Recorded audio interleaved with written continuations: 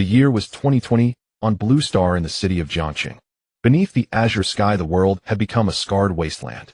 A once prosperous metropolis now lay in ruin. Skyscrapers that had once thrust toward the heavens like blades were severed halfway up their cross-sections, unnervingly smooth, a horrifying sight to behold. Once humanity had been the master of this planet. Now people could only cling to life amid the wreckage, and Chun-Yi was one of them. With a thunderous boom, an invisible slash swept past, cleaving an entire building in two. A man with long white hair holding a long blade strolled forward with casual indifference. The white-haired man's blade halted, hovering before Chun-Yi's face. Expressionless, Chun-Yi stuffed the last piece of bread into his mouth and swallowed. He was nothing more than an ordinary human. How could he possibly defeat such a monster capable of cutting through an entire building? More absurd still, he had no idea who this man was nor why they hunted humans. What a pity, the man remarked. Looks like you don't have a beacon on you. But never mind, I'll just treat you as an appetizer before the main course. It's not a bad way to lift my spirits. As he finished speaking and swung his blade, just as the edge was about to cleave through Chun-Yi's neck, the entire world seemed to have a pause button pressed upon it, and fell into complete stillness. At the same time, a line of information appeared within Chun-Yi's mind. Do you wish to live? Yes, no. The icy blade rested against Chun-Yi's neck. Regardless of what was happening, he had only one desire: to live. Without hesitation, he chose yes. The instant he made his choice, Chun-Yi's figure flickered like an image on an old television set, then vanished completely. The world remained frozen in that same moment. In some immeasurably distant world, Chun-Yi's figure flickered into existence. He found himself standing on a desolate ruined street, utterly at a loss as to what had happened. Where is this place? He murmured. As his confusion mounted, a half-transparent interface unfolded before him, streams of information racing across it. After reading it, Chun-Yi finally understood his situation. Welcome to the ruined space. From this very moment, you are a member of the ruined space. A ruined seeker carrying out the will of the ruined space, and probing the secrets and truths hidden within every ruin scattered across these infinite worlds. Shattered worlds drift in the boundless void. Beneath dilapidated broken ruins lie the once dazzling lights of glorious civilizations. Uncovering the truth behind each world's destruction or collapse. That is the meaning of a ruined seeker's existence. This is a novice mission world with relatively low danger. Mission start. Name: Chun-Yi. 0 abilities, none. Items, none. His personal panel contained no attribute entries. Chun-Yi immediately realized that the ruined space was a place where strength depended on one's abilities, equipment, and items. The origin and function of points were still unclear, but one thing was evident from the prompts on the interface. Within the ruined space, all abilities, equipment, and items had to be obtained by the ruined seeker in mission worlds. The space itself would grant no abilities, equipment, or rewards of that kind. Conversely, any abilities, equipment, or items acquired by a ruined seeker in a mission world could be fully brought back by them after the mission ended. Chun-Yi was particularly pleased by this. It seems I can only rely on myself, he murmured. If he did not wish to return to Blue Star at the end of the mission only to be cut down by that white-haired man, he would have to obtain power strong enough in this ruined world. The challenge was daunting, but it was still better than having no hope at all. As he thought this, the interface flashed with new information. Main mission: discover the truth behind this world's ruin. If there exists a key item that led to the world's downfall, you must obtain it. Time limit: 5 years. Mission reward: 1,000 points. With the appearance of the mission reward, Chun-Yi finally saw the purpose of points. They could be used to strengthen equipment and abilities with no upper limit to the number of enhancements. The importance of points thus spoke for itself. Just as Chun-Yi was about to close the interface and begin exploring this ruined world, a sudden stream of data surged across the display, leaving him momentarily stunned. Target terminal detected. Plugin installing. Installation complete. Random upgrade option generating. Random option telekinesis. Telekinesis option successfully loaded. As the telekinesis option finished loading on the interface, Chun-Yi suddenly felt a power emerging within him as if it had always been there. His expression turned incredulous. This is, he whispered. Raising his hand slightly, he instinctively took hold of the new power within his body. An invisible force surged outward, and a steel pipe lying on the distant ground lifted into the air and flew into Chun-Yi's hand. It really is telekinesis, he breathed. Yet the interface continued to refresh with new information. Upgrade Mission 1: kill 10 zombies to increase telekinesis by 1 level. Upgrade Mission 2: kill 100 zombies to increase telekinesis by 1 level. Upgrade Mission 10: kill 10 billion zombies to increase telekinesis by 1 level. Zombies killed 0. 10 entire upgrade missions, all rewarding telekinesis enhancements. Chun-Yi was taken aback. This seemed very much like some sort of cheat. After all, the ruined space was not supposed to provide any abilities or ability upgrading missions to its seekers. Wondering if he had remembered incorrectly, Chun-Yi deliberately scrolled back up to check only to confirm he had not. However, more than this possible cheat, something else now weighed on his mind. Zombies, he muttered. Standing on the ruined street surrounded by abandoned, aging cars, he saw that thick dust lay everywhere, as if countless years had passed. A chill wind swept by. He lifted his gaze toward the intersection where a staggering figure was approaching. A closer look revealed it to be a zombie. Only now did he realize that the stench saturating the air was the smell of zombies. Chun-Yi's first instinct was to turn and run, but when he saw no other zombies nearby, he halted his steps. He looked at the zombie, its gait unsteady due to decayed muscles, then at the steel pipe in his hand, and finally at the interface, where his zombie kill count still read 0. Then wielding the steel pipe with telekinesis, Chun-Yi sent it hurtling toward the zombie. The pipe smashed into the creature's head, knocking it heavily to the ground. At the same time, he continued testing his telekinesis. The force is decent, at least enough to damage a zombie's head. The control range is about 10 meters, any farther, and I lose control, he assessed. The zombie had barely begun to rise when he struck its head again. Only when its skull was completely smashed did Chun-Yi's zombie kill count finally change on the interface. Zombies killed 1. He muttered under his breath. For now I can confirm that this world's zombies still share the same fatal weakness, the brain. Their infectiousness and modes of transmission remain unknown, but it's best not to come into close contact with them. To be honest, this telekinesis-like ability was truly invaluable. Without the power of remote control, Chun-Yi would have to get up close to kill the zombies, and that would be far too dangerous. After killing 1 zombie, Chun-Yi cautiously stepped into an office building.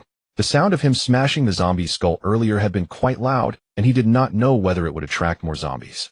Hiding in a concealed corner on the second floor, Chun-Yi used his telekinesis to control a steel pipe, knocking it against the floor to make noise. Moments later, as expected, a few zombies were lured out. Chun-Yi counted them. 3. It seemed the zombies here were indeed highly sensitive to sound, though he still did not know how good their vision was. As Chun-Yi tested their senses, he simultaneously controlled the steel pipe, smashing the heads of the 3 zombies one after another. Afterward, a mechanical tally of zombie kills appeared in his mind. 4.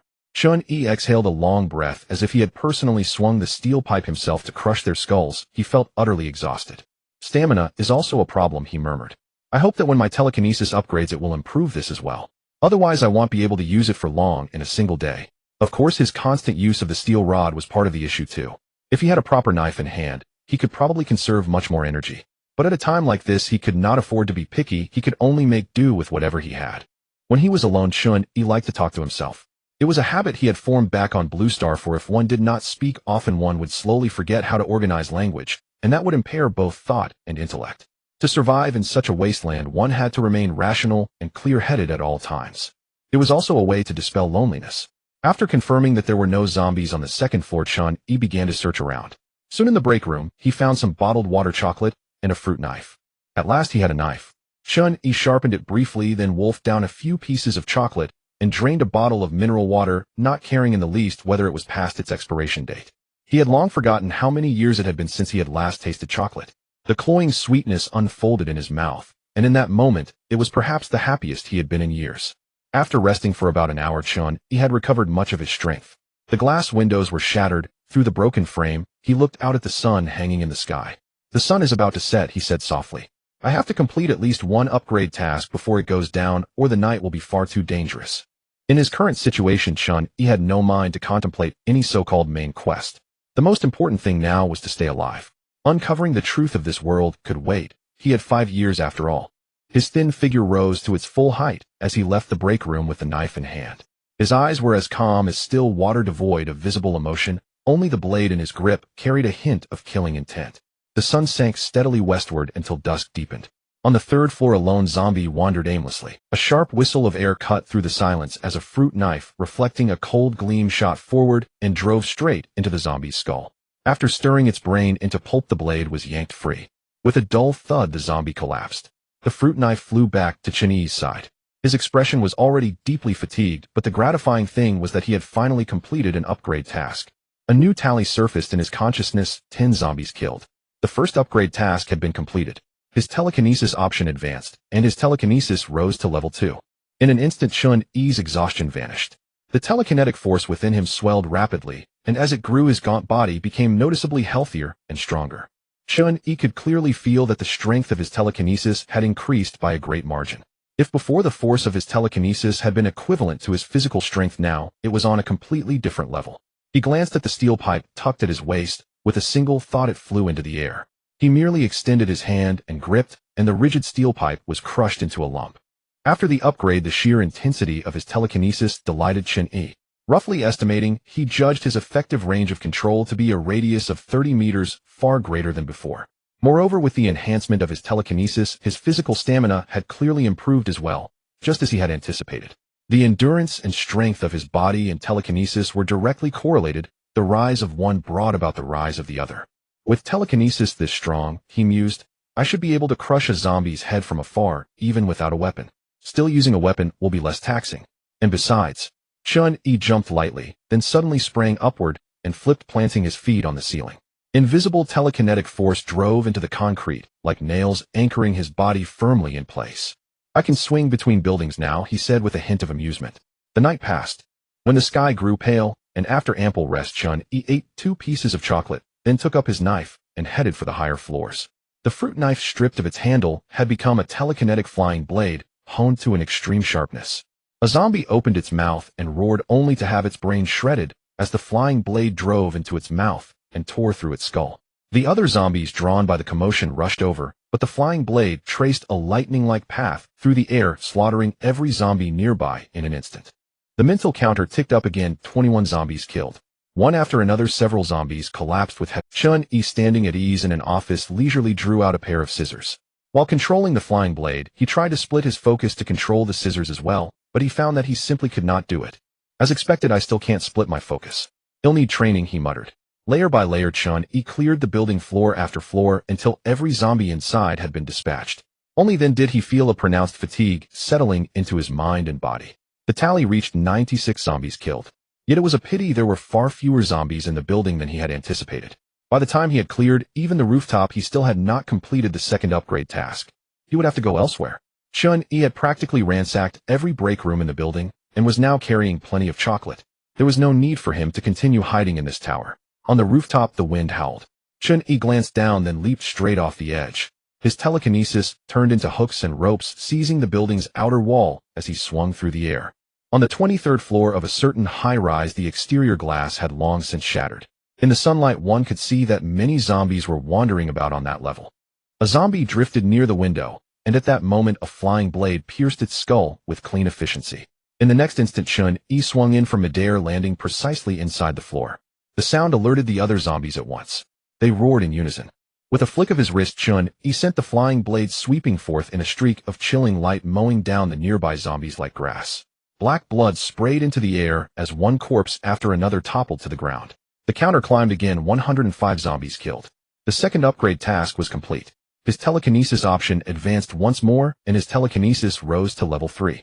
With the completion of the second upgrade task, Chen-Yi's telekinesis surged once again, ascending to an. Chen-Yi clearly sensed that the intensity of his mental power had once again experienced a tremendous boost, a powerful feeling that left him somewhat in disbelief.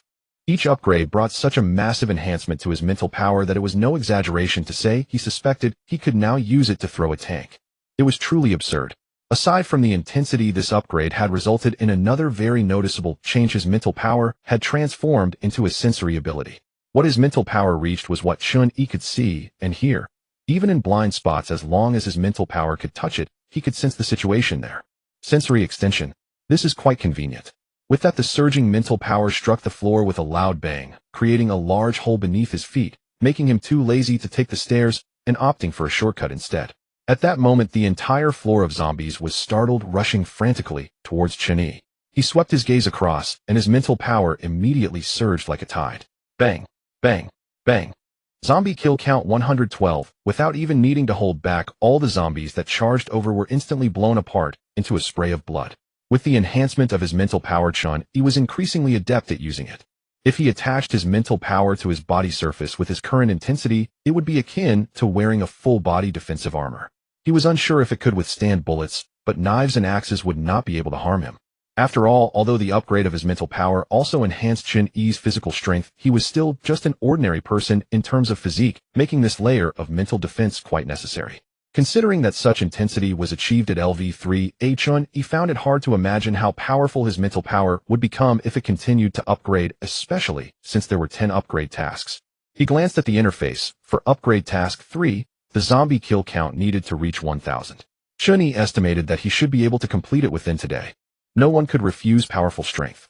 Chun-Yi was immersed in the thrill of killing zombies, moving at an incredibly fast pace and high efficiency as he slaughtered his way through.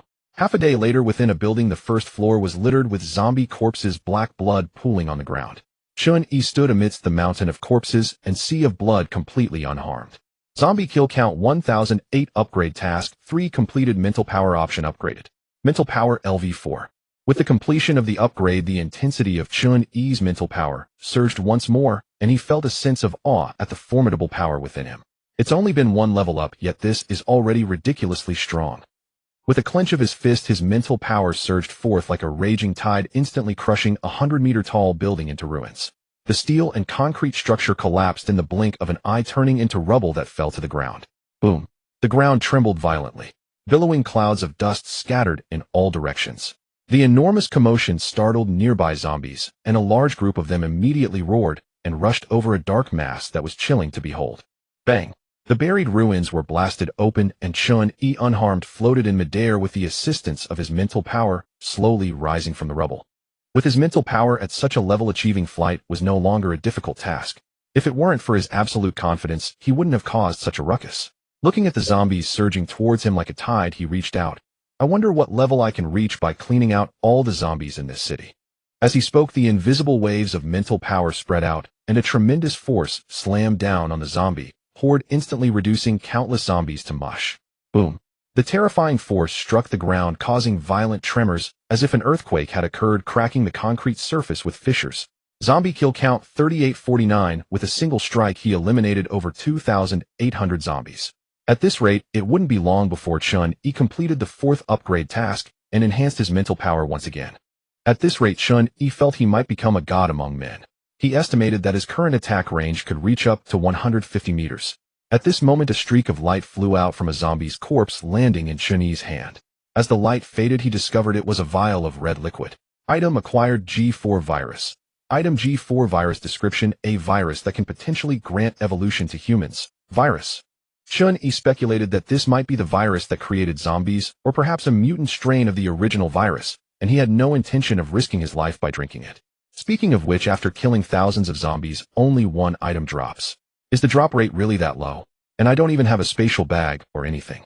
Chun-Yi could only find an insulated bottle to place the virus and patting it with some sponge for cushioning to avoid breaking it accidentally. Whether it was a benefit of the newbie task world or a signature style of the ruined space, Chun-Yi had surprisingly not encountered a single ruins dweller during his entire slaughter. Not to mention ruins dwellers, there wasn't even a single person. Moi.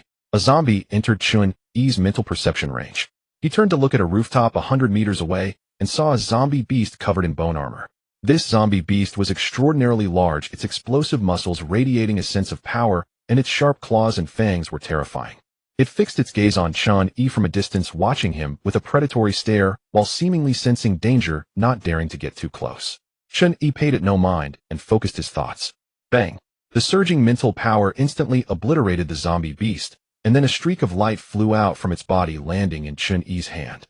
Item acquired: sharp fangs. Item: sharp fangs. Description: just 2 exceptionally sharp fangs. Chun-Yi held the 2 fangs, unsure of their purpose, but he estimated they could be used to craft equipment after returning to the space. At the same time, his eyes lit up. Could it be that elite monsters have a 100 drop rate? If that were the case, he would be very excited. Boom. On the rooftop of a certain building, a young man, wearing windproof goggles, witnessed a distant building vanish in the blink of an eye, leaving him dumbfounded. What the heck? What's going on? What kind of demolition team was so dedicated, still working during the apocalypse? Whoever it was, it certainly couldn't be zombies. The young man hurriedly packed his things, preparing to flee, feeling no sense of safety, as he was not far from the collapsed building. Creak. The iron door on the top floor was pushed open, and a middle-aged man rushed up, saying to the young man, "Zhou Tong, there's been a little accident. We're preparing to return to the base immediately." "All right, I'll go with you." Before heading downstairs, Zhou Tong took one last look at the dust rising in the distance, inwardly thinking that in the zombie world there might be zombies, but he hoped there wouldn't be any superpowered individuals, otherwise things would get very interesting. In this dilapidated city, there are indeed people, as even amidst the hordes of zombies, some manage to survive in such an environment. The city center is the area with the highest zombie population, and survivors are wary to approach it. Why would anyone risk their lives to get closer? Yet it was precisely in the city center that Chun-Yi arrived, which is why he had yet to encounter any living person. Not only survivors exist, but also those who have returned to the ruins, such as Zhou Tong. Both he and Chun-Yi are newcomers to the ruins space, and this is his first task world. Zhou Tong is luckier than Chun-Yi not having descended in the city center.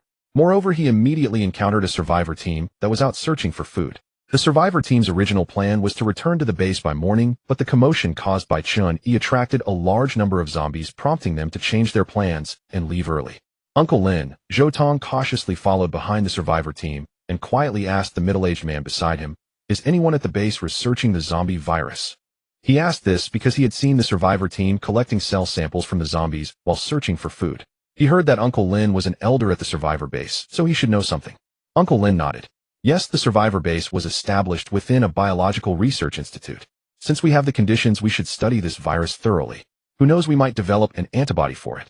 Zhou Tong seized the opportunity to ask further. By the way, Uncle Lin, I just want to know why the zombie virus outbreak happened in the first place. There must be a reason for it, right? Just let me die knowing the truth. Uncle Lin rolled his eyes. How would I know? I only remember that I overslept during my night shift, and when I woke up the next day the streets were filled with zombies. If you ask me, who should I ask?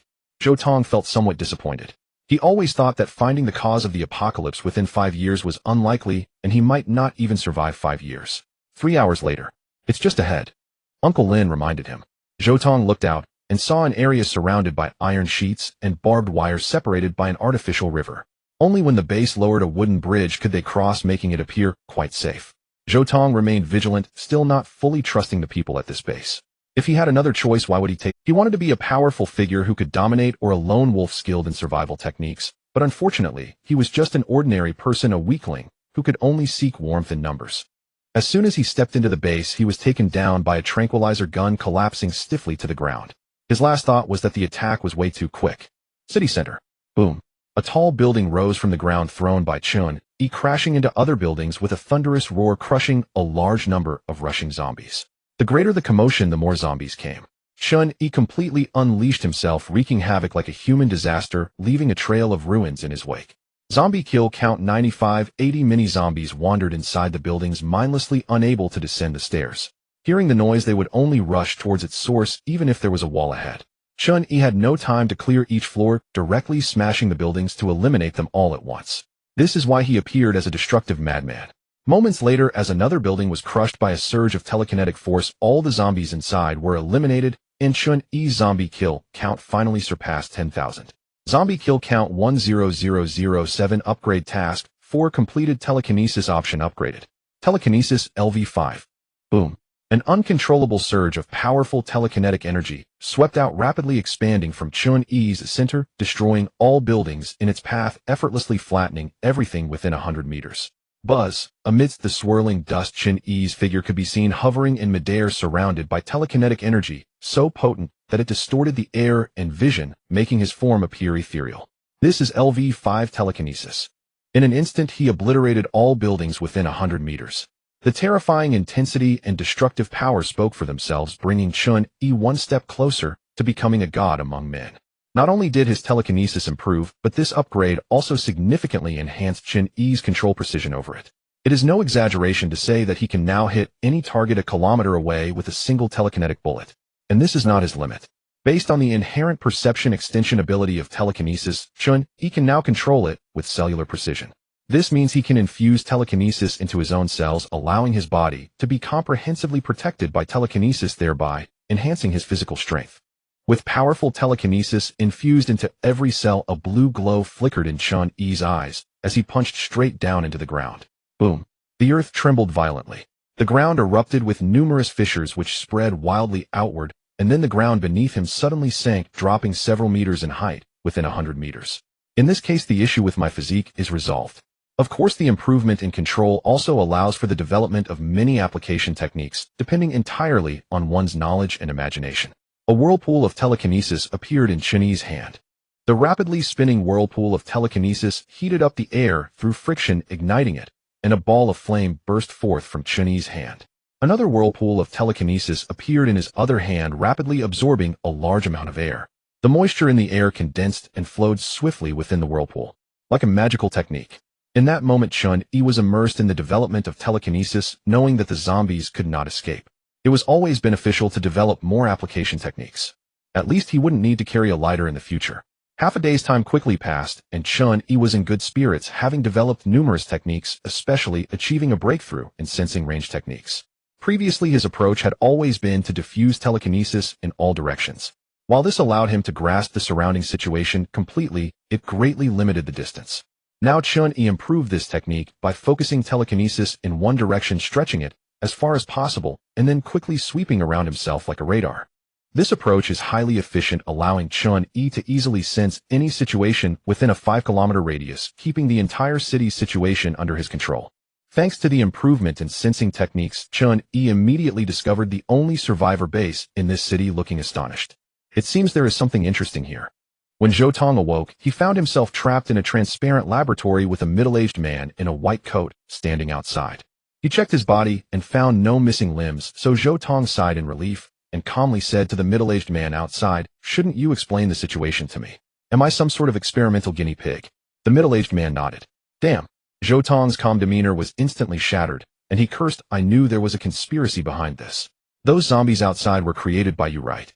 This kid is quite clever, still thinking about completing his mission at this point. What a pity." The middle-aged man shook his head and said, "You're overthinking it.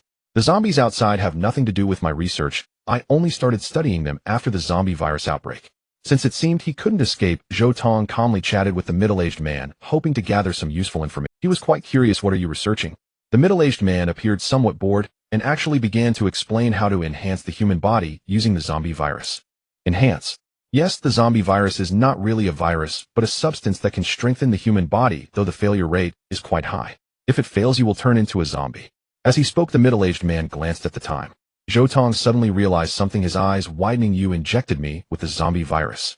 The middle-aged man nodded honestly and added, "Don't worry, with my modifications your chance of successfully enhancing yourself is as high as 1%. Moreover, your strength after enhancement will far exceed that of the original virus successful enhancements." 1%. Zhou Tong despaired and accepted his fate. However, after lying down for a while, without feeling any discomfort, he turned to see the middle-aged man outside the laboratory, almost jumping with excitement. Zhou Tong couldn't believe it. "Did I succeed?" "Exactly." The middle-aged man was ecstatic.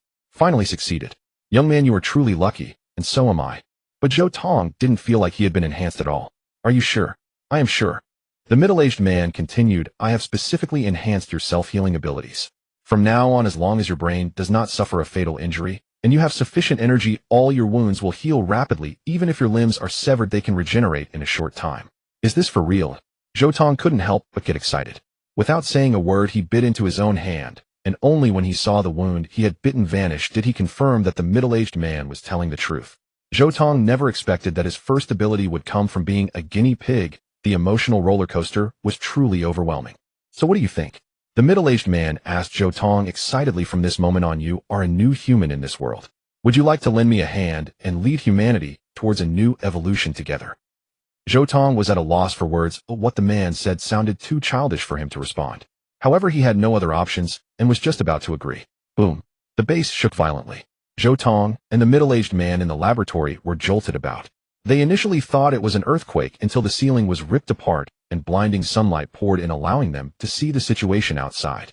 They saw that the entire research building was snapped in half, floating in midair, while Chun-Yi stood like a divine being under the sun, the air around him distorting, obscuring his appearance. Zhou Tong and the middle-aged man were speechless, utterly terrified. This is what they called a new human. This was the real new human, damn it. In that moment, their worldview was completely refreshed. Inside the base, a group of survivors looked up at the floating research building. The figure hovering in the air seemed so small, yet had a presence that was suffocating. What is going on? Who is that? Am I dreaming? Someone pinched themselves. The strong and clear pain told him that this was definitely not a dream. Someone was really flying and had destroyed their research building. Buzz. As Chun-Yi landed, the powerful telekinetic force spread through the air like ripples on water, instantly destroying the laboratory that trapped Zhou Tong. Zhou Tong swallowed hard. Though he couldn't see the telekinetic force, the distorted air and vision constantly reminded him that an invisible power surrounded him. The worst fear had come true. There were indeed superpowered individuals in this world, and they were absurdly powerful. Chun-Yi's gaze fell on the middle-aged man, causing him to tense up, drenched in sweat. If possible, I hope you can answer some of my questions or provide me with some assistance in finding the answers. You can ask me anything. The middle-aged man quickly nodded, afraid to hesitate. Chun-Yi asked what caused the outbreak of the zombie virus. Was it man-made or accidental? If it was man-made, who was responsible? Where did the zombie virus first? Upon hearing this, the middle-aged man's face turned pale as he realized he couldn't answer any of these questions, but he couldn't remain silent. I don't know, but I can give you some clues. At least it wasn't completely fruitless. Chun-Yi nodded. Tell me more. The middle-aged man quickly said the base has been receiving broadcast messages over the past few years. Dongzhou Island is gathering survivors. Many people must have gone there. You might find answers to these questions there. Is there a map? Yes. The middle-aged man pulled out a travel atlas filled with maps from various places and pointed to a page for Chun-Yi. This is our current location, and this is Dongzhou Island. Just head east to get there. The travel atlas floated into Chun-Yi's hands.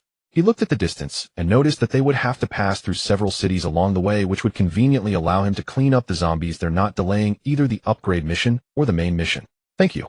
As the half-destroyed research building slowly descended, Chun-Yi was about to leave when Zhou Tong realized this was an opportunity and quickly spoke up to seize it. Boss, will you take me as a disciple?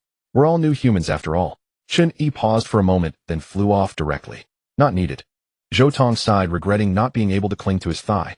Taking advantage of the chaos in the laboratory's destruction, he took off running. Now the base was in complete disarray, making it the perfect time to escape.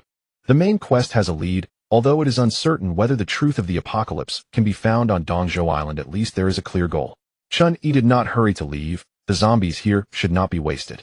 Before departing, he planned a thorough cleanup, estimating that he could still complete 1 or 2 upgrade tasks. Let's try out the newly developed technique. As he spoke, Chun-Yi floated in the air, summoning a swirling force of mental energy, which he then released into the ruined urban landscape. Whoosh! A fierce gust of wind howled wildly, and under the influence of the mental energy whirlwind, a massive tornado soon formed, sucking in countless zombies, which were then crushed by the force. Zombie kill count 12876. Zombie kill count 13051. Zombie kill count 14924. In an instant, the zombie kill count surged as the zombies were pulverized by the mental energy tornado, with black blood and flesh splattering everywhere, turning the entire wasteland into a dark crimson hue. It was like a hell on earth. Chun-Yi's figure gradually ascended until he could survey the entire range of the abandoned city, continuously creating mental energy tornadoes in various areas to swiftly clear out the zombies. In just a moment, Chun-Yi's zombie kill count surpassed 100,000, completing another upgrade task, causing the intensity of his mental energy to skyrocket. Zombie kill count 104632. Upgrade task 5 completed. Mental energy option upgraded. Mental energy LV6. Buzz boom. The violently powerful mental energy surged forth, causing the entire sky above the city to resonate. The air and visibility twisted into a surreal sight, extraordinarily spectacular. In the survivor base, the survivors gazed at the enormous black tornadoes surrounding the city, looking up at the distorted sky, nearly breathless with fear, their hearts trembling. Is this the apocalypse? Zhou Tong had just run out of the research building, and seeing the terrified survivors, silently thanked his lucky stars. He seized the opportunity to ambush the survivor guarding the wooden bridge, lowered the bridge, and fled the base with all his might, stealing the survivor's crossbow and dagger in the process. Fortunately, there were no zombies or tornadoes near the survivor base, allowing Zhou Tong to escape with his life. He looked at the exaggerated scene around him and knew without a doubt that it was the handiwork of that big shot. Is it true? Can the new humans be this powerful?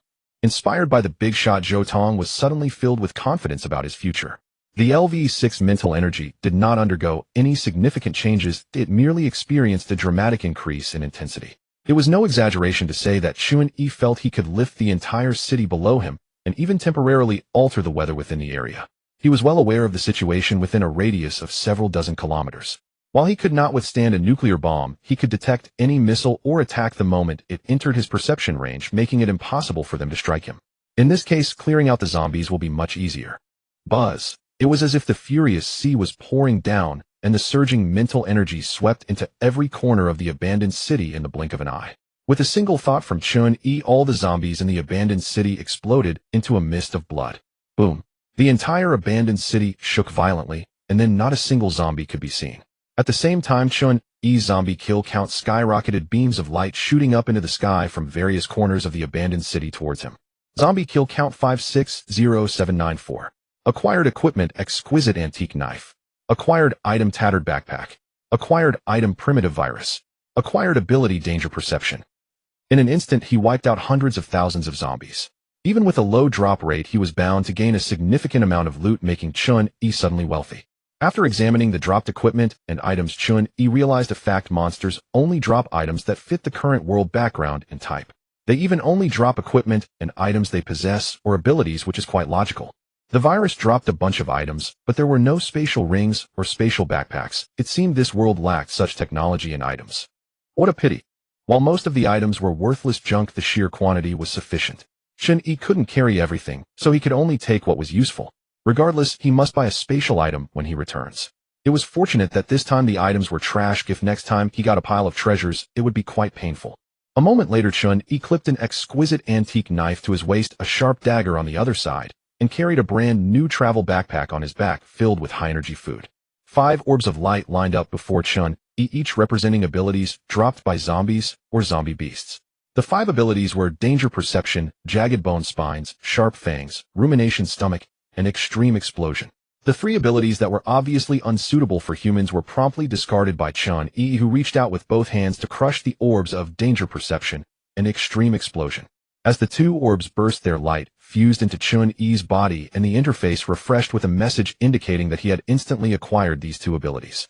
Mastered ability Danger Perception LV1. Danger Perception LV1. You will sense danger in advance when it appears. Mastered ability Extreme Explosion LV1. Extreme Explosion LV1. Ignore pain and injuries. For the next 10 seconds you can exert your full strength, but the cost is that after 10 seconds your injuries will worsen and you will fall into a state of weakness for 10 minutes. These are barely decent abilities, but with the enhancement of mental energy it is unlikely Chun-Yi will need to use them. Nevertheless, being prepared is a good thing, and Chun-Yi was cautious, wanting to have more backup. After selecting the discarded items, equipment and abilities vanished into thin air as if they had never existed. Chun-Yi decisively plunged into the clouds. Boom. A sonic boom exploded in the air, and visible water vapor was compressed into a barrier which Chun-Yi then broke through, instantly vanishing into the clouds at a higher multiple of the speed of sound. Every cell in Chun-Yi's body was filled with powerful mental energy, enabling his body to withstand burdens and overloads unimaginable to ordinary people. With his current mental energy intensity and quality, he could effortlessly reach speeds exceeding 3 times the speed of sound, with limits still unknown. The distortion phenomenon above the city disappeared. The survivors looked up and saw a clear trajectory extending from the clouds to the distant horizon. As his mental energy grew increasingly potent, applications once confined to theoretical speculation gradually became feasible, and Chun-Yi began implementing them. In theory, given sufficient temperature and pressure, Chun-Yi could directly generate plasma from ambient air using only his mind. With temperatures soaring into the thousands of degrees Celsius, such plasma could instantly vaporize nearly any material, making it an ideal offensive weapon, rendering conventional armor and equipment utterly obsolete.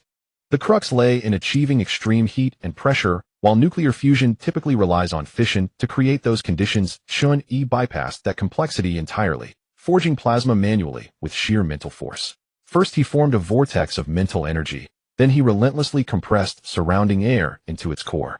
Within moments the constrained air surged in both pressure and temperature. Sustaining the compression long enough yielded a blazing sphere of plasma. It sounded simple, but execution demanded extraordinary precision. Chun-Yi succeeded solely because his mental energy was not only immense, but exquisitely controllable. Thunder rumbled as Chun-Yi streaked through the black tempest clouds. Lightning bolts struck him one after another, each deflected effortlessly by his mental barrier. It's done. He was mildly astonished. The process had been swifter than anticipated. Cradled in his palm floated a luminous sapphire blue plasma orb suspended within a vacuum pocket sculpted by his will. A warped mental barrier dimmed its blinding radiance, yet even this modest sphere contained unimaginable energy. He resolved to test its destructive power upon reaching the next ruined metropolis. The zombie virus had triggered global collapse, but as an elder survivor at a refuge base once observed, it was also humanity's evolutionary catalyst. Under normal circumstances, the odds of a human surviving infection and undergoing successful enhancement stood below 1 in 100,000. To raise that rate to 1% marked the elder as nothing short of a genius. With billions infected, a cohort of successful enhancers inevitably emerged, and they called themselves the new humans. The zombie virus restructured biological DNA. Upon successful enhancement, certain human faculties underwent permanent dramatic amplification. Abilities like manipulating natural energies remained pure fantasy. Human genetics held no such blueprints, and no amount of viral rewriting could conjure them. At best, one might generate electricity, like an electric eel. Outside a derelict city, a squad of heavily armed operatives stood ready. A burly man in black tactical gear muttered under his breath, "Electricity? What good is this trash ability? At most, I'd stun a zombie for a split second in close combat. But if we're already grappling, why not just use a blade?" He resented his gift intensely. Even modest enhancements, strength or endurance, would have been preferable to this seemingly useless power. "Hey, listen up. Mission briefing." "Understood."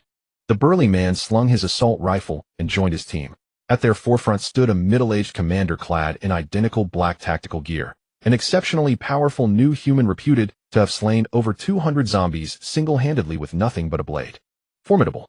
Listen carefully. The commander raised a photograph, a white-haired girl in a black coat. "This is our target. She's somewhere inside the city. Find her, and bring her out unharmed." "Understood." "Understood. Check your gear. Move out." As the operation commenced, a teammate asked the burly man, "This mission sounds suspiciously vague. Find her. Where exactly? What's there to fear?" He shrugged. "Even if our ammo runs dry, the commander will carve a path through blood with his blade. When the sky falls, let the tallest shoulders bear the weight." Fair point. No sooner had the words left his mouth than a deafening sonic boom ripped across the sky. A black streak plunged straight into the urban ruins. The burly man stared startled. What the hell was that? Boom. An ear-splitting detonation drowned out all sound. A visible shockwave erupted outward, hurling the strike team violently apart and shattering their formation. The commander bellowed, "Take cover." Only after the blast subsided did the operatives cautiously peer out, dazed, bewildered, utterly unaware of what had just occurred. Was it a meteor? "Commander, shall we proceed? Continue the mission?" After brief deliberation, the commander decided to press forward. Seizing the opportunity while the zombies were distracted, their search would likely prove far more efficient. Within the ruined city, Chun-Yi rose from the crater, his formidable mental energy sweeping across the desolation, revealing its every secret in an instant. Plenty of zombies. Time to test the new technique. Above him, a colossal mental vortex materialized, sucking in vast quantities of air, compressing it relentlessly, driving temperature and pressure into the stratosphere. A sapphire luminescence ignited, and molten plasma coalesced, swirling within the vortex. Drawn by the cataclysmic disturbance, hordes of zombies converged from every direction, black tides surging forward, dense and relentless, closing in on Chun-Yi. Brilliant light flared. The superheated plasma erupted from the vortex under immense pressure, lancing forth like a laser beam. The searing air shimmered and warped. Everything it touched vanished instantly, vaporized without trace. The black tide dissolved in an instant. The sapphire beam shot kilometers beyond, cleaving skyscrapers cleanly in half, as though slicing through tofu. Zombie kills 564736. Before the strike team advanced 2 steps, the plasma beam sliced overhead. Buildings ahead collapsed one after another in breathtaking succession. Boom, boom, boom. Shrapnel exploded, the earth trembled, and against the collapsing towers the operatives seemed no larger than ants. Fall back. The commander finally grasped that the object plummeting into the city was no meteor. He fled backward in panic. Entire skyscrapers toppled around him. Amidst the thunderous collapse, his orders were inaudible. His team could only sprint blindly after him. Is this an alien invasion? Are extraterrestrials attacking our planet? The burly man screamed, voice raw with terror. The strike team scrambled desperately from the ruins. Behind them, buildings fell in rapid succession, the entire city unraveling in violent, cascading ruin. When the crumbling structures of the abandoned city ceased their collapse, and the plasma beams vanished, the members of the Special Operations Team were still in a state of shock. They vowed they had never witnessed such an exaggerated scene in their lives. Inexplicable beams of light flew wildly everywhere, and buildings fell apart like dumplings. They could only think of the possibility of an alien attack. New humans. What a joke. No one dared to consider such a ridiculous notion. The mission to find the silver-haired girl could wait. The commander was only eager to know what had transpired in this forsaken city. And what was that thing that just fell? Release the drones. Huh.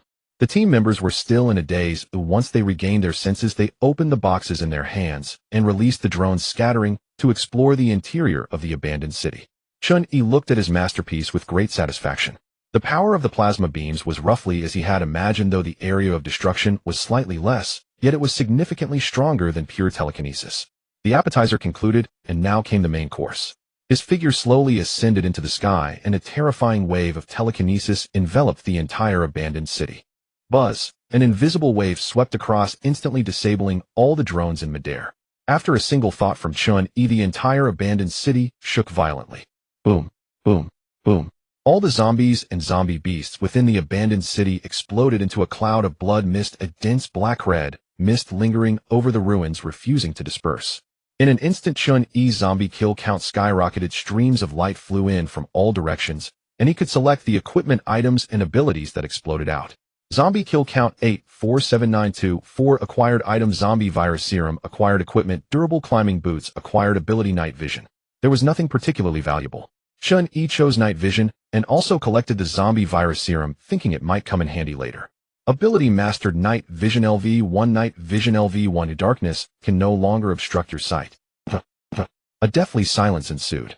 The members of the special operations team looked in disbelief at the figure in the sky. The commander held a telescope, but could still only see a distorted humanoid shape. The telekinesis warped the light too severely. They could only tell that it was definitely a person, but beyond that they could not make out the individual's features. The burly man swallowed hard, his pupils constricting to their limits. He would rather believe he was dreaming. Do you think that is an alien or a new human? At that moment, the commander's expression froze. It seems like he is looking at us. No, it was certain he was indeed watching them. In the next moment, the members of the special operations team collectively soared into the air, being pulled before Chun-Yi. The residual power of the telekinesis even lifted the debris of dozens of nearby buildings into the air, surrounding the members of the special operations team. Holy shit! The burly man felt his body trembling uncontrollably, unable to maintain control. Under such power, even if Chun-Yi declared himself a deity, he would absolutely believe it. In midair, the wind howled, and the building debris floated around. When Chun-Yi spoke, the vibrations of his telekinesis altered his voice. Who are you? Without hesitation, the commander decisively told the truth, showing no signs of bravado or concealment.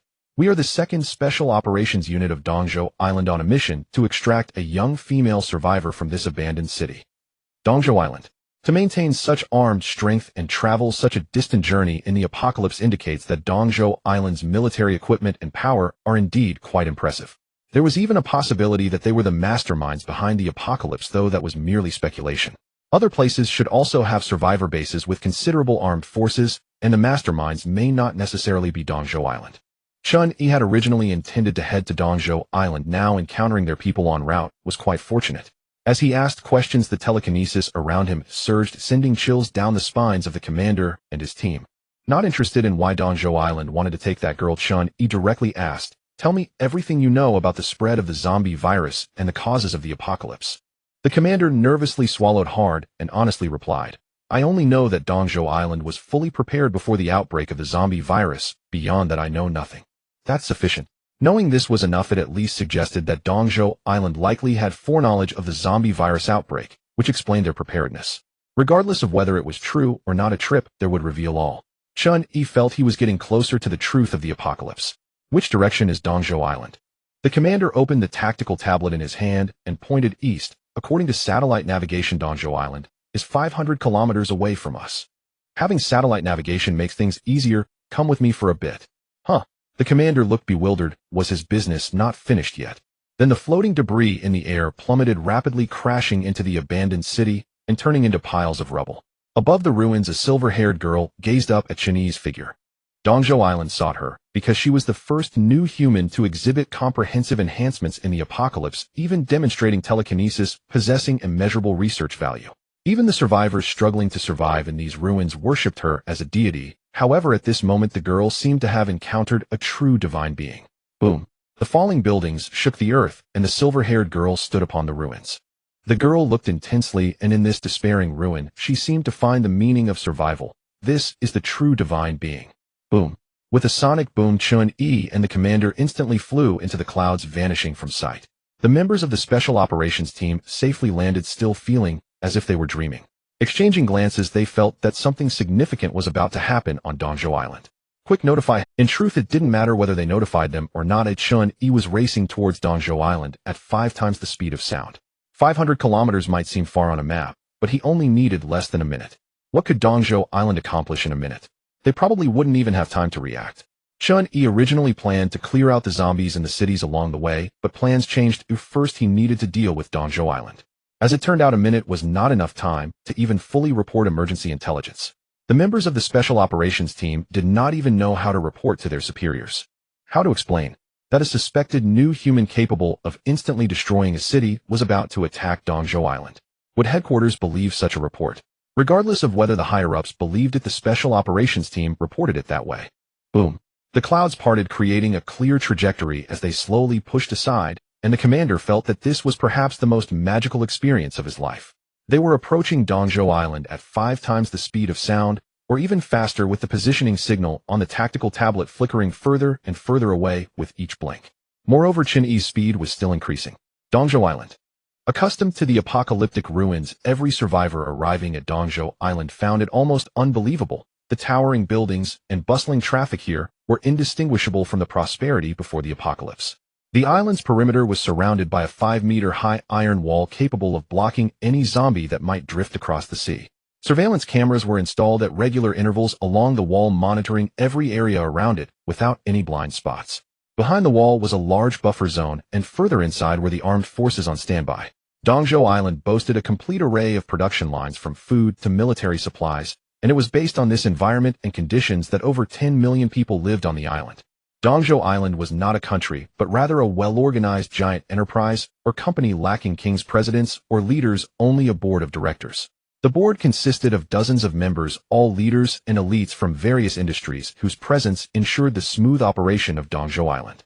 Inside the headquarters building, the board members were originally holding a meeting when a subordinate rushed in, urgently directly connecting the Special Forces emergency report to the meeting. In the emergency report, a robust voice echoed in the conference room. Directors, there's no time. We'll keep it brief. A suspected new human target is heading towards Dongzhou Island, and you must prepare for engagement. The chairman, seated at the head of the table, furrowed his brow and said, "Be clearer about the report.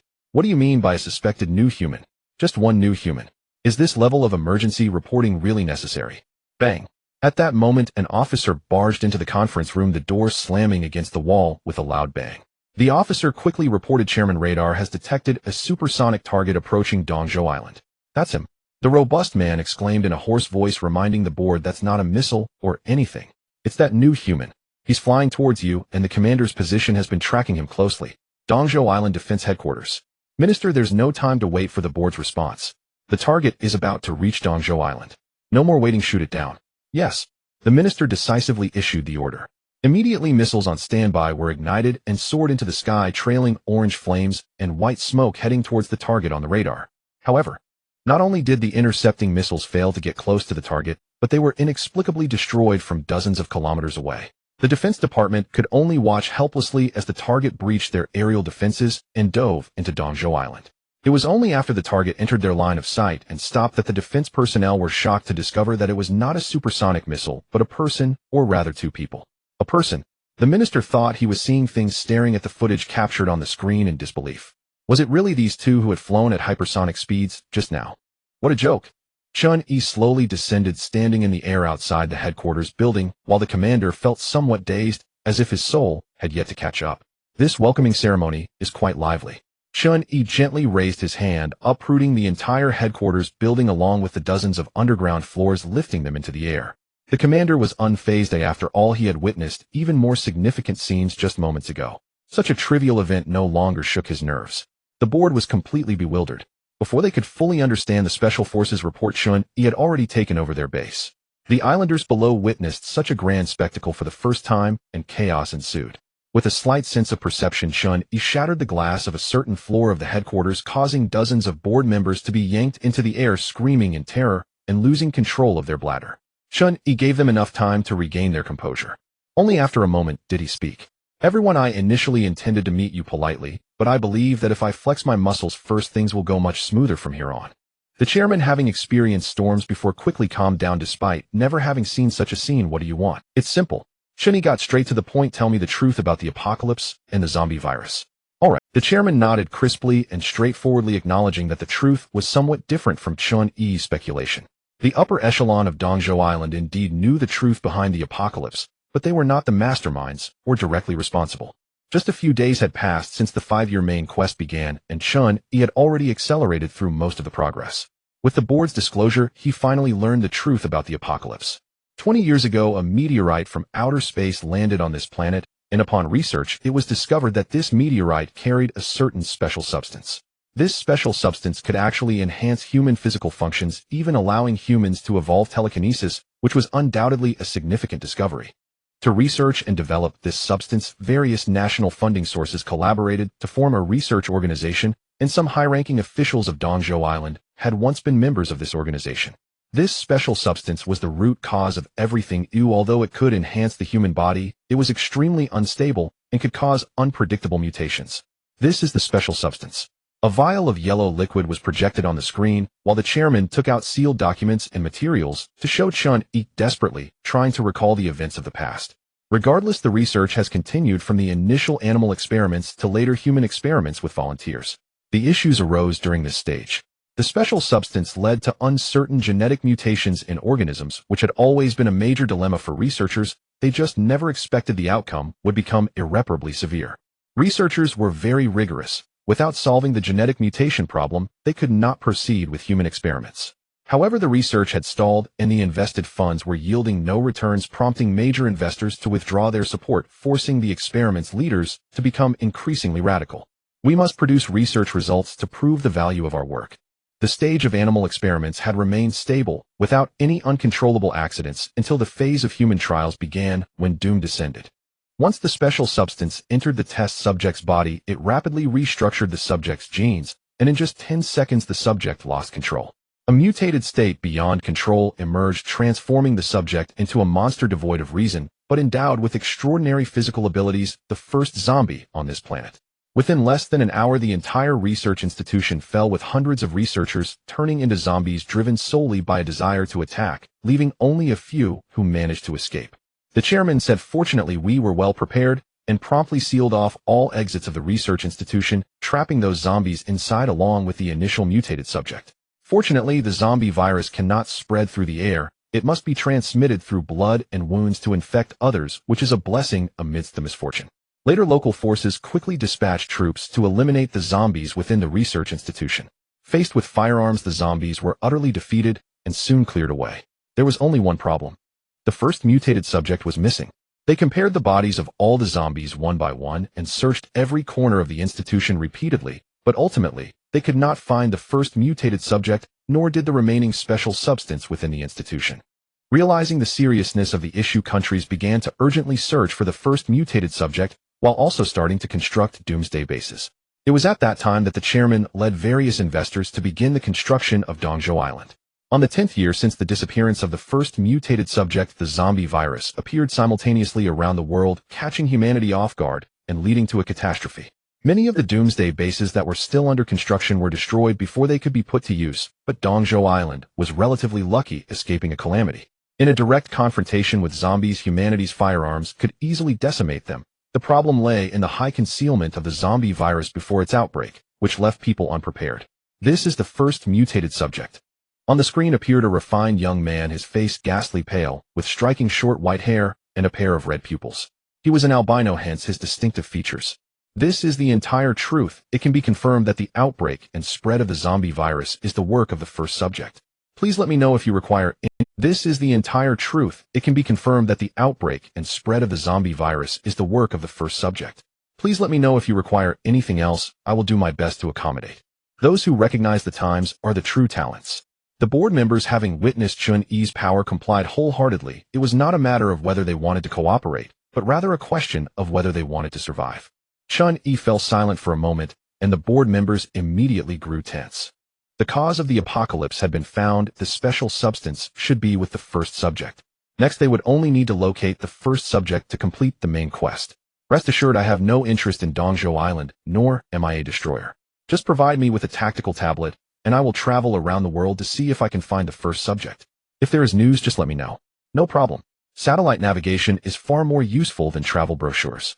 Chun-Yi prepared to start from the vicinity of Dongzhou Island, clearing city after city, aiming for a significant upgrade.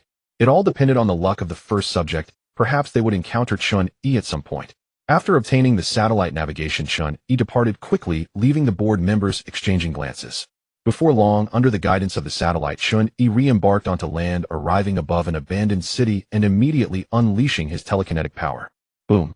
The entire abandoned city trembled violently, and hundreds of thousands of zombies burst into a mist of blood, significantly increasing Chun-Yi's zombie kill count. Zombie kill count 1129364, 1,129,000. The zombie kill count surpassed the million mark. Upgrade Task 6, completed telekinesis option upgrade. Telekinesis LV7. Boom. The overwhelming, formless telekinetic power shook the sky and the earth, its intensity and quality elevating at a frenzied pace, scattering the clouds above. The dispersed telekinetic force pressed down like a collapsing sky, causing the ground below to slowly sink until the surrounding area could no longer bear the pressure, cracking open massive fissures.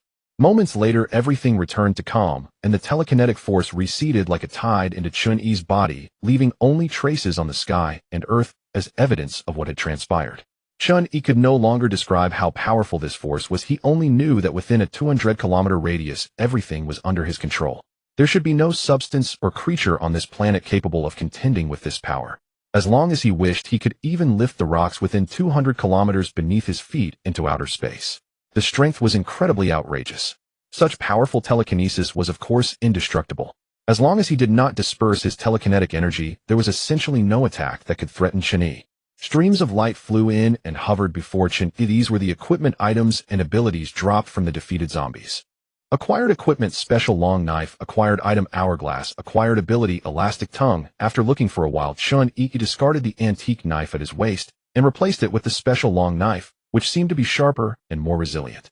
Item: special long knife. Description: a masterpiece, made from top-tier materials and exceptional forging techniques, boasting world-class sharpness and durability. Other useless items were discarded. Thus, Chun-Yi began to crazily clear the zombies from various abandoned cities. Since he could complete upgrade tasks to continue enhancing his telekinesis, he was killing with great enthusiasm.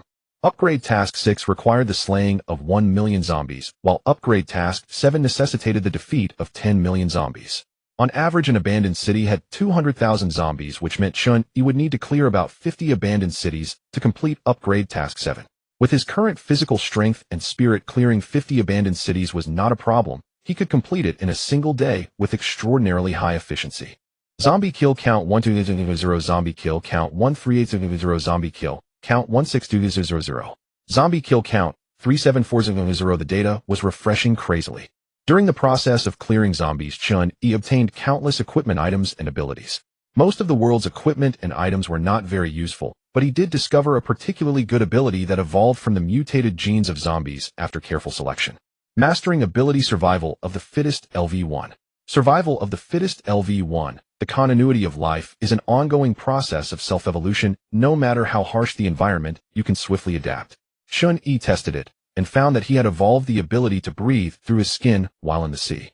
When he reached outer space, he developed the capacity to survive there, adapting explosively. Although the adaptation process was not particularly comfortable and took considerable time, it was not something that could be accomplished in just a few minutes. He didn't pay much attention, only recalling that he had defeated a very fierce zombie beast, which must have been the result of its evolution in the survival of the fittest. No matter how adaptable one is, there must be a limit and a process. Chun-Yi crushed the zombie beast with absolute power in an instant, and it didn't even have time to adapt before it was killed. Amidst the sonic booms and the high altitude, Chun-Yi was on his way to the next abandoned city. The upgrade of his telekinetic ability allowed him to effortlessly break the speed of sound at 8 times. And it was under such extraordinary supersonic conditions that an invisible force suddenly entered Chun-Yi's sensory range and accurately struck him. Boom. Chun-Yi's expression tightened. Telekinesis. The two powerful telekinetic forces collided with a tremendous roar, and the indestructible telekinetic barrier blocked the attack. A figure appeared from the horizon, arriving before Chun-Yi in the blink of an eye. It was a refined young man with white hair and red pupils. Chun-Yi was quite surprised. Number 1. He did not expect Number 1 to find him on his own, which greatly contradicted the information provided by the chairman. Number 1 seemed to have retained his sanity and possessed exceptionally strong telekinetic powers. Chun-Yi estimated that the previous blow was indeed very strong, but there was still a significant gap compared to his telekinetic strength. If it came to a real fight, he could easily suppress Number 1. Number 1 wore a gentle smile. "I apologize for greeting you in this manner. It seems this place is a bit too conspicuous. Shall we go down and talk?" "Talk about what?" "Let's discuss the truth about the apocalypse." Number 1's words made Chun-Yi reconsider his intention to strike now. He was very interested to hear what Number 1 had to say. Did the East Continent's board deceive him?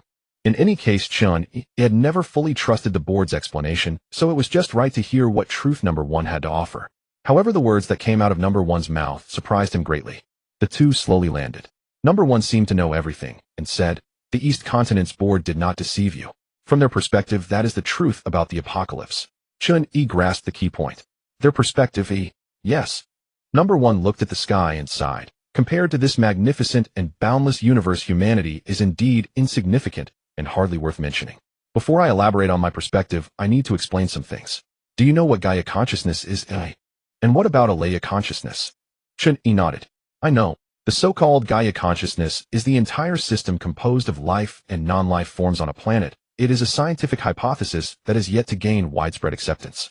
Alea consciousness can be simply summarized as the collective consciousness of sentient beings, an abstract concept of humanity's overall consciousness. Neither of these are supreme existences, they are merely theoretical hypotheses and concepts. That's pretty much the idea. Number one explained patiently. If we expand the scope to the entire universe, Gaia consciousness is essentially the operating system of the universe, while Alea consciousness is the collective consciousness of all sentient beings in the universe. Alea consciousness is a part of Gaia consciousness, but the two do not completely align in their positions. The natural law lies in balance. When hunters kill all the wolves, rabbits will proliferate uncontrollably. To curb the rabbit population, hunters must introduce new species to prey on them. And this apocalypse is essentially Gaia consciousness introducing new species to this planet. Humanity has disrupted the balance of this planet, and Gaia consciousness needs to curb them. You can understand this as the self-choice of the planet beneath your feet, or as an adjustment made by the grand cosmic system for overall balance. Hearing this, Chun-Yi began to understand number one's meaning. And then, the moment I regained my sanity, I understood that my birth was a choice of Gaia consciousness. The existence of zombies on this planet is necessary, and I hope you can show mercy. For a moment, Chun-Yi fell into deep thought, failing to respond. Number one reminded him, going against Gaia consciousness is not a wise choice. I hope you can think this over carefully. Boom. Before number one could finish his words, Chun-Yi suddenly erupted, unleashing a torrent of violent telekinetic energy that instantly sent him flying dozens of kilometers away. As if that were not enough, a wildly spinning telekinetic vortex immediately created a ball of plasma. Chun-Yi's gaze was icy. If you say you are a choice of Gaia consciousness, then I suppose I am the embodiment of Alea consciousness. I think you might have misunderstood something. I care neither for the fate of humanity, nor for what happens to this planet or this universe. You coming to find me has saved me a lot of trouble. Using number one's terminology, it is Gaia consciousness that curbs human survival, and evidently Chun-Yi, who can provide powerful strength for human survival, is undoubtedly the embodiment of Alea consciousness. When Gaia consciousness and Alea consciousness come into conflict, it is evident that humanity should choose the stance of Alea consciousness for its own survival. If one cannot understand this, it would be easy to be misled by number one. However, Chun-Yi did not care about Gaia consciousness or Alea consciousness at all. He came to this world solely to complete his mission and gain power. What happened to this world was irrelevant to him. As he spoke, a dazzling bright blue beam shot out, precisely hitting number one dozens of kilometers away. The moment it struck, an invisible telekinetic barrier opened, blocking the plasma beam, and the dissipating energy instantly evaporated all matter around number one. Only then did number one understand. You are actually one of those types. That could be a headache. Chun-Yi did not care about the nonsense number one was spouting. It was merely that the initial probing attack made him aware of Chun-Yi's power, which prompted him to change his mind and attempt to deceive him. Had the initial probing attack been effective, he would not have spouted so much nonsense to Chun-Yi. Chun-Yi raised his hand and clenched it, causing the ground to shake violently, directly lifting the earth beneath number one's feet and pulling him before Chun-Yi. Your power exceeds my expectations, but it is merely beyond what I anticipated. Boom. The ground spanning several kilometers was lifted. Number one's telekinetic energy surged wildly, trying to break free from Chun-Yi's control, but he was utterly powerless, his expression tense to the extreme. This power is simply too exaggerated. Chun-Yi's growth rate was astonishingly rapid, almost changing by the day. At first, number one could still manage to hold back, but eventually he found it impossible to hide any longer. He had to resolve this issue before Chun-Yi grew even stronger. He could either eliminate Chun-Yi or come to an agreement ensuring that Chun-Yi would no longer recklessly eliminate zombies. Otherwise, the balance between zombies and humans would soon be shattered again. Clearly, he had overestimated his own capabilities and underestimated Chun-Yi's strength. It was only during their actual confrontation that number one realized how absurdly strong Chun-Yi was. If this continued, he would undoubtedly face death. In a critical moment, just as Chun-Yi was pulling number one closer, his powerful psychic force about to shatter number one's psychic barrier, number one's eyes erupted with a blue light. Boom. Number one's strength surged dramatically momentarily, achieving a momentum sufficient to rival Chun-Yi, forcefully resisting his psychic power. Chun-Yi noticed that as number one's power surged, the surrounding plants were wilting en masse, as if their life force had been drained all at once. Number one was no longer the gentlemanly figure from before. He looked extremely enraged. After breaking free from Chun-Yi's psychic control, he immediately directed his own overwhelming psychic force toward Chun-Yi. It's useless. I am the chosen one of Gaia's consciousness. This planet is consuming its own life force to enhance my strength. You cannot match the power of an entire planet. Such excessive talk. Even if number one's strength was forcibly enhanced by the planet's consumed life force, it was barely able to match Chun-Yi. Gaia's consciousness is essentially the natural law. It lacks human emotions and feelings. It is not even a life form, has no consciousness of its own, and possesses no wisdom. It merely functions as a system that maintains the balance of nature, adjusting conditions wherever that balance is disrupted. Chun-Yi was simply too strong. Gaia consumed the planet's life force to enable number one to contend with Chun-Yi and maintain this so-called balance, and nothing more. However, if number one believed that merely matching Chun-Yi's psychic intensity would suffice to contend with him, then he was quite naive. Chun-Yi's psychic power was not merely about astonishing strength, control, degree of development. Shortly after the confrontation began, Chun-Yi understood that he needed to be superior to number one in these two aspects.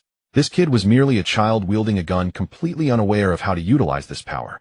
Boom. Chun-Yi's psychic force coiled into a spiral drill shape, instantly breaking through number one's psychic tidal wave, unstoppable. Number one's pupils involuntarily contracted, filled with disbelief. What? In a panic, he hastily summoned psychic force to reinforce the thickness of the barrier around him, akin to the armor of a tank. The thicker the armor, the higher the defense. It was as if the world's sharpest spear had met the most unyielding shield, and at the moment of impact, an explosive shockwave erupted, creating a massive pit in the ground. The solid psychic barrier was breached layer by layer in front of the psychic drill head. Number one's heart raced, but fortunately, he managed to block Chun-Yi's strike, although he was propelled high into the air at supersonic speeds. Chun-Yi looked up and followed suit. If they continued fighting, he could indeed break through number one's psychic barrier, albeit at the cost of some energy. However, Chun-Yi had no intention of prolonging the battle. If number one could grow stronger by drawing on the planet's life force, then Chun-Yi could upgrade his own psychic power to become even more formidable. It all depended on how quickly Gaia's consciousness could react. Boom, boom. Two figures trailing sonic booms swept across the sky. Number one remained ensconced behind a thick psychic barrier on the defensive, and struggling, fearful that drawing more psychic power would weaken the barrier's defense, making the fight extremely frustrating. Before long, the two soared over an abandoned city.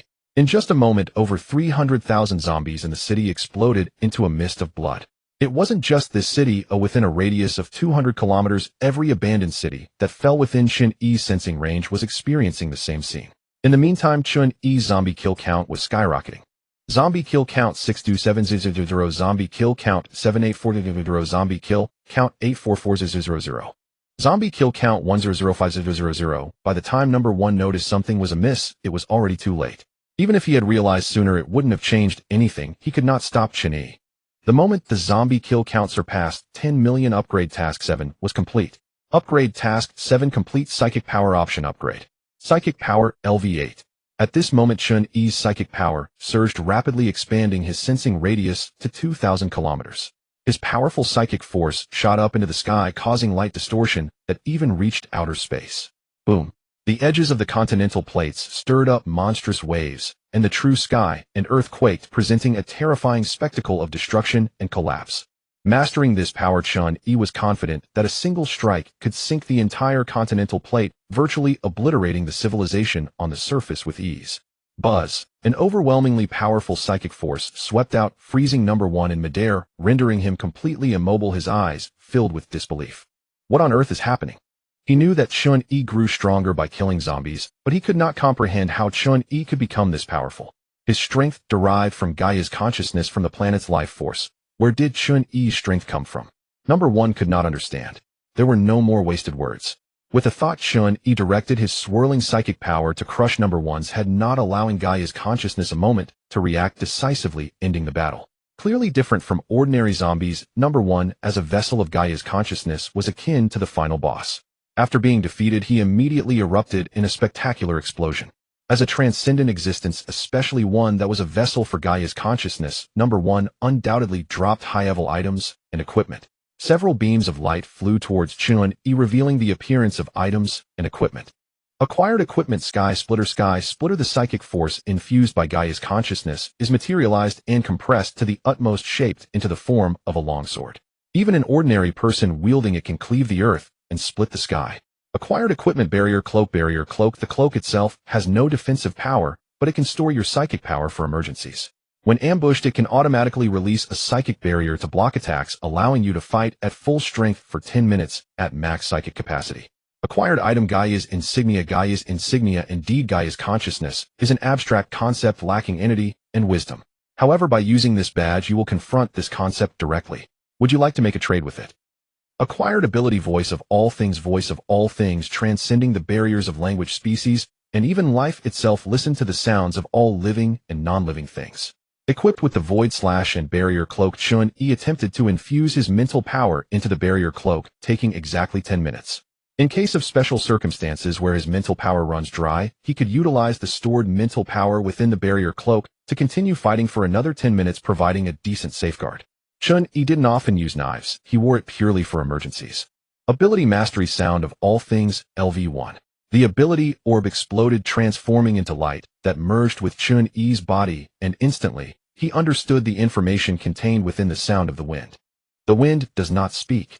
Chun-Yi merely comprehended the information carried by its sound. The birds could not communicate with him, yet he was still able to discern the messages expressed in their calls, realizing that the insects he had caught today were insufficient as the nestlings awaited nourishment. In this moment, everything in the sky and on the ground held a perspective entirely different from before, in Chun-Yi's senses, allowing him to perceive much more information. As the ability description stated, it was purely listening, with no mutual communication possible.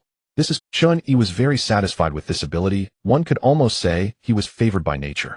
Gathering intelligence would become much more convenient, saving him considerable time and effort. This ability did indeed align well with the style of Gaia's consciousness. As for the chapter of Gaia, Chun-Yi stored it away, not daring to use it recklessly. According to the item description, Chun-Yi could use this item to conduct a transaction with Gaia's consciousness, but having just eliminated the first target, using it now seemed rather unwise. Theoretically, Gaia's consciousness would control the balance of nature solely through the environmental factors of planets and the universe, but who could guarantee that this item wouldn't turn against him when he appeared before the tangible concept of Gaia's consciousness? Every world has its own Gaia consciousness. Chun-Yi decided to use the chapter of Gaia in other worlds in the future, as it would be safer. After organizing his equipment, items, and abilities, Chun-Yi's mental power surged all around him. Let's sweep away all the zombies in the world in one go. With that, an invisible wave swept across the entire continent, instantly causing countless zombies to explode into blood mist, whether in the abandoned cities or the zombie beasts wandering in the wild. In the blink of an eye, they were all eliminated. In a certain wilderness. Damn. Zhou Tong ran frantically, panic-stricken, pursued by a pack of bloodthirsty zombie beasts, their decaying muscles revealing stark, white bones, even exposing their internal organs. Bang! At the moment of despair, a dull explosion sounded from behind him. He turned around his steps, slowing, his face filled with astonishment. The bloodthirsty zombie beasts had vanished without a trace, leaving only a cloud of black-red blood mist. What happened? The same situation unfolded across the globe. On this day, it seemed as if a savior had descended upon the world as the zombies were cleaned up thoroughly. In an abandoned city. Roar! A giant zombie over 2 meters tall roared to the sky as a horde of zombies surged like a tide. In the center of the intersection, several survivors, weapons in hand, stood back to back, their bodies smeared with black-red zombie blood. Star brother, I think we are done for here. What bad luck, this terrible fortune. By the way, since we're almost dead, let's not beat around the bush, we're all in the same boat, right? You all understand what I mean, don't play dumb. Star brother was a youth in his 20s holding a knife with striking blue short hair. He wiped the blood from beside his eyes, his expression so calm that it was hard to discern any emotion. Hearing Star brother's words, the others chuckled. We all understand this, don't we? If I had known, I wouldn't have come. Playing computer games at home would have been much more enjoyable. Here they come. Before he could finish his sentence, the surrounding zombies had already pounced. Star brother shouted loudly, swinging his knife to take down a few attacking zombies, only to be submerged in the tide of corpses. At the critical moment, bang! An invisible wave swept through, clearing all the zombies in an instant. The explosive force caused the few survivors to be knocked unconscious, and in the last moment of consciousness Star Brother was perplexed. What happened? Zombie kill count 20 million. Zombie kill count 40 million. Zombie kill count 90 million. Zombie kill count 130 million. Zombie kill count 300 million. Zombie kill count 800 million. Zombie kill count 1 billion. Chun-Yi flew around the planet a few times, and every zombie and zombie beast within the sensing range exploded into blood mist. In terms of zombies, there were actually only about 2 billion worldwide, but adding in the zombie beasts made a significant difference, as the number of animals in the entire ecosystem was incalculable, and many had been infected into zombie beasts. Especially the animals in the ocean could not escape, resulting in an even larger number of zombie beasts. After this massacre, 2 upgrade tasks were completed consecutively. Upgrade Task 8 completed. Mental Power Option Upgrade. Mental Power LV9. Upgrade Task 9 completed. Mental Power Option Upgrade. Mental Power LV10. Boom. Boom. After 2 consecutive upgrades, Chun-Yi's mental power surged wildly, soon covering the entire surface of the planet, so strong that he himself found it hard to believe. He compared the diameter of the planet and estimated that his sensing radius was approximately 30 kilometers, exactly equal to the speed of light. Perhaps this was the limit. 30 kilometers. This was an incredibly exaggerated distance, not a joke at all. Chun-Yi could now crush this planet as easily as squeezing a snowball. Such immense power was contained within his frail body, which he found somewhat absurd. Chun-Yi focused his mind, firmly controlling this power to avoid destroying the planet. The rapidly refreshing zombie kill count finally settled at 384 billion, with no further movement indicating that all zombies and zombie beasts had been completely cleared. It was somewhat regrettable to not surpass the 100 billion mark to complete the final upgrade task, but Chun-Yi was already quite satisfied. Contentment brings happiness, which was one of the habits and virtues he developed after the apocalypse on Blue Star. With a thought, the headless body of the first target flew before him. Chun-Yi opened the interface where a long-standing prompt awaited him. Main task completed. Would you like to submit the task immediately? Yes. No. If Chun-Yi does not click this task, submission option will remain until 5 years later, automatically completing when the main task deadline ends. The truth about the apocalypse was clear. The first target's body was in hand, and the zombies of the entire world had been cleaned up. It was time to end the task. However, before concluding the task and returning to the void space, Chun-Yi still had a wave of loot to handle. Countless streams of light swirled around Chun-Yi, revealing the equipment, items, and abilities within. Chun-Yi glanced at them and directly discarded 90% of the junk, not even keeping a single piece of equipment. Aside from the unique item number 1, this world hardly produced any good equipment or items. It was all just some utterly ordinary junk. After sifting through the options, Chun-Yi selected a few decent abilities. Ability acquired: Speed Enhancement LV1. Speed Enhancement LV1 enhances leg muscles, allowing you to run as swiftly as a cheetah and jump higher. Ability acquired: Strength Enhancement LV1. Strength Enhancement LV1 enhances arm muscles, significantly increasing your strength. Ability acquired: Vision Enhancement LV1. Vision Enhancement LV1 enhances the eyesight of both eyes, enabling you to see farther. All abilities that enhance physical functions and senses, and once Chun-Yi mastered these abilities, his overall physical quality rose to a new level. Detected mergeable abilities. Ability merge completed. Ability acquired: New Human LV1. After the ability merge, all the previous ability entries disappeared, leaving only the New Human ability entry, which surprised Chun-Yi. He did not expect the abilities could actually be merged. This was quite good, or at least it looked much simpler. However, he estimated that leveling up this ability would require a significant amount of points. Then, main quest completed. Do you wish to submit the quest immediately? Yes, no. Chun-Yi chose yes. In the moment of making the choice, his figure flickered like an image on an old television and then completely vanished. Ziz. Main quest submission successful. Upgrade quest 10 failed settlement. Completed points earned 1,000 points. Balance 1,000. From Chun-Yi's perspective, after making the choice, the scene in front of him changed instantly. Looking around, he found himself standing in the center of a bustling modern square. Non-side defect stamina replenishing potion. You deserve it. Should we go shopping at the mall later? What the heck? I can perform better than them even before taking the stage, and they call themselves a grand army. Wasting my... Chun-Yi looked up at the large screen at the front of the square, which was broadcasting a war from another world resembling a sci-fi blockbuster. The visuals were explosive, and an older guy beside him was cursing. The interface popped up. Welcome to the Return to the Void Space. Void Returner, congratulations on successfully completing the Beginner's Quest world. You will embark on a brand new journey here, experiencing various worlds and seeking the truth of the worlds, chasing infinite power. So have a great time. Item obtained: Return to the Void Space Guidebook. A guidebook appeared in Chun-Yi's hands. He opened it to find important information clearly written on the first page. Firstly, the return to the void space anchors countless worlds, and only one person from each world will be selected to enter the space as a void returner, meaning that in the world where Chun-Yi resides, no other void returners can appear aside from him. Secondly, all worlds anchored by the return to the void space maintain the same flow of time. This means that there are no time flow differences in any world to which a void returner belongs, and only the return to the void space exists independently outside all anchored worlds. No matter how long one stays here, only an instant passes upon returning to their original world. Even if one spends a long time in the task world after entering the space, upon returning to the original world, only an instant has passed, as the task world belongs to the unanchored worlds. Thirdly, based on the synchronized time of the anchored world's void returners, must perform a task every month, which is a mandatory task that cannot be evaded. Fortunately, the tasks in the return to the void space do not carry any penalties for failure, which is the best part. Failing a task merely means not receiving rewards, which is not significant.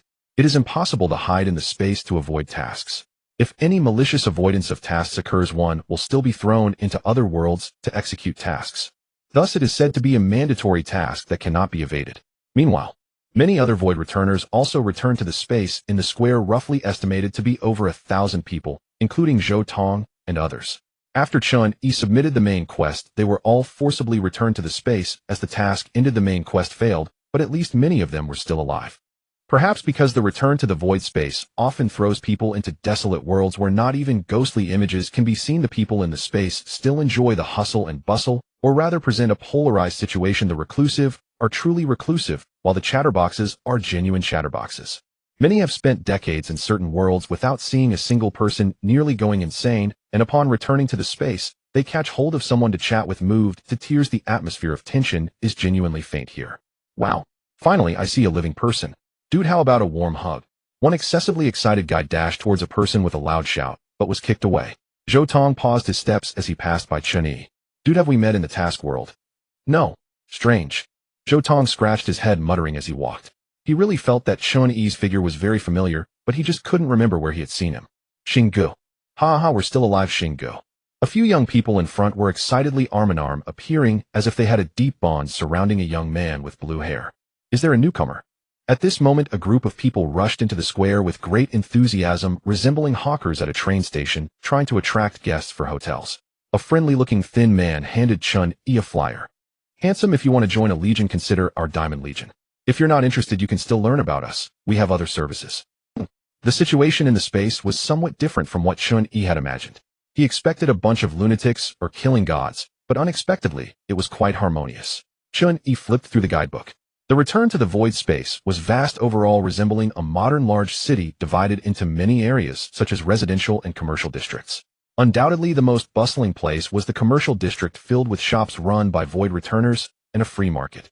Most importantly, the enhancement facilities were all located there.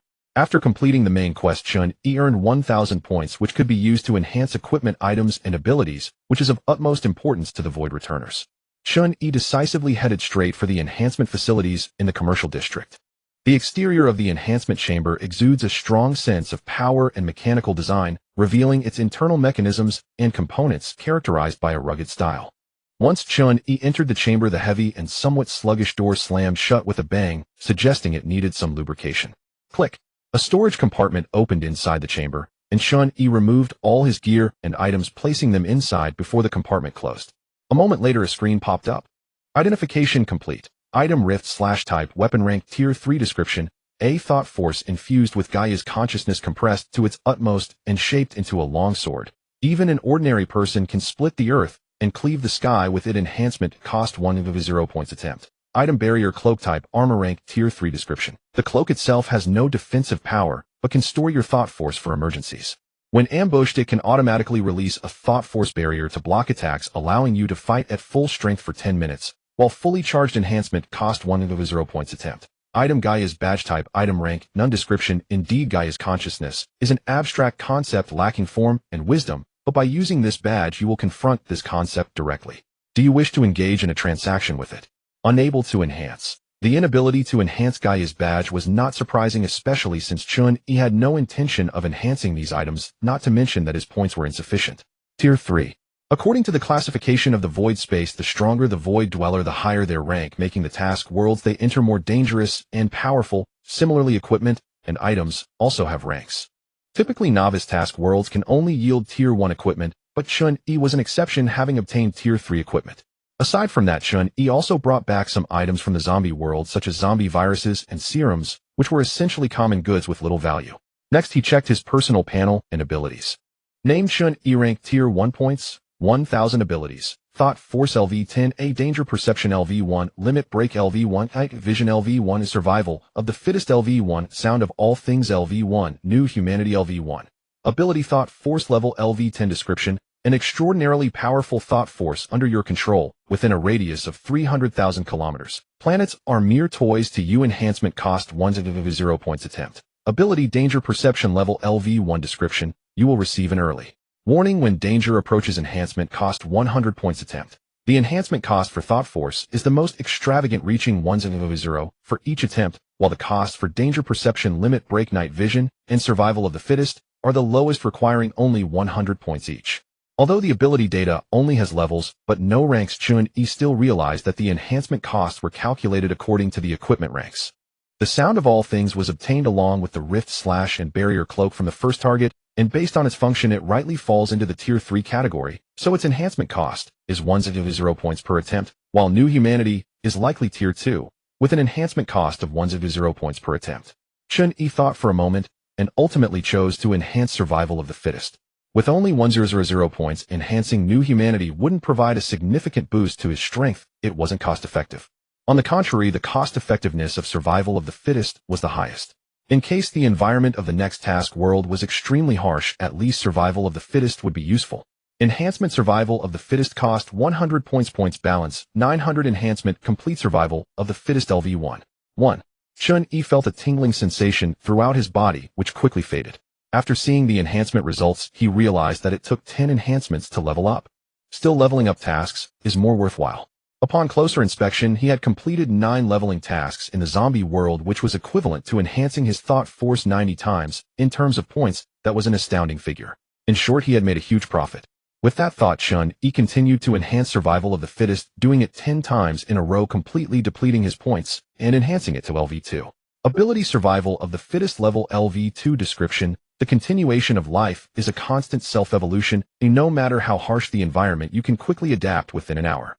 Chun-Yi remembered that it took him several hours to adapt to the space environment, but after this upgrade the process would at least be significantly faster. Click. The storage compartment opened and Chun-Yi retrieved his equipment and items. After leaving the enhancement chamber, he strolled around the surrounding shops comparing prices before entering a store called Little Fruit Boutique. Boss, can I exchange equipment here? Welcome. The store's interior was spacious, well decorated and clean, with various equipment hanging on the walls and a display case showcasing a row of exquisite items. Behind the counter stood a petite girl with a ponytail and a beauty mark at the corner of her right eye. She smiled and said, "Of course, handsome. What equipment do you want to exchange?" Chun-Yi glanced at the counter and pointed to a crystal, asking, "Does this item have 0 cubic space? Tier 3 equipment, no deception." The girl assured him. "All right then." Chun-Yi placed his Rift Slash on the counter, saying, "The price of my sword should be about the same as this ring. What do you think?" In the Void Dwellers, trade within the space transactions were voluntary. The Void space did not interfere. Since points could not be traded, exchanges between Void Dwellers were settled with money, a financial system that had been in use for countless years. Chun-Yi had no money, so he could only barter. Chun-Yi had a hoarding tendency. He couldn't bring back many items from the zombie world, which bothered him. Even if he didn't need them, he could sell them as scrap, so discarding them would be a waste. He decided he must prepare a space item this time, so he could return as a wholesaler and make a profit on his neck. The girl's eyes lit up as she looked at the panel of the Rift Slash, and then at Chun-Yi, looking slightly surprised before readily agreeing. "No problem, deal." She immediately recognized that Chun-Yi was a newcomer to the Void space, and for a newcomer to present Tier 3 equipment was indeed impressive. The girl took the crystal from behind the counter and handed it to Chun-Yi, explaining how to use it. Chun-Yi promptly used the crystal item. Gained item: portable space 1000 cubic. The crystal transformed into a beam of light and merged into Chun-Yi's body, after which he could sense the 0 cubic space with a thought. With the portable space, he no longer feared not being able to bring back equipment. "Thank you for your patronage." The girl beamed as she sent off Chun-Yi. Within the space, the returners could communicate through the interface, and it was only after Chun-Yi perused the guidebook that he discovered this convenient feature. The girl believed Chun-Yi to be a potential big client, so she added him to her contact list. Chun-Yi opened the interface and saw the girl's name. Her name was Xiao Guolin Xiaogua. As for his own name, it remained a string of meaningless garbled text. It wasn't a glitch in the space, but rather that Chun-Yi had yet to decide what name to give himself. Forget it. He closed the interface. The garble was fine after all. He didn't need to contact anyone or be known by anyone. Subsequently, Chun-Yi's gaze sharpened. Having sorted out everything in the space, it was time to return to Blue Star. He hadn't forgotten that the white-haired man still had a blade poised at his neck. What exactly had happened on Blue Star to lead to this apocalyptic situation? Perhaps upon his return, Chun-Yi would uncover the reasons behind it. He had been quite concerned about what the white-haired man had said regarding the beacon. It was likely a crucial clue. Zizizi. Chun-Yi chose to leave the space, disappearing in a flicker. Blue Star. Chun-Yi's figure reappeared, the stilled time resumed its flow, and the white-haired man swung his long knife downward, aiming to behead Chun-Yi. In an instant, Virum boom. A violent force erupted, shaking the heavens and the earth as an invisible mental force swept through the surroundings, sending numerous buildings flying into the air. The air and light distorted beyond recognition, making it difficult to see Chun-Yi's visage. He stood atop the ruins, resembling a deity descended upon the world. Bang! The white-haired man was knocked backward, crashing into the ruins and leaving a trace over 100 meters long. He stood up, his expression incredulous. What just happened? Upon seeing Chun-Yi's condition, he suddenly understood, and his puzzled expression turned into uncontainable excitement as he spat out a mouthful of blood, saying, "So, it's a bloodthirsty beast, is it?" With a flash of the knife, the white-haired man instantly unleashed a massive slash, attempting to cleave through the ruins and strike Chun-Yi. However, the surging mental force swept over, directly shattering the colossal strike. Chun-Yi extended his hand, and the white-haired man's figure was involuntarily pulled before him, lifted by the throat into the air as Chun-Yi spoke coldly. "Tell me, who are you, and what is the beacon?" Cough, cough. The white-haired man coughed up blood, yet showed no sign of fear. His expression was filled with immense excitement as he laughed. "The beacon. You can find out for yourself. Oh, as for me, I will come looking for you again." As he spoke, the white-haired man swung his long knife, but before he could make a move, he exploded into a cloud of blood mist. Chun-Yi was unconcerned. He could always find answers from others. The destruction of Blue Star civilization was not solely the work of the white-haired man. Chun-Yi picked up the white-haired man's long knife. The blade was exceptionally sharp, its surface tinged with a faint crimson hue. Using the ability of the sound of all things, he listened to the soft humming of the blade. Red steel? Serious? Aliens? This truth was logical, yet unexpected. Chun-Yi stored the spoils in his personal space, refraining from recklessly covering Blue Star with mental force to search for enemies. Since these individuals possessed the ability for interstellar travel, both their power level and technological advancement were undoubtedly extraordinary. Releasing mental force on a large scale would mean announcing his location to everyone while searching for enemies, which was extremely dangerous under circumstances where the enemy's strength and numbers were unknown. Moreover, even without using mental force to search for enemies, Chun-Yi could still locate them. The sound of all things was most effective in such situations. Whoosh! The wind rushed past, bringing Chun-Yi a wealth of information. Found it. Boom. Chun-Yi's figure shifted from stillness to motion, vanishing in an instant. The powerful mental force created shockwaves in the air, resulting in a large crater on the ruins. 100 kilometers away atop the ruins, a knight clad in silver-white armor was engaged in battle with an old man dressed in blue robes. The commotion was immense, and the destructive power was astonishing. A blue light coiled around the old man's fists. Though he appeared to be an old man, his body was exceptionally strong. He leaped into the air, raising his fists to strike down with a loud roar. Huh! The knight, undaunted, manifested a silver-white aura and unleashed a massive slash, with his sword colliding head-on with the old man's fist like a meteor striking the earth. Boom! After a tremendous explosion, a crater with a diameter of 100 meters appeared on the ruins. Both the knight and the old man remained unscathed, ready to continue their fierce battle. Just as they were about to continue their fierce combat, both paused in their movements. "Let's take a temporary ceasefire. Someone's coming."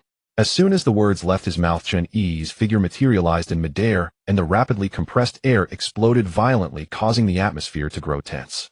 The moment Chun-Yi appeared, the knight and the old man immediately felt a bone-chilling aura, every hair on their bodies standing on end. A powerhouse. Undoubtedly a powerhouse. Both had grown through countless battles, their experience unparalleled, and they immediately recognized that Chun-Yi was someone of unfathomable strength. "Pardon the interruption, gentlemen." Chun-Yi slowly descended onto a collapsed skyscraper and inquired of the two, "If possible, could you tell me the reason for your battle? And also, what is the beacon?" This wasn't a request. They were either to answer Chun-Yi's questions, or he would eliminate them on the spot. For those who had destroyed Blue Star civilization, Chun-Yi would not show mercy. Chun-Yi was unaware of what this question implied. While he hadn't spoken, the two did not dare to act rashly. After he asked, the knight decisively attacked him. Clang! The silver-white slash was blocked by the mental barrier, unable to advance even an inch. The knight remained frozen in midair, unable to move. Incorrect answer. Chun-Yi showed no mercy, directly crushing the knight into a lump of iron. However, at the moment he eliminated the knight, he finally understood what the beacon was. Beacon transfer complete. Points gained 3,000. A piece of information surged into his mind, and then a shopping interface appeared before his eyes, visible only to Chun-Yi. From that information, he learned that this was the beacon mall, the beacon that the white-haired man spoke of.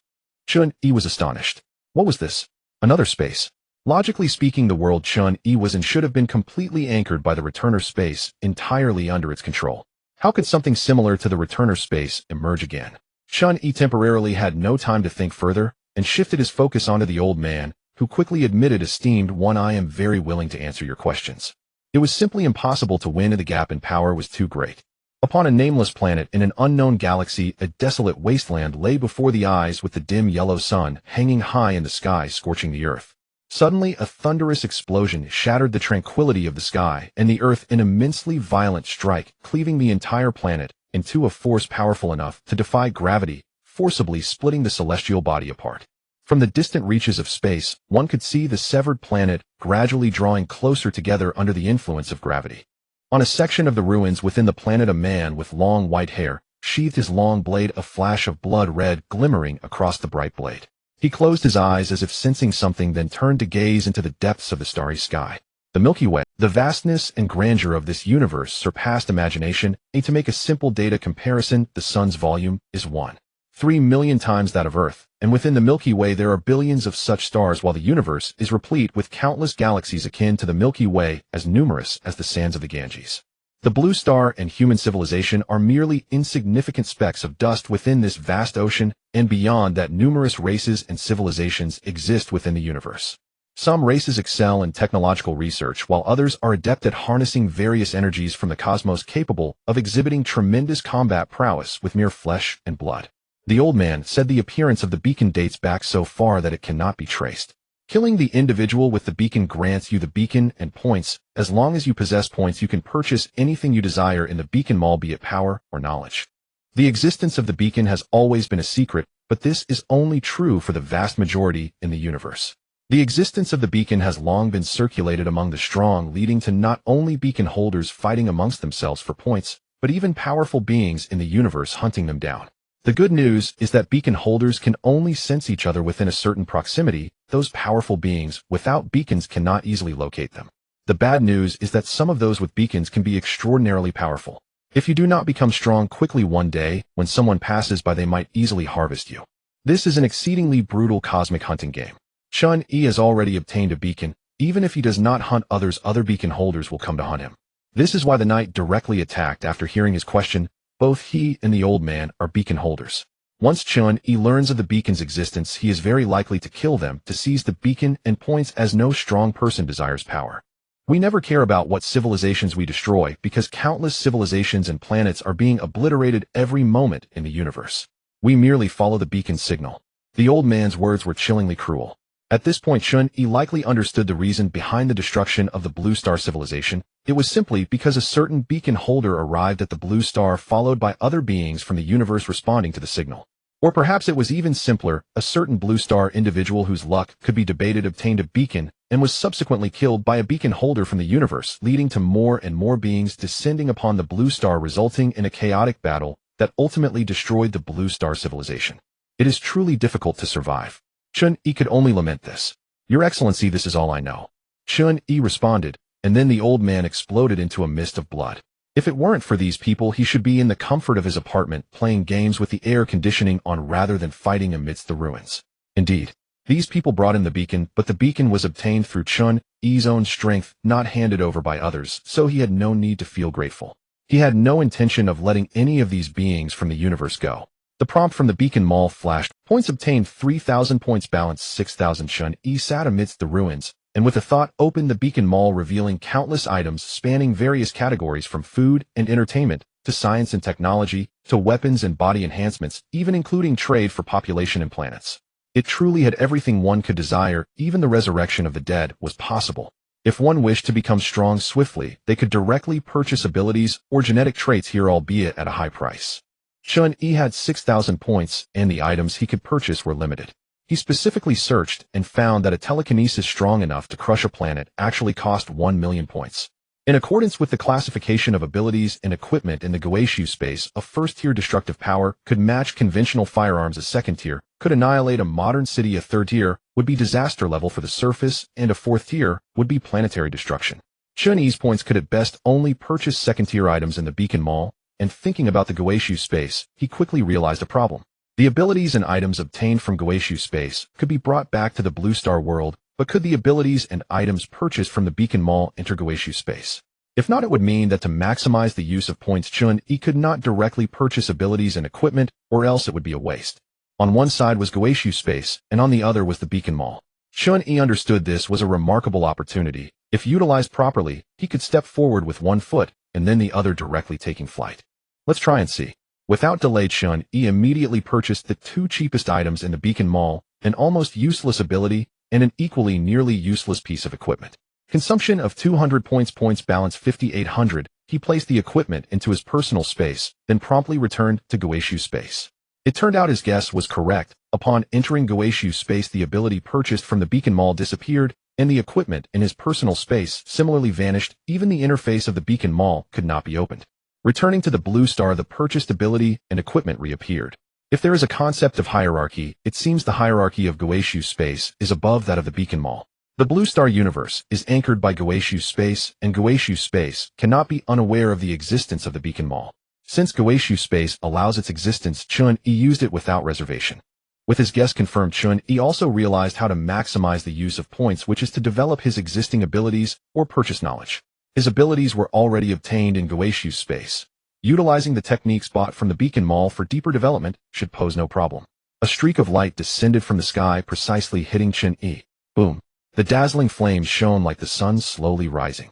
Crack. 2 kilometers away, a highly mechanized cosmic cyborg hovered in midair, surrounded by floating structures that made her appear like a deity. Compared to the arduous training for strength, the cost-effectiveness of mechanical modification is evidently higher. As long as the brain is preserved, other parts and weapons can be replaced at any time. Many cosmic beings enjoy undergoing mechanical modifications, and she is clearly one of them, possessing a rather advanced form of enhancement. Target hit. The mechanical girl's voice was devoid of emotion. Since she did not receive a point notification from the Beacon Store, she was certain that her strike had not successfully annihilated the target. Buzz. In an instant, the air trembled, and an invisible psychic force swept in, causing the mechanical girl to suddenly emit a dazzling red glow as she found herself unable to move. 0-point ability field activate. Boom. The space shook violently as an immense power erupted from the mechanical girl's body, the floating structures radiating a blood-like glow, the expanded force field surprisingly breaking free from Chun-Yi's psychic force. Beep, beep, beep. Huge energy reaction detected. Target extremely dangerous. The mechanical girl heightened her alertness to the extreme as Chun-Yi's calm figure emerged from the rising fireball. Seeing that the mechanical girl possessed resistance, he couldn't help but be somewhat surprised. But it was only surprise. Concerned that using too much force would alert others, Chun-Yi had been holding back his power since returning to Blue Star. He hadn't even unleashed 1% of his strength. Chun-Yi was not someone who would drag things out in battle. When it was time to strike, he would not hesitate. A dead enemy is the best enemy, and he would not hold back in the slightest. Buzz. He extended his hand from a distance, and a large amount of psychic force was released and gathered together, materializing into a light blue form. If the mechanical girl had exerted 10 units of power earlier, now Chun-Yi's output was 100. The 0-point ability field that had been desperately maintained collapsed in an instant, the floating structures flashing red as they were destroyed one after another. The mechanical girl hurriedly spoke, her tone still as emotionless as ever. "My lord, I am willing to submit to you." Chun-Yi had no interest in responding. The surging psychic force instantly exploded the mechanical girl into a pile of scattered parts, the collapsing power core erupting with astonishing energy. Boom. The immensely powerful light exploded, engulfing all of the mechanical girl's parts. Points gained: 0 points balance 2580. From the points alone, it was evident that the mechanical girl's strength was not on the same level as the knight or the elder. It was unclear if there were even stronger cosmic beings on Blue Star. While sensing the nearby beacons, Chun-Yi used the voice of all things to understand the movements of the surrounding cosmic beings. Soon he had another target. He needed to gauge the strength of these cosmic beings to avoid being blind to the situation. Half a month passed in the blink of an eye, during which Chun-Yi had eliminated numerous cosmic beings. Up to now, he had not encountered particularly strong opponents, and among those he had defeated, only a very few were beacon holders, so his accumulation of points was not fast. Points balanced 6-4-0. He could sense the locations of the beacon holders on Blue Star, but Chun-Yi would not rashly charge in before understanding their strength. With the help of the store, beacon holders were undoubtedly the strongest group in the universe, each of them a fierce god, who had emerged from mountains of corpses and seas of blood, not to be taken lightly.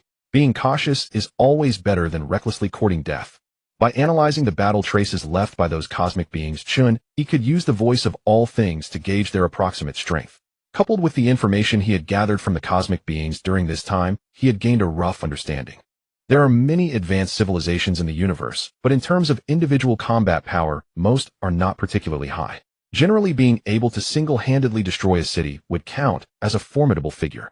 As for those with the power to destroy planets, they are exceedingly rare. Of course, it is also possible that these small fry have not encountered such beings, as they have hardly seen them. Whether there are cosmic beings among those who have descended on Blue Star capable of exploding stars, or even stronger ones, remains to be seen. Chun-Yi was still observing in the shadows. Flames danced over the ruins as Chun-Yi set up a fire pit to roast meat. The natural ecology of Blue Star had been largely destroyed, and it was not easy to catch animals for roasting. Chun-Yi's situation was quite special. Although he was incredibly powerful, his body had undergone comprehensive enhancements, yet it still remained within the realm of humanity. He would still feel hungry without food. At that moment, a chubby little boy peeked out from behind the ruins, staring at the roasted meat over the fire with drool streaming down his face, but he immediately shrank back upon seeing Chun-Yi. Chun-Yi glanced over and began to eat the roasted meat. If you want to eat, come and take it yourself. Many cosmic beings do not look much different from Blue Star humans, making it difficult for ordinary people to discern each other's identities, but the voice of all things does not deceive. This is just a human child from Blue Star. Moments later, the little boy sat in front of the fire devouring a roasted rabbit. As he ate, he suddenly paused and asked Chin, "Uncle, can I take away what I can't finish?" "Whatever. Thank you, Uncle." The boy was overjoyed. After finishing his meal, the boy took the roasted meat and bowed deeply to Chun-Yi in gratitude. Being able to eat roasted meat in the apocalypse was perhaps the greatest happiness. Chun-Yi was not so great and selfless as to plan on being a babysitter for Blue Star humans, but he was prepared to handle these cosmic beings himself. After satisfying his hunger, Chun-Yi listened to the voice of all things amidst the ruins and unexpectedly discovered an underground structure. If he hadn't purposefully used psychic force to sense underground, he would have indeed found it difficult to detect the existence of this underground building. The building's basement levels from 1 to 3 had completely collapsed due to the impact of surface battles, while levels 4 and 5 were entirely unoccupied, with survivors only starting from level 6. This underground structure was vast, consisting of 20 floors, and from level 6 down to level 20 operations were still running normally, with electricity and water supply completely functional, sufficient for self-sustainability. As Chun-Yi roamed around, he even discovered a botanical garden and insect breeding rooms, and there was even a protein production line. While the protein content in insects was rich, the taste was not great, but in the apocalypse, what was there to be picky about regarding protein? While he was wandering, the survivors in the underground structure were thoroughly frightened. The surveillance cameras clearly captured the intruder, Chun-Yi, who was now taking countermeasures. In the surveillance room, a middle-aged man urgently arranged, "Have everyone go to the safe house immediately. Remember, no matter what happens, do not come out until the signal is lifted." As he spoke, the middle-aged man looked back at the surveillance screen. Where is he now? Level 20. He entered Professor Sun's laboratory. The equipment at the 22nd level is extremely advanced, indicating that this was a high-level laboratory before the apocalypse, and it is still functioning normally. Numerous pillar-shaped incubation pods are displayed in the laboratory, resembling non-human embryos that are curled up in nutrient solution, pulsating with tiny hearts. The growth of life is truly incredible, isn't it? An old man with white hair paused his work, looked up at Chun-Yi's appearance without much reaction, and smiled as he started a conversation with him. He is Professor Sun, the highest authority of this underground facility and the founder of this survivor base, a bioengineering researcher. Despite his old age, he still stands tall with a vigorous physique.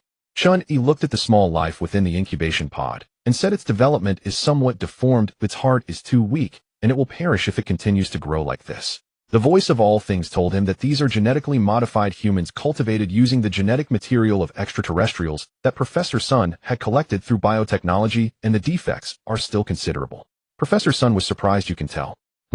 Chun-Yi became intrigued and began to observe other modified beings, noting that they were at various stages of development, with the most mature one almost reaching adulthood. It must be said that those who manage to come to Blue Star from the universe possess certain traits. Many of them, indeed, have very special genes. If Professor Sun could integrate the advantages of these genes, he could certainly cultivate a very powerful genetically modified human. However, thoughts alone do not make it easy to achieve this. It is incredibly challenging to accomplish with human technology and knowledge. Unless a miracle occurs. The two first-time meeting individuals chatted casually in the laboratory, and perhaps in a good mood. Chun-Yi was quite talkative today. Before long, Chun-Yi returned to the surface with a jar of insect protein. He tried a bite, and it wasn't as terrible as he had imagined. It was just a bit sticky. It would be great if I could change the flavor a bit. Sensing the location of a beacon holder, Chun-Yi arrived at the seaside, gazing at the vast blue waves while a huge dark shadow swept beneath the surface. While Chun-Yi was sensing the position of others, the other beacon holders could sense his position as well. Upon detecting an enemy approaching, they prepared for battle. Boom! A massive wave surged tens of meters high as a terrifying beast with a hideous appearance leapt from the sea, charging directly at Chun-Yi like a mountain crashing down. Chun-Yi couldn't comprehend how this creature arrived at Blue Star. Buzz! The violent mental force directly crushed the beast's limbs, exploding its blue blood and flesh, further staining the seawater blue, and the beast let out a mournful cry as it fell heavily. Bang! The enormous beast landed on the shore, splashing a wave, and Chun-Yi stepped on the creature's head, his tone cold and unyielding. Tell me, who is the strongest among the extraterrestrials that have come to Blue Star? The beast lamented its misfortune, instantly realizing it was facing an unbeatable powerhouse, and obediently replied, as far as I know, it should be the Dragon Lady. Dragon Lady. Dragons are an extremely warlike race in the universe, which translates roughly to that in your Blue Star language.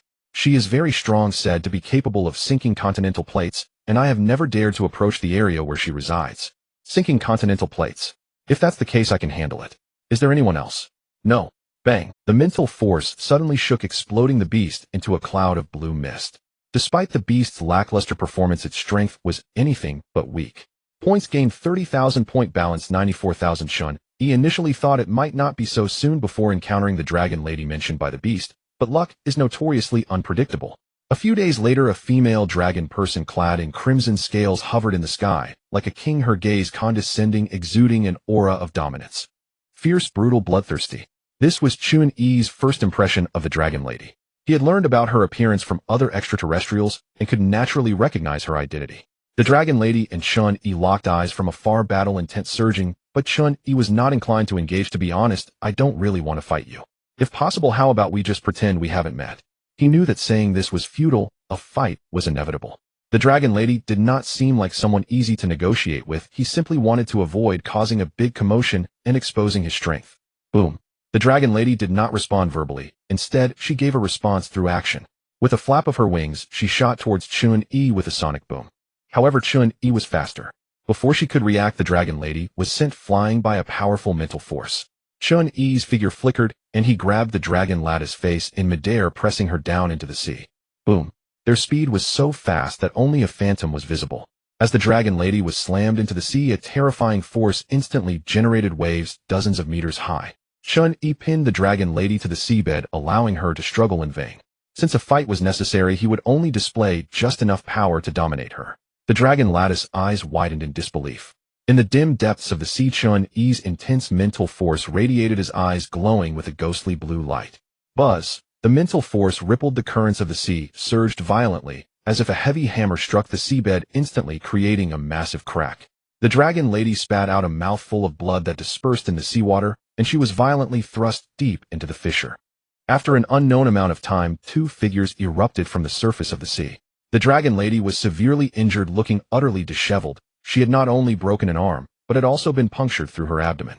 The Dragon Lady licked the blood from the corner of her mouth, entirely unconcerned about her injuries, even feeling a surge of excitement. Who are you? A powerhouse like you must not be nameless in the universe. Chun-Yi did not answer the Dragon Lady's question, but instead asked in return, is there anyone stronger than you among the extraterrestrials who have descended on this planet? The Dragon Lady grinned broadly, filled with madness. At least tell me your name. Saying this, she directly tore off her severed arm and threw it into the sea. The recovery ability of dragons is mediocre, and her broken arm could not heal itself in a short time, so it was a nuisance hanging there. Then forget it. What a pity. In the Dragon's dictionary, there is no concept of surrender or retreat, only death and battle. Even severely injured, the Dragon Lady still faces Chun Yi without flinching. Moments later, the Dragon Lady lay on the ground, barely alive. This was perhaps the most exhilarating and blood-pumping battle she had ever experienced, but also the most despairing. The gap in strength was too great, leaving no hope of victory. Xinghan, what? The voice of the Hai Long woman was weak to the extreme. Did you not want to know if there is anyone stronger than me on this planet? I heard that Xinghan has also descended upon this planet. Xinghan, a white-haired man who likes to use a red steel knife.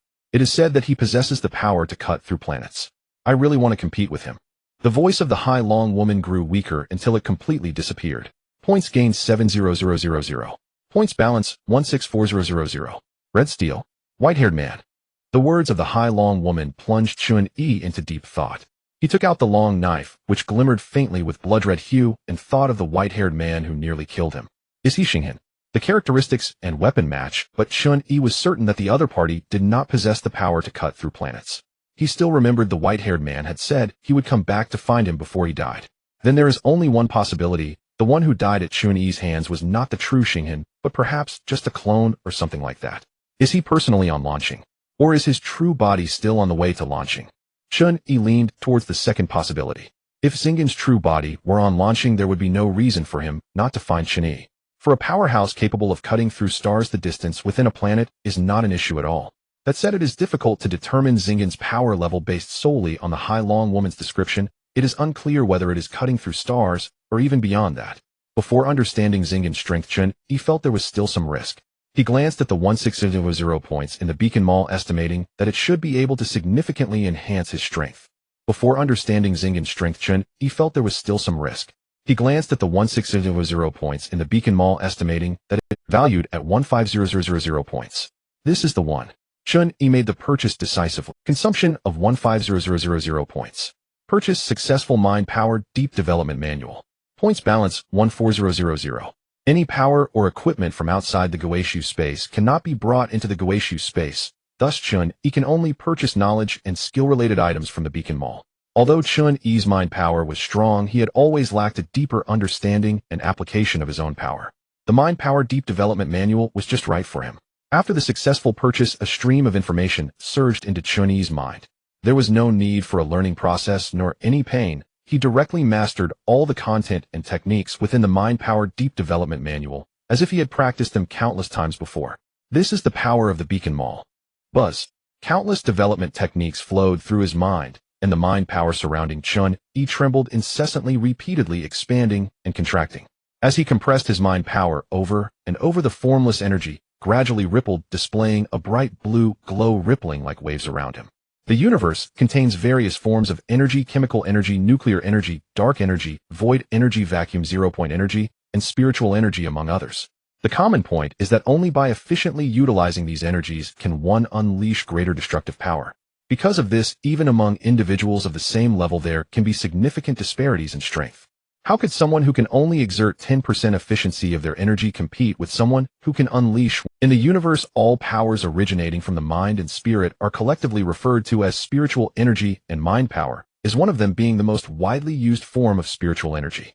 The techniques Chun Yi had previously developed were not deep enough. He had always thought about compressing his mind power to enhance its concentration and strength, but unfortunately, he could never achieve it. The techniques involved were too complex. Now, having mastered the techniques in the Mind Power Deep Development Manual, he finally succeeded. The higher the concentration of mind power, the greater its strength, which means that Chun Yi's defenses, power, and destructive capacity would all advance further, the importance of which is self-evident. Buzz. The bright blue tidal mind power wildly expanded, and then suddenly compressed back. With each compression, Chun Yi's mind power strength increased. Due to Chun Yi's inherently powerful mind power, the pressure he could exert on himself was terrifyingly strong. It took a full 10 compressions to reach the limit. Excessive spiritual energy overflow caused the surrounding air to violently shake, and rocks shattered like tofu floating in midair. Huff! Chun Yi let out a breath. The process of compression was quite laborious, but the result was very surprising. After 10 compressions, his mind power strength had terrifyingly increased by 10 times. If before his mind power strength was like a hemp rope, now it felt like steel, even diamond, and also possessed nearly infinite resilience. The rich, bright, blue mind power returned to a transparent color after being compressed to the extreme, showing no visible difference from before. Of course, the process is reversible. When Chun-Yi releases his mind power, the compressed energy rapidly expands. The coverage area does not shrink, and due to the expansion process, the destructive power becomes even stronger. Spiritual energy. Chun-Yi felt his mind power, and for the first time learned of the term spiritual energy from the Mind Power Deep Development Manual. According to the manual, the stronger one's spiritual energy, the stronger their will and mental power. Mental and mind control abilities are least effective against such individuals, and may even be completely ineffective. Because among the entire universe, these individuals have the most powerful minds and spirits. However, if one wants to completely defend against such attacks, they still need to be fully prepared. Using the techniques from the manual, Chun-Yi constructed an indestructible mental defense using his mind power outside of his brain, ensuring absolute security. Unless the enemy can break through Chun-Yi's mind power barrier, they cannot breach his mental defense. For Chun-Yi, the difference between these two is not significant. One is about having their physical body destroyed, and the other is about having their spirit annihilated or being controlled by someone with stronger spiritual energy to become a puppet. Moreover, spiritual energy has another particularly important function, which is to possess extremely strong restraining and damaging effects against ghosts or bizarre life forms. Ghosts and bizarre life forms rely on fear and mental energy to exist. Spiritual energy is the nemesis of such existences. There are many such life forms in the universe, unless one possesses particularly strong spiritual energy. Otherwise, spiritual beings and ghosts should stay as far away as possible from spiritual energy users. Meanwhile, on a certain ruin, on launching, a little boy searching for food found a red egg beneath the rubble, the surface of which was scaled and extremely hard. What kind of egg is this? The boy tried to crack open the egg, but found it remarkably hard. After hitting it for a long time, there was not even a scratch. Out of curiosity, he decided to take it away. In the dark and profound cosmos, fragments of enormous warships float in a certain corner of space, while countless beings from the universe are exposed to the vacuum of space, frozen like popsicles. A plasma thruster emitted a brilliant blue light as a medium-sized spacecraft passed through the area, startling its crew. Is this the wreckage of a battleship? Is that a planet furnace? Did a large-scale space battle occur here? The name of the battleship alone indicated its power. A single shot from its main cannon could turn a planet into cosmic fireworks. The planet furnace was even more ruthless, capable of shattering an entire planet into fuel and extracting valuable minerals directly with an efficiency that was truly remarkable. The radar was filled with signal sources. Inside the spaceship's bridge, calculations indicated that approximately 3 battleships had been completely destroyed along with a planet furnace. This was already an astonishing asset in the universe. Most civilizations couldn't even afford a tenth of the funds required to build a battleship. The planet furnace would be even pricier, roughly equivalent to the cost of 10 battleships, as it continuously produced vast amounts of resources, making its high price entirely justified. "Captain, we've struck it rich," someone on the ship exclaimed with excitement. "Before anyone discovers us, let's quickly take all the valuable items from this wreckage. We are sure to make a fortune." These are battleships and a planet furnace. The equipment aboard could sell for a fortune on the black market, even if dismantled. Boom. Suddenly the entire ship shook violently, startling the captain. "Did we hit the wreckage?" "No. The radar shows no response, and the optical lens hasn't captured any targets."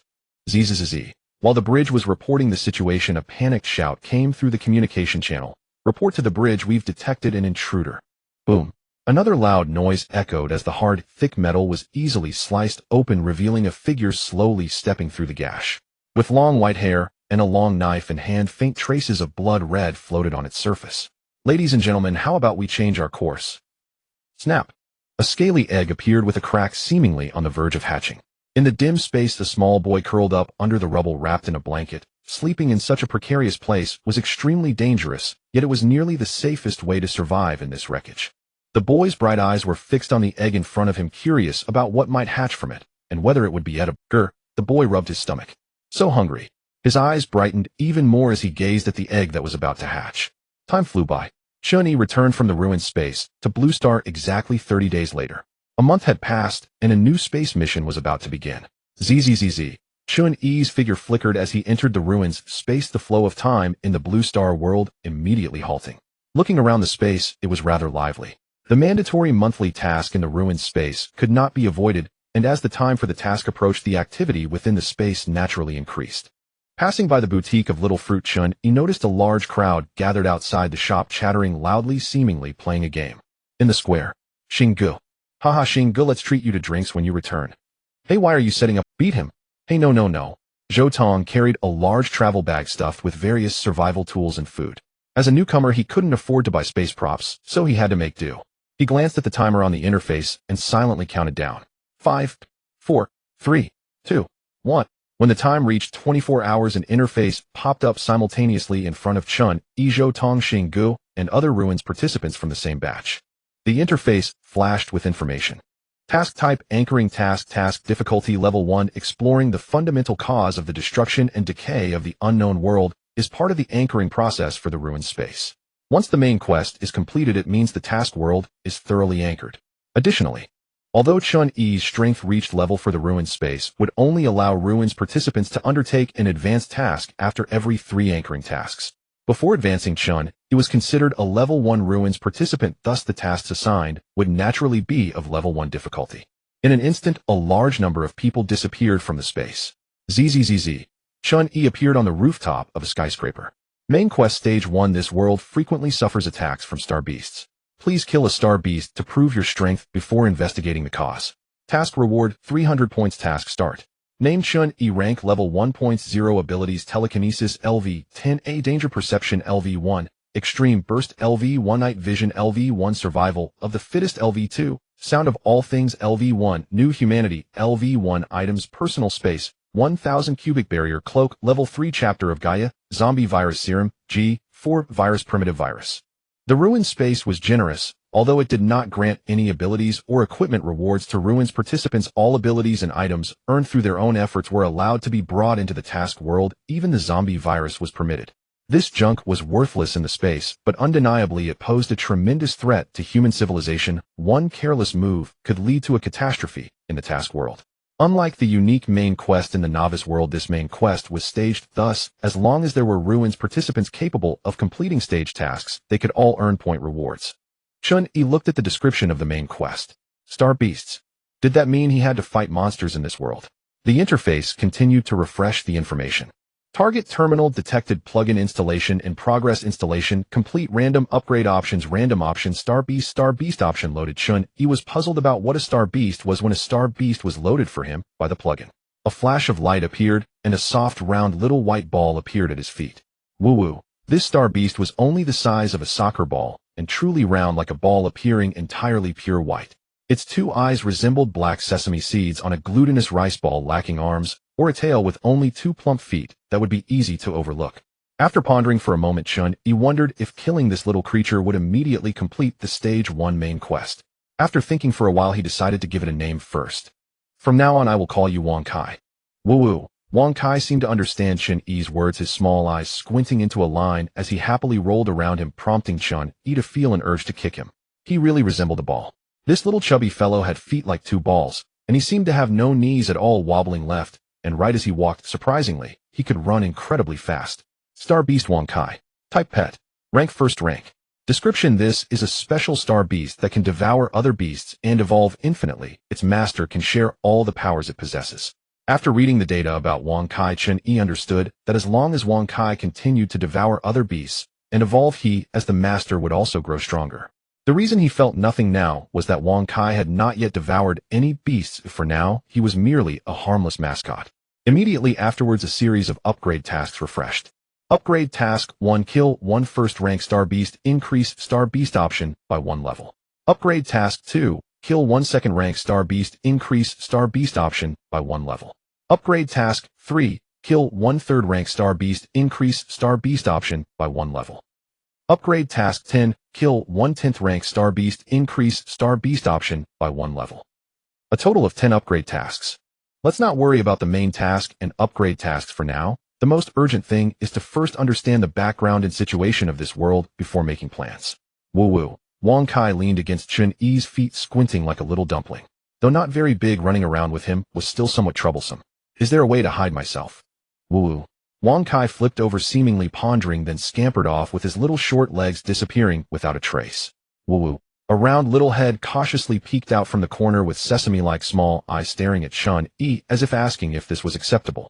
The little gadget was surprisingly good at hiding. If it weren't for his mental power being locked onto Wang Kai, Chun-Yi wouldn't have known where it had gone.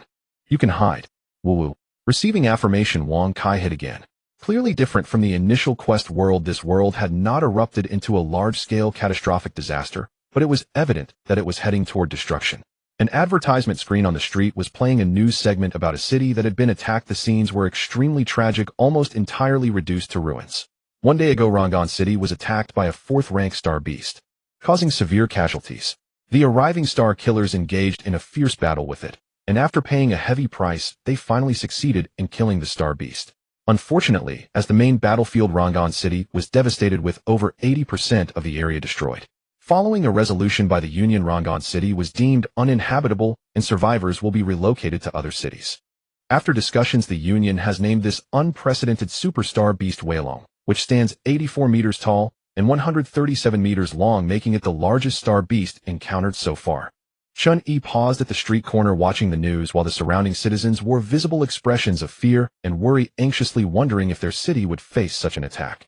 Afterward, he went to the library to look through old newspapers, being as cautious as he would be on Blue Star, until he understood the situation. Chun-Yi would not rashly release his mental power on a large scale to gather information, lest he disturb something. Roughly 20 years ago, star beasts began to inexplicably appear around the world. At first, humanity's conventional weapons were still effective. However, as the star beasts grew stronger, conventional weapons gradually became ineffective, and since star beasts always appeared within cities, it made nuclear weapons difficult to use. Later, in a desperate situation during a disaster, nuclear weapons were ultimately deployed. Although they exterminated the star beasts, it also led to terrifying civilian casualties. Until one day the Union issued a statement claiming that after research from various countries, humanity had finally mastered the power of star beasts, thus giving rise to the Star Killers. The so-called Star Killers, also known as Devourers of Stars, are a group of new humans who gain strength by consuming the flesh and blood of star beasts. The individual combat power of Star Killers is strong enough to rival star beasts. It is due to their existence that humanity can more effectively slay star beasts. Over the years of dealing with star beasts, the Union has amassed a vast amount of data categorizing them based on the strength of the energy they contain. The weakest is first rank, while the strongest is the fourth rank star beast that devastated Rangon City, named Weilong, which stands at 4.5 rank. Of course, this is only temporary. In the past 20 years, the strength of appearing star beasts has constantly increased, from the initial first rank to the current 4.5 rank. It can be foreseen that higher ranks will appear in the future.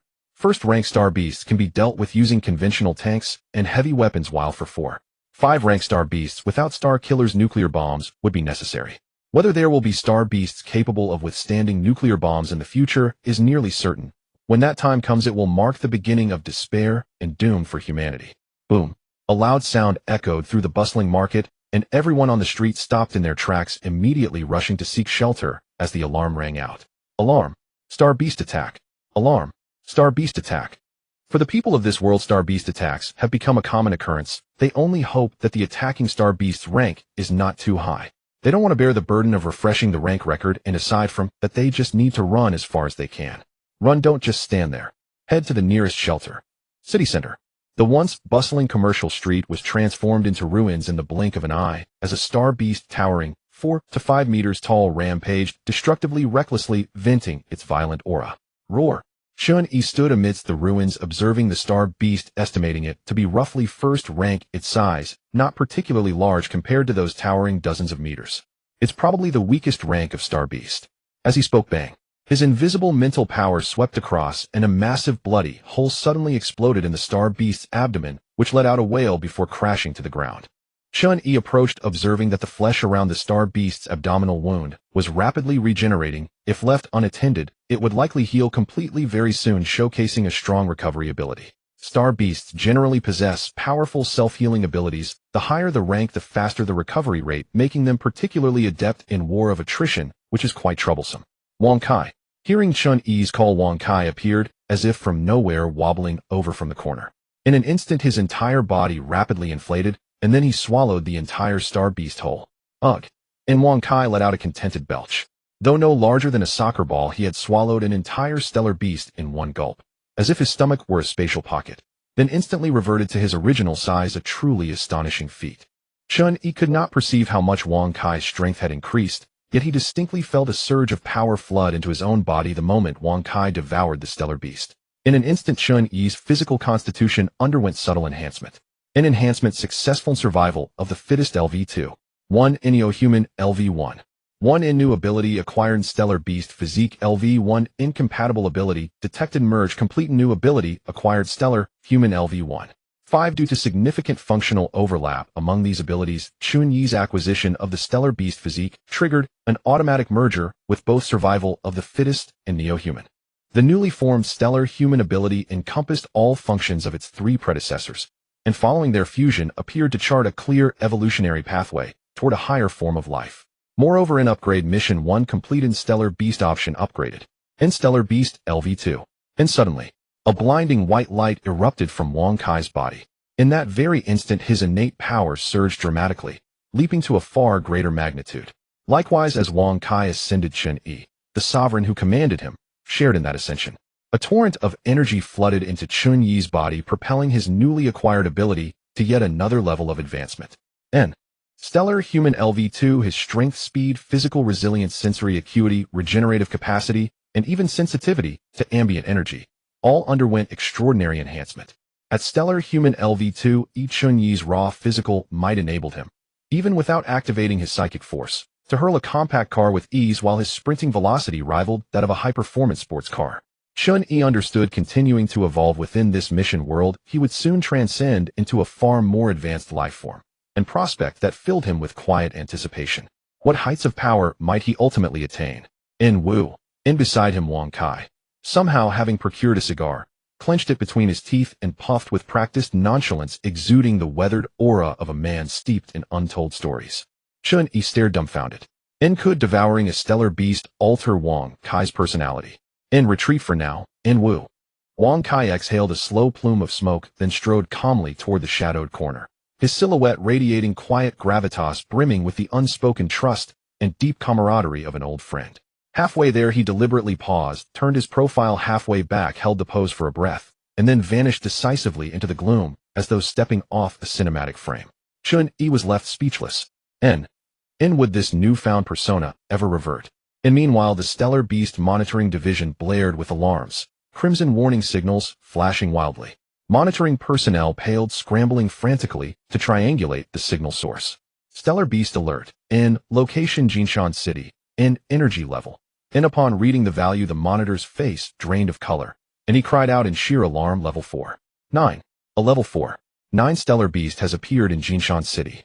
Dispatch elite Starslayers immediately for engagement, and the monitoring division staff could scarcely believe it. Just 2 days prior a level 4. 5 Stellar Beast had reduced Rongan City to rubble. Nan now, another even stronger had emerged without warning. It defies reason, and 2 days ago a level 4. 5 Stellar Beast had razed Rongan City to ruins. And now an even more formidable one had surfaced, astoundingly fast. This makes no sense, and with grave intensity the monitor declared such rapid escalation violates all established observational patterns. According to the Federation's research reports, Stellar Beast energy levels did indeed rise gradually, but this was a slow measured ascent, and there was no precedent for leaping from level 4. 5 to 4. 9 in merely 2 days. Such a sudden, unprecedented jump, occurring after only 48 hours, had never been recorded. An anomaly is called an anomaly precisely because it defies prediction. What we call pattern is often mere illusion. Level 4. 9, just one threshold shy of level 5. As the entire monitoring division tightened every nerve, the first responding Starslayers reported back no Stellar Beast was present at the site.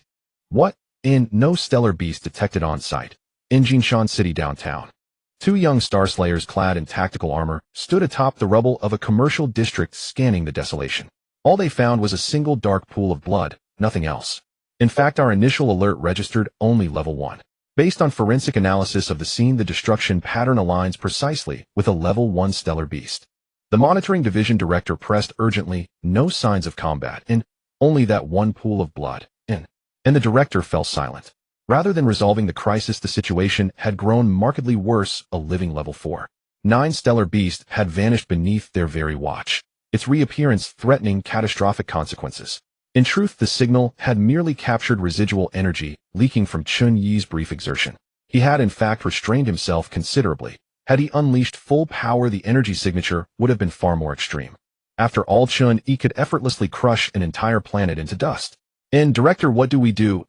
Report immediately to the Federation. Within 30 minutes, the Federation's central headquarters in First Union City convened an emergency high-level meeting. with remote participation from senior Starslayers unable to attend in person.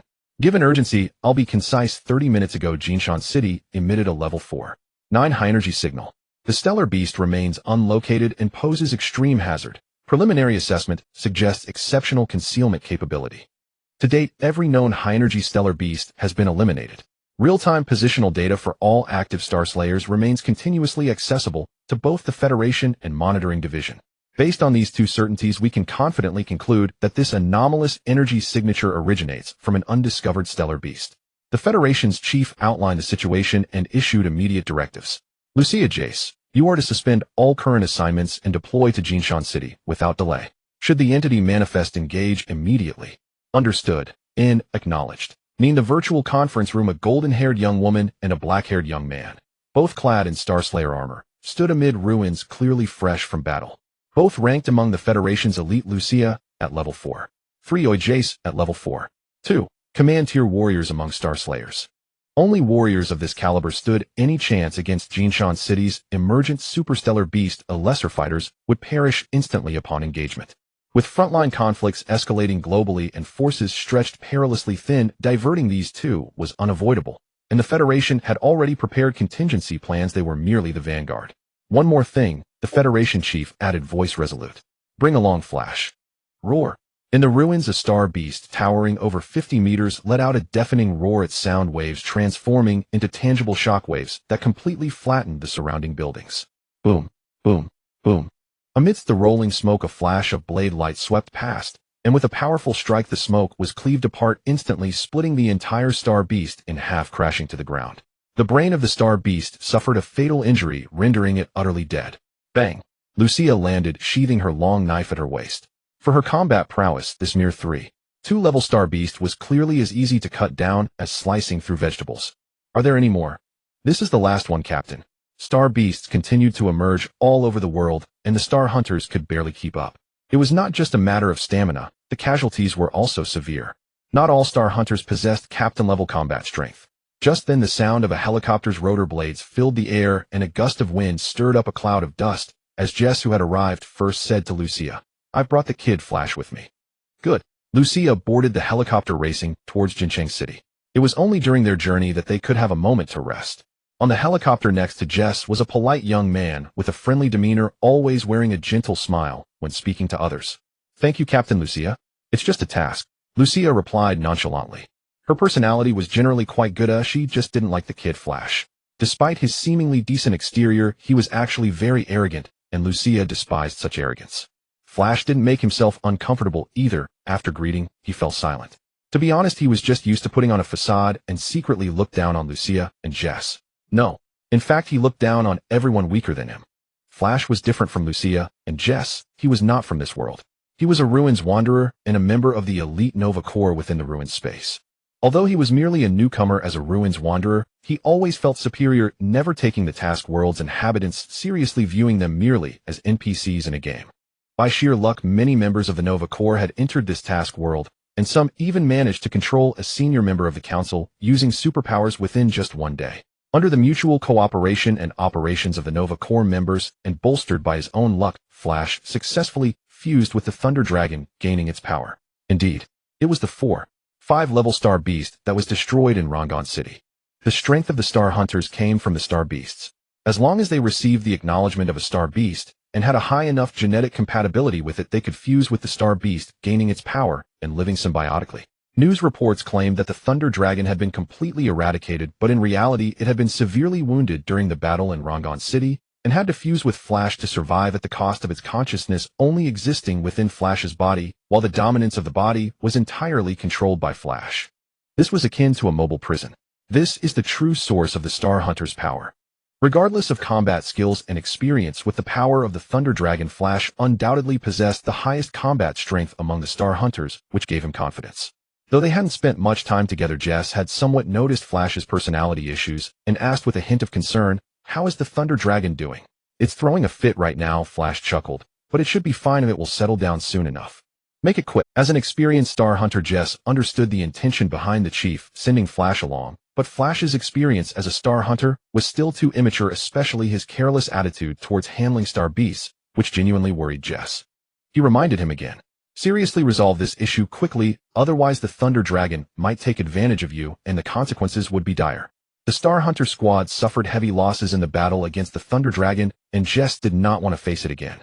He hoped the Thunder Dragon could become a strength, not a hindrance. I understand. Flash nodded. Jess felt somewhat helpless. It seemed this person hadn't really listened. Main Task Phase 1 completed points earned 300. Main Task Phase 2 merely killing 1-star beast is far from enough. Please assist or actively kill 10 level 1-star beasts to prove your strength task. Reward 1000 points. The main task is not urgently exploring the origins of star beasts, as if it were a mindless benefit for the ruins wanderers to farm monsters. Fortunately, there are plenty of star beasts in this world. In Jincheng City alone, Chun-Yi encountered 2 star beast attack incidents in just a few days, and the star beasts that appeared were all level 1.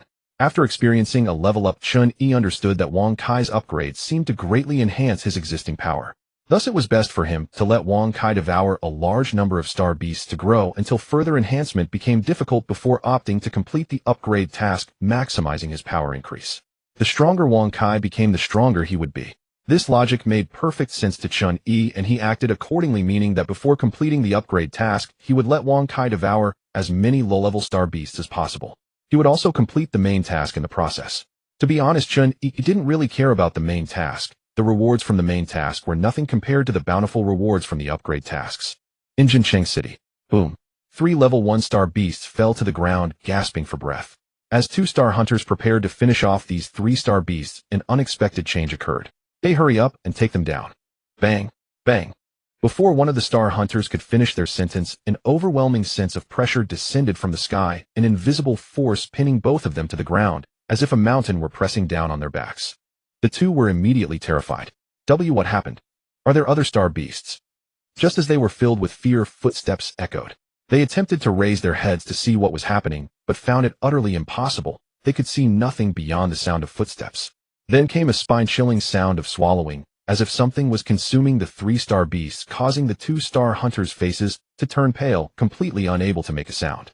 Meanwhile, within the communication channels of the 2-star hunters, the monitoring department's frantic roar erupted. Number 45, number 46 of 4. 9 level star beast signal has been detected on site. Please report the situation immediately. Please report immediately.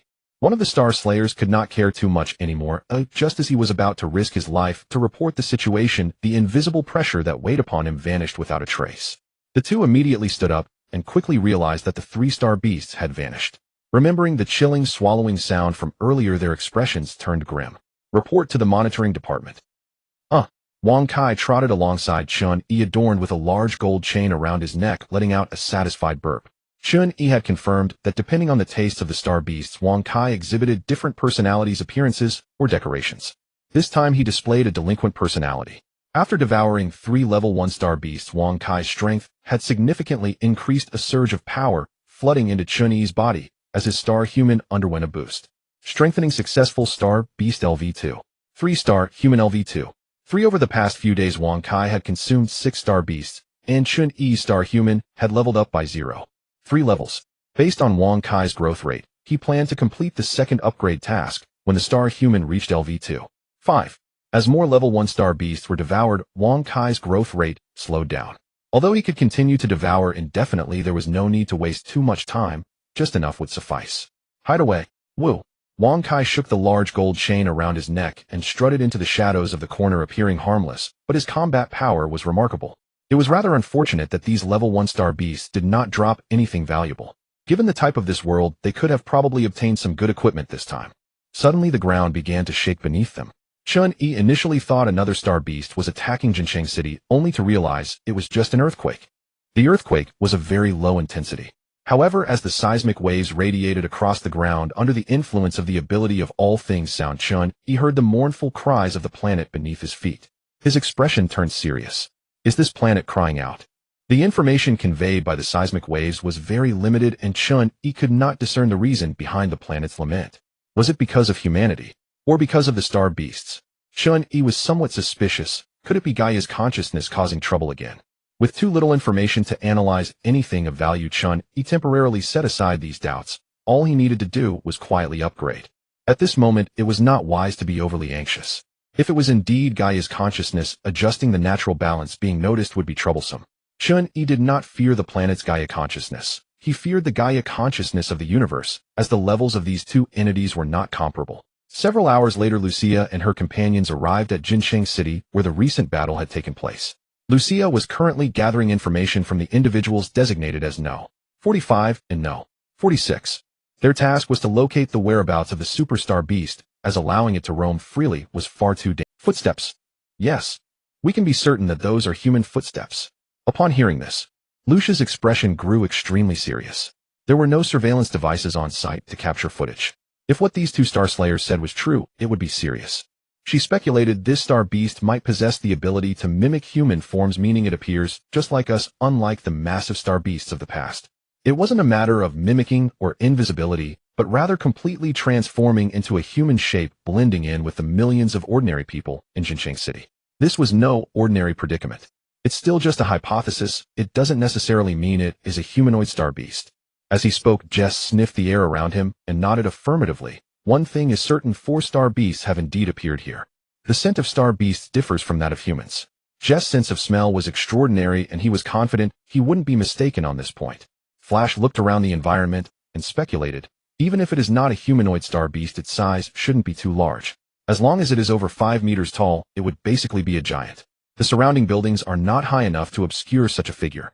Most importantly, apart from those 3 level 1-star beasts, there are no signs of other large creatures having moved through here, which aligns closely with Lucia's speculation. Moreover, Lucia asked again, is it hunting other star beasts? Yes. The 2 Star Slayers nodded, saying, this marks the 3rd similar incident within Jincheng City, and we are certain we heard the swallowing sounds of some creature. Lucia exchanged glances with Jess. It was their first encounter with such a situation. What could a high-energy star beast be consuming lower-level star beasts for? Feeding, or for growth? If it was the latter, Lucia felt a chill run down her spine. Regardless, they needed to find and eliminate this star beast as soon as possible. Jess, it's up to you now. He'll do my best. Since there was a residual scent of the star beast at the scene, it would be easier. Jess just needed to follow the trail of the scent. He might just be able to catch that star beast. Meanwhile, Chun-Yi was leisurely watching the news reports by the roadside, sitting in a chair, like a carefree, social idler relishing this rare moment of tranquility. Although he did not release his mental energy extensively, he could still grasp the surrounding situation through the ability of all things sound. The appearance of Lucia and her companions made Chun-Yi realize that the Union was already searching for him. Perhaps he would soon have contact with the Union and the Star Slayers, but not now. Wang Kai, take them for a stroll. Woo. In the shadows, Wang Kai replied before starting to strut around with his large gold chain, relying on his powerful stealth ability to make it impossible for Jess and his companions to catch up. A day later. Bang. The manhole cover of the sewer was pushed open, and the stinky Jess and his companions crawled out from inside. Jess frowned and said, it is deliberately toying with us. Lucia also realized this. Have we been discovered? Yes. Flash suggested, we should think of other methods. Continuing like this is not a solution. At the very least, we can ascertain that this star beast is relatively small in size, otherwise it wouldn't fit into the sewer. At least one thing was fortunate. Jess said, fortunately, this star beast does not have a strong desire for destruction and has not harmed humans indiscriminately. Lucia remained silent in response. She had asked the star beast coexisting within her body multiple times. From the moment the star beast gained consciousness, it was filled with a desire for destruction and havoc, making it difficult to restrain its own destructive instincts, even with self-awareness. This star beast was completely different from the previous one. It was intelligent, adept at hiding, and could control its destructive urges. All these peculiarities only heightened her concern. 3 days ago, a superstar beast with a power level of 4.3 attacked a city 600 kilometers away, causing severe civilian casualties and structural damage. The news anchor was reporting on the latest star beast attack incident, and with the passage of time, the frequency of super high-energy star beasts appearing seemed to be increasing. 4.3 level. The uncle sitting nearby sighed, saying, that's a bit lower than the Way Dragon. With the frequent star beast attack incidents, the people in this world had become numb with astonishment. The uncle glanced at Chun-Yi and asked, young man, was your home also destroyed by the star beasts? Chun-Yi was taken aback. Huh, I could tell at a glance. The uncle pulled a sandwich from his briefcase and handed it to Chun-Yi, leaning back in his chair with a hint of despair, saying, I've seen you around here for days on end. You must be homeless, right? Thank you. Chun-Yi accepted the uncle's sandwich, but did not eat it. You finished work, right? Why aren't you going home? I have nowhere to go. The uncle's grievances almost materialized. When I came back from work, I found my home destroyed by the star beasts.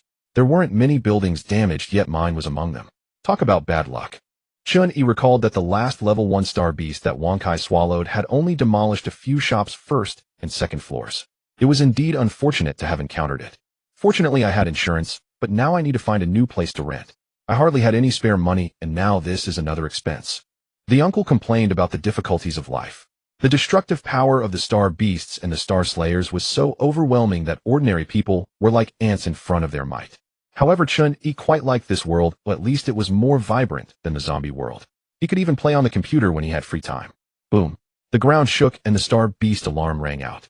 The uncle jumped up and ran while the surrounding people hurriedly and orderly fled to safety, showing remarkable skill. Sigh, here we go again. The elderly man at the pancake stall side deeply grabbed a freshly made pancake and ran while a young man waiting at the stall widened his eyes and hurried to catch up. Old man, my pancake.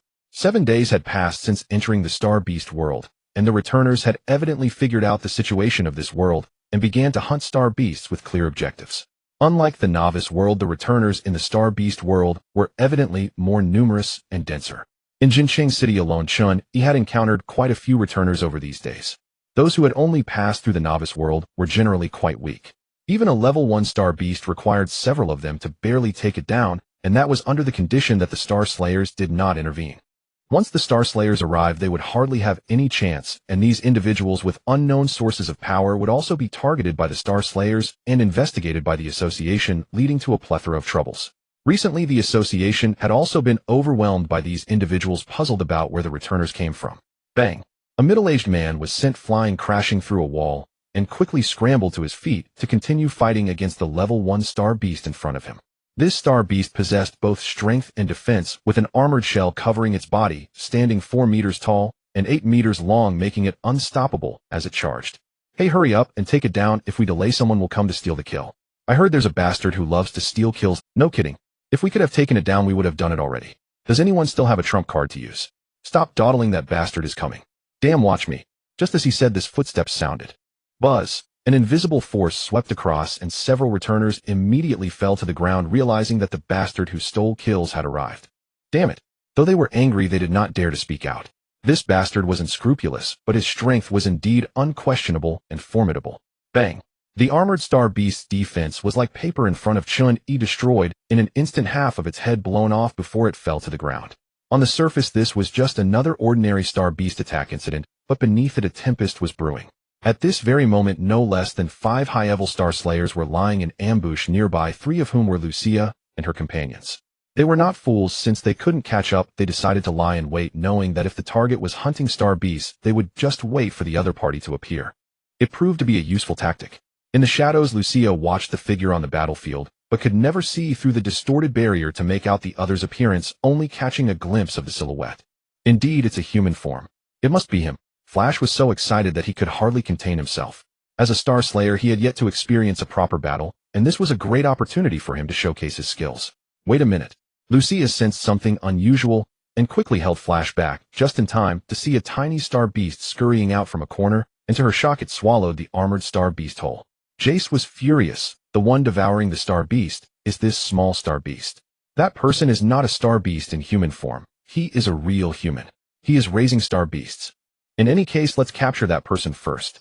Flash broke free from Lucia's restraint and leaped down like a cannonball, while the other Star Slayers revealed themselves and surrounded Chun-Yi. Jace's expression was extremely gloomy. They had been mistaken all along. The power level of 4-9 did not belong to a star beast, but to a person. A real human. Only moments ago, when they saw Chun-Yi appear and repeatedly confirm the signal source, did they realize this unbelievable fact that the 4-9 power level signal originated from this human. Enhancement successful. Star Beast LV2. 4-star Human LV2. 4 main quest phase 2 completed points, gained 1,000. This was the 10th Star Beast Chun-Yi had taken down, thus completing the main quest of phase 2. After devouring 4 level 1 Star Beasts, Wang Kai finally leveled up to 2-4. The speed had evidently slowed down significantly. Chun-Yi shifted his focus to Lucia and the others. He was already aware of their ambush, but had no intention of paying them any mind. Everyone, I bear no grudges or hatred towards you, so there's no need for a major confrontation. The reason I've shown myself is simply to express that I harbor no hostility towards humanity, and there's no need to waste time on me. You are not a Star Slayer, are you? No, Chun-Yi candidly admitted. Lucia wanted to say something, but Chun-Yi interrupted her without hesitation. I have no interest in talking with you, so let's leave it at that. Wait a moment. Lucia and her group could not possibly let Chun-Yi go easily. After all, he was a super monster with a power level of 4.9, and allowing him to roam free was far too dangerous. Chun-Yi did not hold back any longer and directly resolved the issue with the most straightforward method. In an instant, a violent wave of thought power swept through, creating a visible shockwave that rapidly expanded in the air, shaking the ground violently. The overwhelming force rendered everyone present unconscious in an instant. Lucia and the others froze in place before collapsing to the ground. Just as Chun-Yi was preparing to leave, thud, a drum-like heartbeat caused him to pause, and he turned around, his gaze landing on the unconscious Flash, instantly intrigued. Through the transmission of the sound of all things, this heartbeat made Chun-Yi hear the roar of a star beast. A wildly violent giant beast was about to awaken. Interesting. Chun-Yi suspected that the power of the Star Slayer came from a star beast, but he did not expect that they not only plundered the star beast's power, but also coexisted with the star beast's consciousness within the same body. It was indeed astonishing. Jess had repeatedly instructed Flash to handle the relationship with the Wyvern well. Evidently Flash had yet to resolve this issue, and upon losing consciousness his body was directly taken over by the Wyvern. This also meant that the Wyvern would completely regain its power. Immediately Flash's body began to grow at a visible rate, human traits rapidly transforming into the grotesque form of a star beast until it fully became the Wyvern. Boom. Standing at 84 meters tall and 137 meters long, the immense weight of this creature caused a seismic disturbance as it landed. Roar. The roar, filled with brutal ferocity, echoed across the sky as the revived Wyvern unleashed its pent-up rage, causing the entire Jinshan city to tremble.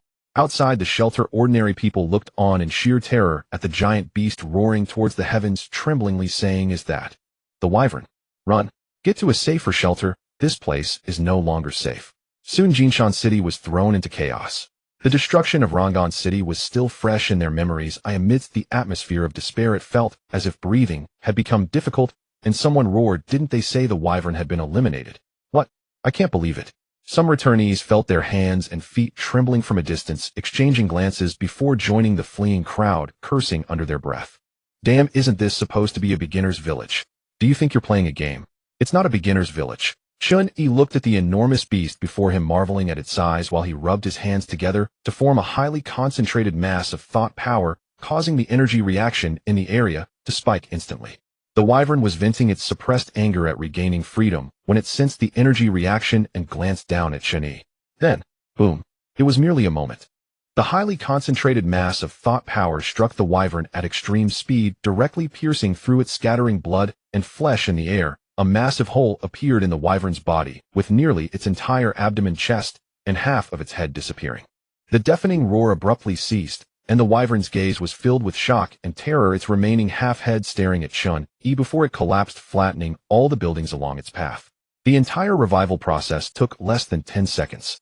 Moments later, the Wyvern transformed back into Flash's form and human shape. Flash seemed uninjured, but appeared to be severely exhausted. What a pity. Chun-Yi shook his head, and then vanished. He had intended to give Wealthy a meal, but unexpectedly, the Wyvern merely showed its face. Huh, where's the Wyvern? The fleeing people stopped in their tracks and looked back, only to find the Wyvern was nowhere to be seen, although many had witnessed the earlier scene. One-hit kill. A returnee widened his eyes in disbelief, wondering if the combat power in this world was too outrageous. That was a Wyvern with a power level of 4.5. When Flash regained consciousness, he had no memory of what had happened during the Wyvern's revival. Looking around at the ruins, he appeared utterly bewildered. What just happened? Meanwhile, the Wyvern within him had gone silent. Typically the Wyvern would constantly roar in his consciousness to express its anger, but now there was no response. No matter how Flash called out, the Wyvern refused to respond. A coat was thrown over Flash's shoulders as Jess and Lucia approached. Dirty and frowning, Jess asked Flash, "Do you know what you've done?" "What?" Flash was confused. Lucia spoke with a harsh tone, "Let's go back with us first." For level. In the online meeting, the chief of the Federation announced a chilling number to everyone present. The latest power level of the unidentified individual has been confirmed as 5.4. For level. They still did not know this person's identity, but their power level was evident. Although hard to believe, it was indeed the truth. Everyone was concerned about the emergence of 5-level star beasts, yet suddenly a person with a power level of 5.4 appeared, which was truly unexpected. Its strength was indisputable. With just one strike, it nearly killed the strongest star beast, the Wyvern, which many had witnessed. The chief of the Federation wore a solemn expression, I hope, as he said that he has no ill intentions towards humanity. His power may not be enough to destroy human civilization, but we currently cannot contend with him. Lucia inquired. So regarding his actions? Let's halt for now. Understood. Continuing to provoke such a powerful being is extremely unwise. It was clear that he did not wish to engage with them, and the Federation could only allow him to roam free. Fortunately, he was a human and not a star beast, and he did not seem like the type to recklessly misuse his strength. This was perhaps a small blessing amidst the misfortune. Now the next topic of the meeting. Recently, there have been numerous unidentified individuals appearing worldwide. They are not star slayers, yet possess powers that exceed normal limits. Jinshan City. Gulp. Several returnees and arriving star slayers were pinned to the ground by thought power as Wealthy opened its mouth wide and swallowed 2 first-level star beasts that lay dying on the ground. Then a surge of power rapidly flowed into Chun-Yi's body. Enhancement successful. Star Beast LV2. 5-star Human LV2. 5. Half a month passed in the blink of an eye. This was the 20th first-level star beast Wealthy had devoured, and it took a full 10 for Chun-Yi's star human and Wealthy to level up by 0.1 level. Woo. Wang Kai jumped with satisfaction, his personality reverting to its original state, though a pink flower swayed in the wind atop his head, which looked rather strange. Let's just do this, no time to waste. Continuing to absorb the benefits from level 1 star beasts was too slow, so Chun-Yi decided to hunt level 2 star beasts for Wang Kai to devour, eagerly anticipating how much his power would increase this time. Chun-Yi could basically foresee that his star human could reach above level 10 in this task world, surpassing the limits of telekinesis. He was very curious about how powerful a star human above level 10 could make him and what kind of advanced life form he would ultimately evolve into. The Goeishu practitioners lying on the ground communicated with their eyes, showing no signs of resistance. Why hasn't this big shot left yet? I don't know, but this big shot has quite the good teeth. That's definitely impressive. Chun-Yi became famous from a single battle, and his feat of instantly killing the mighty dragon had spread widely, leading the Goeishu practitioners in Jinshan City to no longer mind having their kills snatched. They just hoped that this big shot wouldn't harvest their kills too. Boom. A loud crash and the roar of a star beast echoed nearby as a 10-meter-long star beast charged in Chun-Yi's direction. Chun-Yi was somewhat surprised. Such good luck. It just happened to be a level 2 star beast. Rumbling. The massive body of the star beast crushed through the street, sending vehicles flying on both sides, and behind the star beast were several Goeishu practitioners in pursuit. One Goeishu practitioner had a glowing orb hovering above his head, pulsating with incredible power, which then coalesced into a beam of light that struck the star beast, leaving its skin torn and bloody. Roar. The star beast roared, its eyes exuding a more ferocious aura. Captain, there's someone ahead. Luo Changkong looked forward, and upon seeing Chun-Yi, his expression changed instantly. The twisted, shimmering barrier of telekinesis was far too recognizable. Before he could react, Chun-Yi's telekinesis swept past, leaving Luo Changkong and the others dizzy and disoriented. Bang! The air rippled with visible shockwaves, and the affected Luo Changkong and his companions were thrown away, while the level 2 star beast lost half of its body and lay on the ground gasping for breath. Wang Kai. As the voice fell, Wang Kai dashed to the side of the star beast and swallowed it whole. With Wang Kai devouring this star beast, Chun-Yi's second upgrade mission was completed. At the moment a surge of power flowed into Chun-Yi's body, a flash of white light passed through Wang Kai, followed by an even stronger force pouring into Chun-Yi. Enhancement successful. Star Beast LV2. 6-star Human LV2. 6 upgrade task 2 completed. Star Beast option upgrade. Star Beast LV4 star Human LV4. A series of prompt messages flashed by as Chun-Yi's star human leveled up directly to LV4. He sensed the power within him, estimating that he could probably dismantle a building with his bare hands, and his physical strength could likely withstand a tank shell. Most importantly, he was extremely sensitive to the power of the starry sky. Standing under the sun, he could clearly feel himself rapidly absorbing the energy from sunlight to replenish himself. Star Human. At this moment, Chun-Yi understood the deeper meaning of this ability. It likely extended beyond just sunlight. If he continued to level up, he should be able to absorb the power of any celestial body in the starry sky, at which point his energy would never run dry. Dizzy and disoriented, Luo Changkong got up from the ground and cautiously glanced at Chun-Yi, decisively leading his team away, not daring to provoke him. Their strength was simply not on the same level. Even the residual waves of battle were enough to scatter them completely. Facing him directly would be even more terrifying. This person absolutely cannot be provoked. The other members of the team quickly retreated, many feeling incredulous, unable to believe that Chun-Yi was also a Goeishu practitioner like them. Captain, is that person really a Goeishu practitioner? If it's true, then he should be from the same batch as us, only having experienced the second task world. How could he be so outrageously strong? The teammates were particularly puzzled. Being newcomers, there should be limits to their strength, but Chun-Yi's power clearly exceeded their understanding of newcomers. Luo Chong-Kong was the only one among them who had joined a large army, and his strength could be considered outstanding among newcomers, yet he was still incomparable to Chun-Yi. I had the army check, and there is no information on this person in the alliance. There is no doubt that he is also a Guishu practitioner like us. In any case, don't provoke him. This is the benefit of joining a large army. With more people, there's more strength. As long as you can get in touch with your own people after coming in, you can share intelligence and help each other, saving a lot of effort. With good luck, you might even be able to gain immense power like Flash did, swiftly acquiring strength through the cooperation of the army members. This is a consistent tactic of the army. Thanks to the freedom granted to Guishu practitioners by the Guishu Space Army, members generally carry communication devices or contact badges, so communication is not an issue. A Guishu practitioner speculated perhaps he is a newcomer valued by a large army. If he wasn't equipped with particularly advanced gear, there's no way a newcomer could be this strong. Perhaps this statement held some truth. Main task phase 3, having the strength to kill level 1 star beasts, is not enough. Please continue to prove your strength by killing 10 level 2 star beasts. Task reward 2,000 points. It is clear that this is purely a welfare task for newcomers, but it also aligns with Chun-Yi's plan, as he was about to hunt level 2 star beasts. A gust of strong wind howled by, and the myriad sounds of nature immediately caught Chun-Yi's attention. He looked up at the high sky, and his figure instantly vanished. In the hundreds of meters high sky, a spore the size of a mung bean floated with the wind, suddenly halting midair during its descent. Chun-Yi stood in the air, carefully examining the spore, which contained a curled-up worm that was still in a sleeping state, showing no signs of reaction.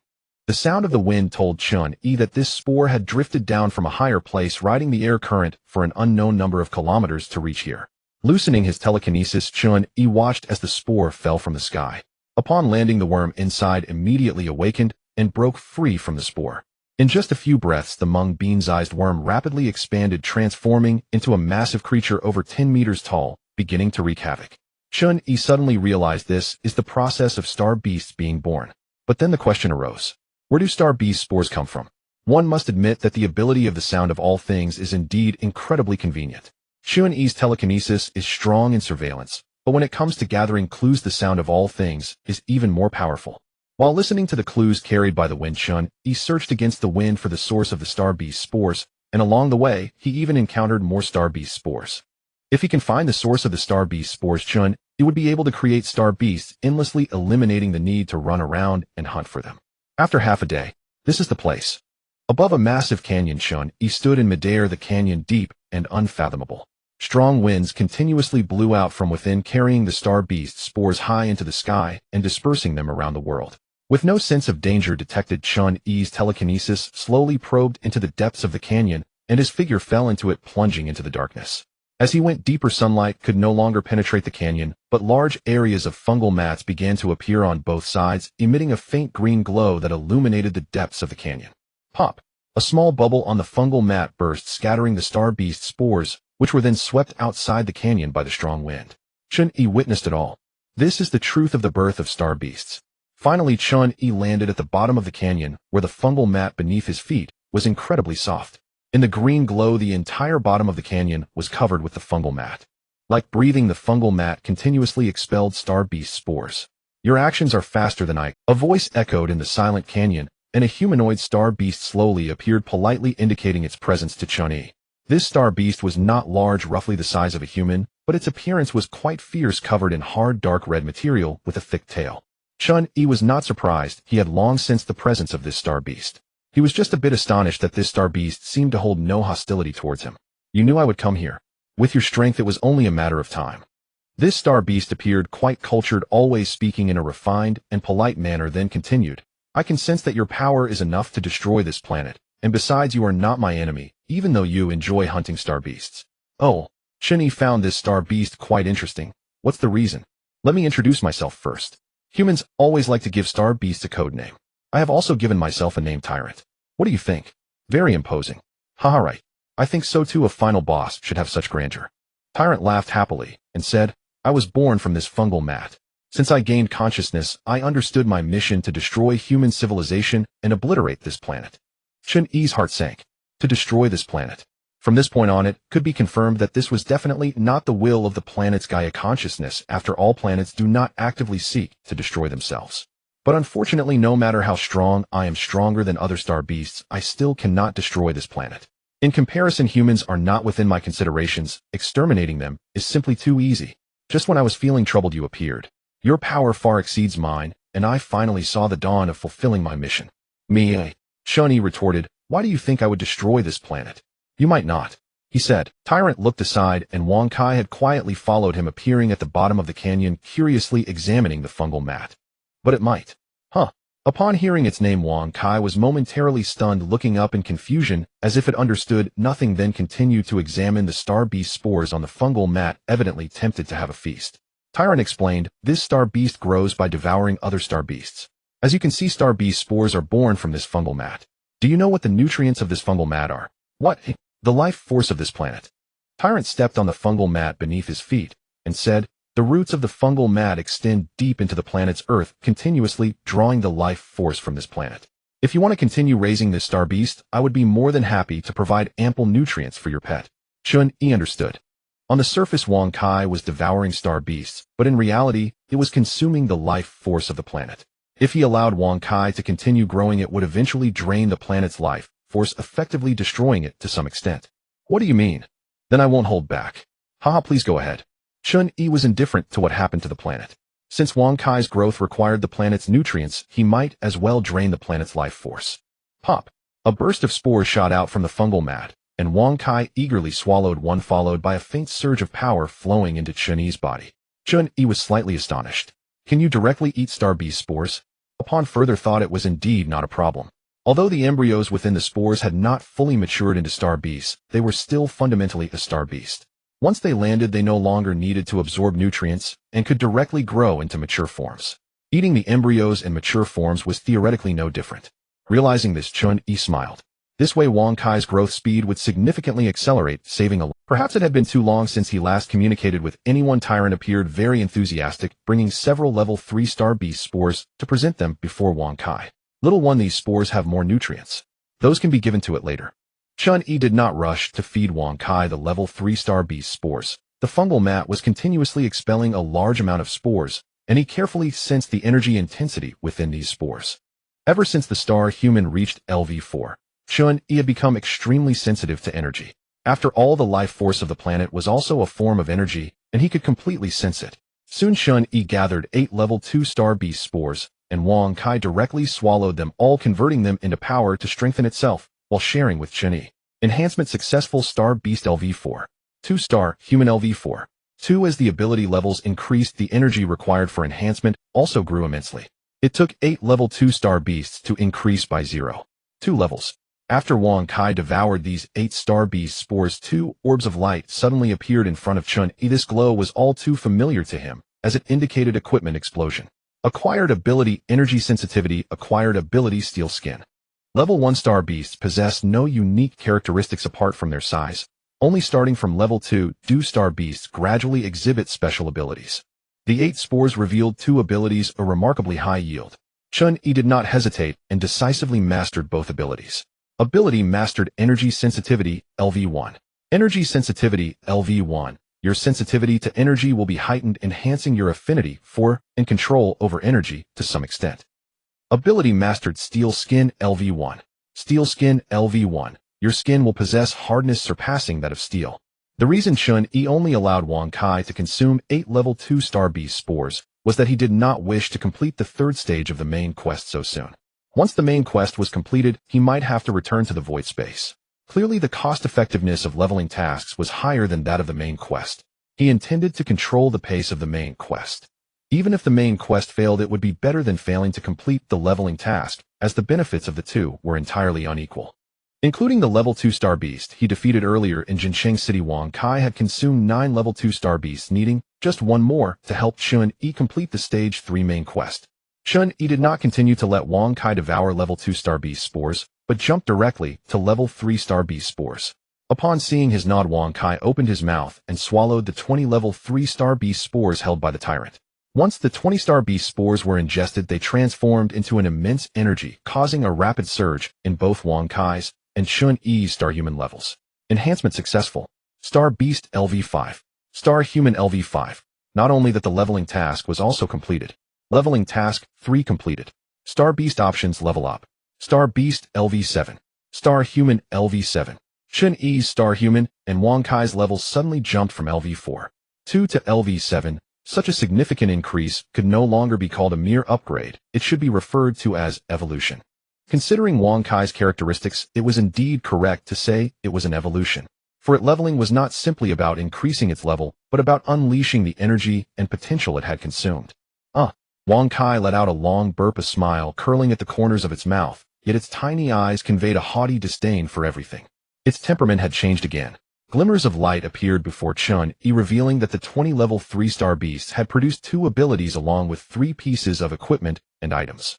The equipment and items were of no use, so Chun-Yi tossed them into his spatial storage. The 2 abilities were acceptable, and adhering to the principle of not letting go of free benefits, he mastered both. Ability mastered Efficient Absorption LV1.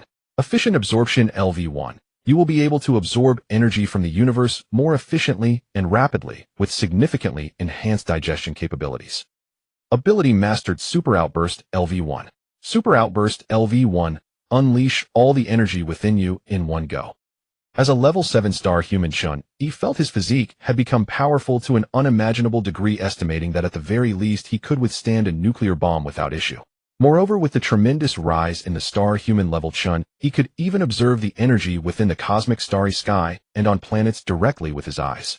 He felt as though he was immersed in a vast ocean of energy, with every movement capable of creating ripples and even violent waves within this ocean. Buzz. Under the influence of this ocean of energy, Chun-Yi effortlessly floated in midair. Even without using telekinesis, he was extraordinarily strong. This power. Chun-Yi stirred the ocean of energy in the void, the gentle ripples being enough to shake the entire valley. He referred to this omnipresent cosmic energy as stellar power. Sensing the terrifying nature of this power, the tyrant felt a chill run down his spine. He had no doubt that with just a thought, Chun-Yi could obliterate him, just like he obliterated the dragon. Chun-Yi slowly descended to the ground, using his telekinesis to sweep across the valley, gathering a large number of level 3-star beast spores, and said to Wang Kai, "Next, just open your belly and eat. Can you still take more?" "Woo." Wang Kai grinned, indicating that no matter how much more there was, it would be insufficient. It then opened its mouth wide, swallowing a vast quantity of star beast spores, converting the energy into a torrent rushing into Chun-Yi's body. The frenzied consumption began. Enhancement successful.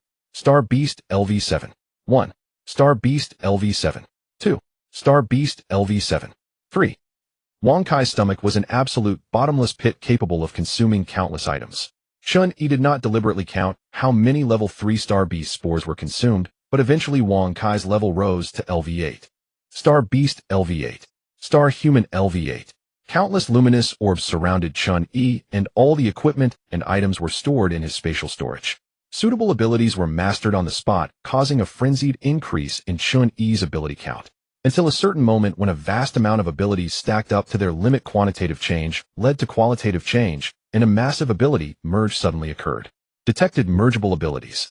Ability merge completed. Ability mastered Star Spirit LV8.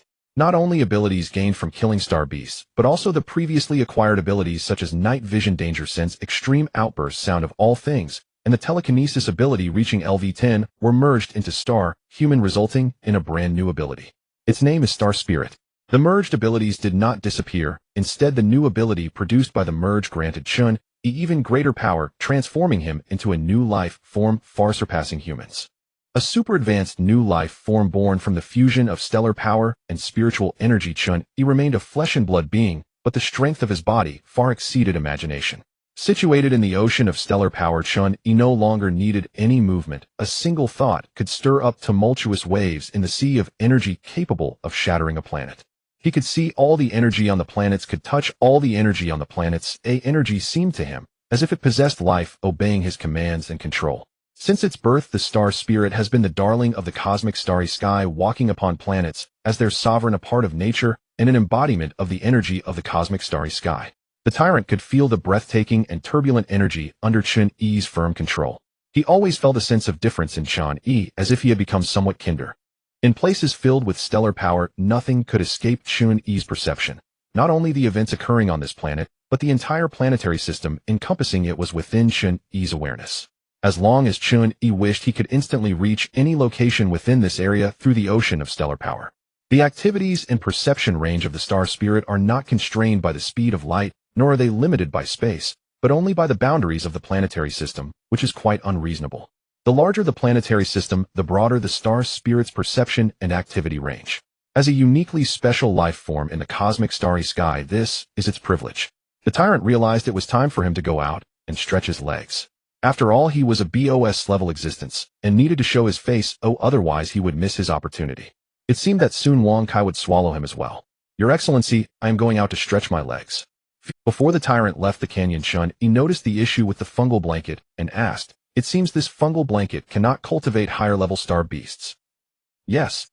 The vitality of this planet is too weak. At most it can only cultivate level 5 star beasts. To cultivate higher-level star beasts, you need to find a life planet with stronger vitality. Understood. After speaking, boom. The canyon shook violently as the tyrant charged forward, propelled by a powerful gust of wind, and vanished in the blink of an eye like a cannonball. Merely devouring level 3 star beast spores would only raise him to LV8, which was about the limit. Continuing to consume would yield no further benefits. A level 4 star beast spore fell into Chun-Yi's hands, which he tossed to Wang Kai. Wang Kai. Woo. Wang Kai's sharp little eyes scanned the spore, and with a leap he swallowed the level 4 star beast spore, instantly glowing with a bright white light. Upgrade Task 4, completed Star Beast options. Upgrade Star Beast LV10, Star Spirit LV10. Wang Kai leapt 2 levels, releasing the potential accumulated from devouring a large number of star beasts, directly rising from LV8 to LV10. The shared power also elevated Chun-Yi's star spirit level to LV10, resulting in a dramatic surge in his strength. If it weren't for his strong control, Chun-Yi would fear that he might accidentally destroy this planet. After all, merely creating waves in the ocean of star power could generate tidal energy sufficient to obliterate the planet. The upgrade from LV8 to LV10 was very straightforward and brute force. Chun-Yi's perception range remained unchanged, as it was still within this planetary system. However, his control over star power significantly enhanced. Previously, he could easily destroy this planet, but now he possessed the capability to effortlessly destroy a star. Relying solely on brute strength was somewhat strenuous, as a star was akin to a massive vortex within the ocean of star power, a place where star power was highly concentrated. Chun-Yi only needed to extract a portion of the star power from this vortex. Star power refers to the collective forces of the cosmic starry sky, and the energy of a star naturally belongs to this category, just like the vitality of planets on life planets, which Chun-Yi could easily control. Once a portion of a star's energy is extracted, the internal energy would become insufficient to support its massive size, leading to a collapse. This is how Chun-Yi destroys stars, efficiently and effectively. In other words, Chun-Yi possesses the ability to easily end an entire planetary system. As a star spirit, although Chun-Yi still has a physical body, the qualities of his body have entered an extraordinary. The strength of his body is unparalleled in the universe, equivalent to the strength of materials under strong interactions. Every atom in his body is closely packed together, remaining completely motionless relative to each other. Materials weaker than this cannot inflict any harm on Chun-Yi, leaving no trace behind. Given this, one can imagine the qualities in other aspects. The strongest body possesses the strongest power, and as long as he is in the ocean of star power, it is difficult for Chun-Yi to die. Even if injured, the star power will promptly heal his wounds. To eliminate Chun-Yi, one would have to kill him in an instant. If it turned into a battle of attrition, he could indeed accompany anyone until the end of time, until the universe collapses. Feeling this ridiculously powerful and unreasonable strength, Chun-Yi marveled. This is not a mere god of the human world, it is truly a divine being. In a sense, star spirits are indeed divine beings, and they have been divine since their inception, a rare form of life in the universe. Zzz. A blue electric arc flashed in Chun-Yi's hand, which then transformed into forms of wind, water, and fire. The ability to control energy means one can freely manipulate any element, including metals and earth. Mass energy can be converted into one another. For the universe, matter and energy are essentially the same thing, differing only in scale. Under Chun-Yi's control, a significant amount of the planet's vitality was drawn to nourish the fungal blanket, quickly producing a large number of level 4 star beast spores. Wang Kai continue. Woo. A plethora of level 4 star beast spores erupted from the fungal blanket as Wang Kai continued to devour level 4 star beasts, causing a large amount of equipment, items, and abilities to be released, which Chun-Yi collected into his spatial pocket.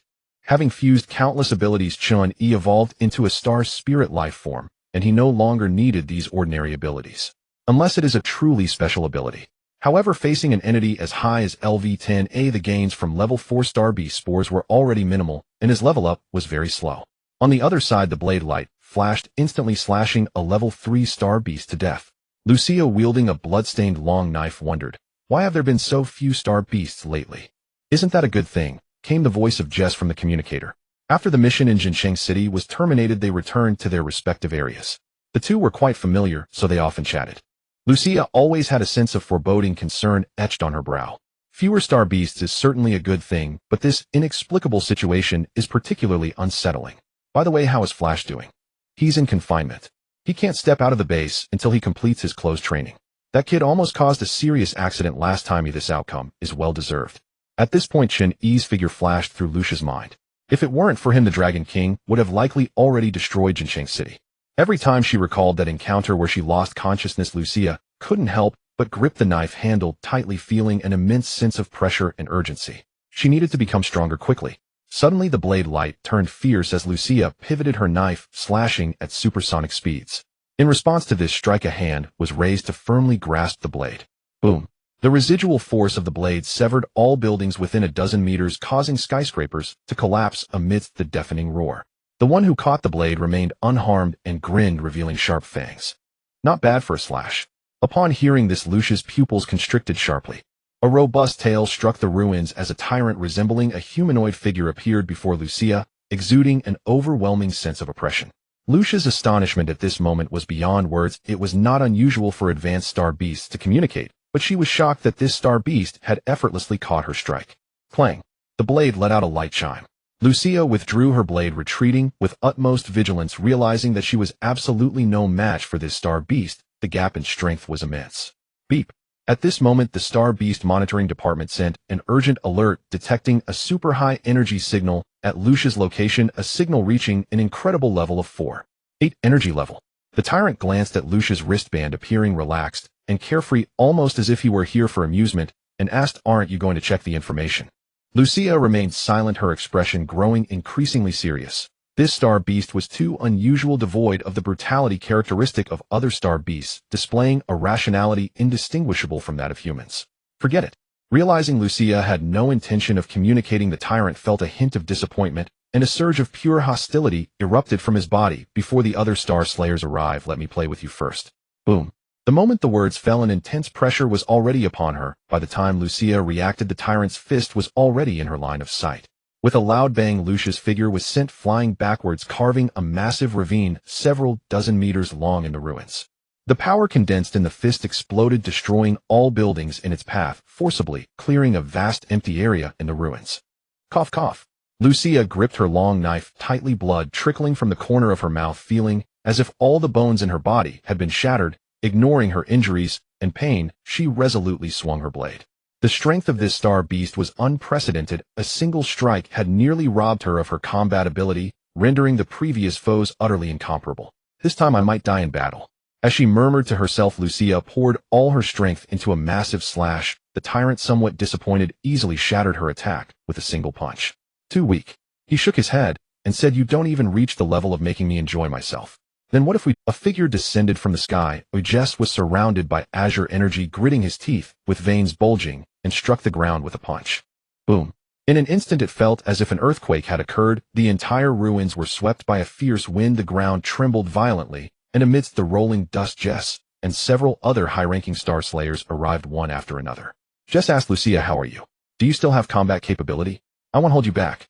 Lucia replied succinctly, standing up with her blade in hand. Before her body reached its limit, she was determined to continue fighting for some time. A menacing figure slowly emerged from the dust. Jess' fighting spirit surged. A 4.8 level star beast. This is going to be a huge problem. 4.8 level. The tyrant revealed his form, glancing at the star slayers with a playful demeanor, deliberately taunting them. "Have you ever experienced despair?" Jess responded, "What are you trying to say?" The tyrant grinned. "Don't you notice that my physique is quite different from others? I won't shy away from telling you this is not even my full form. Are you interested in witnessing my full power?" Upon hearing this, the eyes of several star slayers narrowed, their scalps tingling as they resolutely took action, no longer engaging in idle chatter with the tyrant. Despite the evident disparity in strength, they showed no signs of cowardice.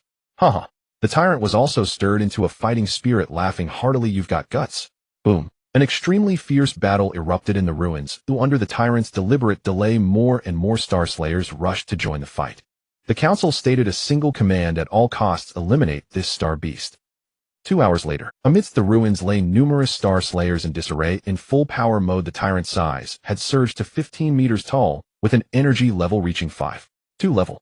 Faced with this overwhelming force, even a captain-level Star Slayer could not contend with the tyrant. Yet, even so, the tyrant had sustained numerous injuries. His self-healing ability was simply too strong, making him appear unscathed. Weakened and desperate, Lucia and Jess were utterly hopeless. Being unable to compete meant they couldn't, and the gap was not something that determination and courage could bridge. Jess, severely injured, lay among the ruins, barely able to move, gazing at the sky, and calmly saying it's all over. Lucia leaned against the wall, completely devoid of strength to stand. The tyrant was thoroughly satisfied, having relished this battle as my final battle. I have no regrets. This remark seemed somewhat off, but Lucia couldn't pinpoint what was wrong. Just then the roar of an aircraft swept through the air, and a group of high-ranking Star Slayers descended like raindrops. The confinement of the Flash had been lifted, and in this emergency, even the highest combat force, despite being unstable, must play a role in this battle. The Flash was boiling with excitement. Finally, it's my turn to show my skills. The tyrant glanced around, completely dismissing these Star Slayers, laughing maniacally. Your timing is quite unfortunate. What comes next is not your stage. As he spoke, the tyrant's fighting spirit locked onto a particular figure, Chun-Yi, who had appeared here at some point. Upon seeing him, the Flash's expression faltered, and the dragon within him roared wildly, urging him to flee as far as possible, clearly indicating the severe psychological shadow Chun-Yi had left on him. Meanwhile, Lucia and Jess both wore astonished expressions. Among the humans they knew, only Chun-Yi likely possessed the power to contend with the tyrant. If he could assist, they could surely eliminate the tyrant. Yet, before Lucia and Jess could rejoice, the familiarity exhibited by the tyrant and Chun-Yi sent a chill through all Star Slayers. The situation had suddenly become delicate, leaving them unsure whether Chun-Yi was friend or foe, and the Flash and others dared not act recklessly. Chun-Yi appeared leisurely, seemingly unguarded, disregarding the surrounding Star Slayers, and asked the tyrant, "So are you satisfied now?" "Satisfied." The tyrant replied with a smile. Realizing it was time to offer up his life, he directed his hostility towards Chun-Yi and decisively launched an attack, roaring with abandon to vent his exhilaration in the final moments. "Let me see your strength." Wong Kai. Wu. The wealth god leapt out from the ruins, opening its mouth to unleash a dazzling cross-shaped light, followed by an unparalleled massive impact. Boom. The sky and the earth trembled violently, the raging power annihilating everything. Even the residual force sent the Star Slayers flying, leaving them powerless to resist. Wong Kai may appear harmless, but in essence it is still a star beast, and moreover a superstar beast with a level as high as LV10. Not to mention, defeating the tyrant, destroying this planet, would be an effortless task. While it devours other star beasts, it also plunders their abilities to evolve itself. Wong Kai's current life level is comparable to that of Chun-Yi, the star spirit. The tyrant stands no chance against it. A surge of energy erupted, leaving a massive chasm in the ground, ultimately piercing through the planet's atmosphere and delving into the cosmic void before slowly dissipating. As everything calmed down, the Star Slayers gazed at the terrifying scene before them, feeling an extreme sense of horror. In the face of such power, they were merely ants. The Flash stood up from the ruins, looking rather disheveled, with fear evident in its eyes, overwhelmed by the impulse to turn and flee. This kind of monster was definitely beyond their capability to confront. The ground still rolled with heat waves. The tyrant remained standing, but its head and body had been mostly vaporized in an instant, leading to its death. The Star Slayers were horrified, realizing that this was a superstar beast with a power level of 5.2. Yet it was killed in the blink of an eye. Wong Kai's short legs dashed forward, running up to the tyrant under everyone's gaze, decisively opening its mouth wide and swallowing it whole. Ow! Gulp! A superstar beast with a power level of 5.2 was thus swallowed. The clear sound of swallowing sent shivers down the spines of the Star Slayers, and then a white light flashed across Wong Kai. Upgrade Task 5, completed. Star Beast Option Upgrade Star Beast LV11 Star Spirit LV11. The large quantity of level 4 Star Beast spores did not significantly raise Wong Kai's level, resulting in a meager benefit. Thus, after the upgrade, it reached LV11. Just as Chun-Yi was about to leave, Lucia immediately expressed her gratitude. "Sir, thank you for your timely assistance." He paused momentarily.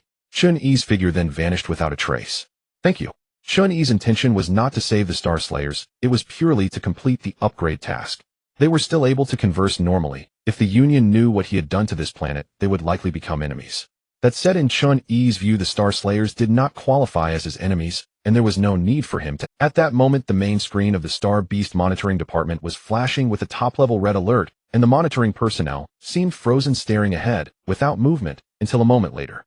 They saw a terrifying value of 7-3 displayed on the screen, and the monitoring staff were so frightened by this figure that their souls seemed to leave their bodies as if they were dreaming. The value is not incorrect. Minister, it is correct. It is indeed a power level of 7-3. The technician's voice trembled as he spoke. They had previously been unable to imagine the extent of a being with a power level of 7-3. Today they had witnessed it. However, this was merely one strike from Wang Kai.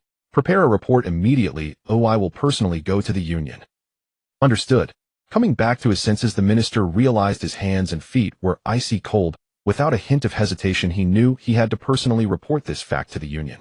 The next day, after a meeting discussion, the Union reached a unanimous conclusion. Since Chun-Yi had previously indicated that he bore no hostility towards humanity, they would not provoke him. However, the future of humanity must be in the hands of humanity itself, and the continuous emergence of high-level star beasts made the Union realize that the slow growth of the Star Slayers was no longer adequate for the new environment and era. They were eager to grasp stronger power. The Star Slayers needed to accelerate their growth rate. Within the headquarters of the Union, a man dressed in a black suit took out a vial of potion from his personal space. Undoubtedly, this man was a returner. His name was Yali, a new member of the Supernova Legion. It was his maneuvering within the Union that allowed the fellow newcomer Flash to gain the power of the dragon. As a newcomer, Yali possessed very few tools and equipment. Fortunately, due to the Legion's attention and training, he received this vial of potion from the Legion. This vial of potion was still an unfinished product, and perfecting it required cooperation from the Star Slayers for human trials, which were quite brutal. Yali believed that now was the perfect time to bring it out. This unfinished potion was merely a Tier 2 item. Once completed, it might exhibit Tier 3 effects. The combination with the Star Slayer's own power could lead to unpredictable reactions, but it was certainly worth looking forward to. He instructed his secretary, "I need to meet with the chief." "Understood, I will make an appointment for you right away." Meanwhile, Chun-Yi was feeling the various sounds in the cosmic space through the ocean of star power. Whether it was electromagnetic waves, gravitational waves, or neutrino signals, as long as they could cause energy fluctuations, he could perceive the information contained within through the resonance of all things. The planet Chun-Yi was currently on had already expended too much vitality, and due to its insufficient life force, it could not give rise to more advanced star beasts. The significance of this act was singular: to find other civilizations in the universe and use their planetary cultivation blankets to produce more advanced star beasts to complete subsequent upgrade tasks. Half a month later, a piece of information transmitted via gravitational waves was captured by Chun-Yi, stating greetings from the North Cross civilization to all civilizations in the universe. By listening to the sounds of gravitational wave signals, Chun-Yi immediately pinpointed the location of the North Cross civilization, which was located 60 light-years away within the same arm. Found it. Chun-Yi looked up at a certain area of the cosmic starry sky. With a thought, the ocean of star power rippled, affecting the entire planetary system. After upgrading to LV-11, Chun-Yi's control over the ocean of star power and his commanding abilities saw immense enhancement. Now he could navigate the entire planetary system like a vessel through cosmic space, easily accelerating to superluminal speeds with the propulsion of the ocean of star power, process that would not cause any discomfort to the life on the planet.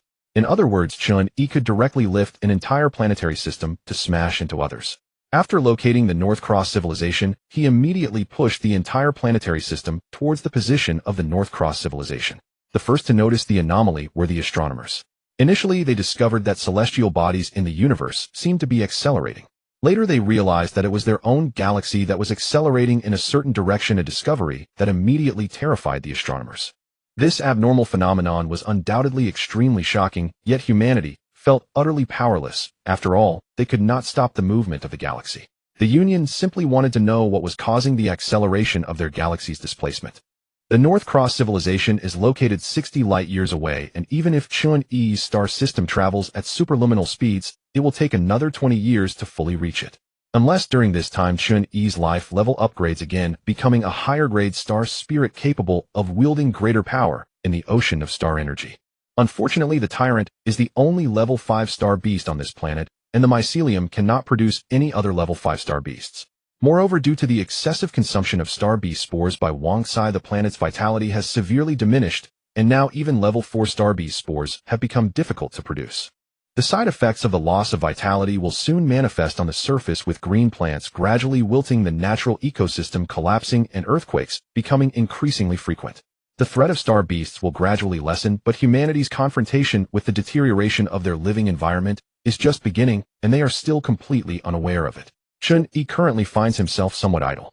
He takes out a fist-sized flesh lump from his spatial storage, which appears bright red and pulses like a heart. The higher the grade of the star beast, the higher the drop rate. Chun-Yi has the most say in this matter, as Wang Kai has swallowed an unknown number of star beast spores, filling his spatial storage with the dropped equipment and abilities. As the only level 5 star beast on this planet, the tyrant has dropped several pieces of equipment and items for Chun-Yi, but the effects of those items are of no significance to him now. Only some special items catch his attention, and this flesh lump is one such special item. Item: Heart of the Tyrant. Type: Item. Description: This flesh lump carries the consciousness of the tyrant. If a living being swallows it, the tyrant's consciousness can seize its body to resurrect. This item has not yet been identified, but at most it reaches the 3rd tier. The tyrant's power exceeds the 2nd tier, but does not reach the 3rd tier. Chun-Yi contemplates when he might resurrect the tyrant, as there are some tasks that he need not handle himself, but can leave to the tyrant. However, this flesh lump only carries the tyrant's consciousness, and the strength of the resurrection depends entirely on the strength of the body it occupies. The planet where Chun-Yi resides is called Watermarsh Star, and the star system is named the Morning Star System. In the 5th year of the Morning Star System's journey to the North Cross civilization, a group of people arrived at the canyon where Chun-Yi was located. Lucia Jess Flash and Luo Changkong, who had just joined the Star Slayer team not long ago, were among this group. They had received a mission from the Federation to explore the truth behind the star beasts. The traces of star beast spores are not absolutely concealed. After so many years, the Federation has finally discovered the existence of star beast spores and pinpointed their source to within the canyon. Due to the gravity of the situation, the Federation gathered a large number of high-level star slayers for this operation, intending to completely eradicate the star beast disaster at its source. The plan was flawless, but the problem lay in the Federation's unexpected realization that the star slayers were utterly unable to enter the depths of the canyon. An invisible energy barrier kept them at bay. Lucia's full force struck the energy barrier, but could not shake it in the slightest, causing her to furrow her brow. The barrier is extremely sturdy. Let me give it a try. Flash then gathered all his strength for a strike, yet it had no effect on the barrier. Even when all the high-level star slayers present joined forces, the barrier remained perfectly intact. Half an hour later, a hydrogen bomb descended from the sky, and upon striking the energy barrier, it erupted with an incredibly brilliant light. The temperature at its core, exceeding millions of degrees, was enough to obliterate all matter on the planet. The atmosphere, which expanded under the intense heat, rapidly contracted, and the successive impacts struck the energy barrier with great force. To eradicate the star beast disaster, the Federation spared no expense. A mere hydrogen bomb was trivial. If necessary, nuclear launch sites around the globe would conduct uninterrupted nuclear bombardments on this location. As the explosion subsided, the Federation inquired, "What is the situation?" Lucia placed her hand on the energy barrier, and after a moment of silence, she replied, "The barrier remains intact. My suggestion is to increase the yield and continue bombing." "Understood. Please evacuate the target area in a timely manner. The second nuclear bombardment will arrive in 20 minutes. Copy that." When the first hydrogen bomb proved ineffective, the hearts of the people were already shrouded in shadow. Attempting again was merely an act of unwillingness. After finally locating the source of the star beasts, to find that they couldn't even enter the door was a fact that felt nearly crushing. Another round of bombardments followed, yet no miracle occurred. Faced with the relentless onslaught of hydrogen bombs, the barrier remained indestructible, utterly unshakable. "Damn it!" A star slayer let out a reluctant roar. Lucia gazed into the depths of the canyon, where star beast spores were continuously soaring into the sky, effortlessly passing through the barrier and drifting in all directions. "This is troublesome."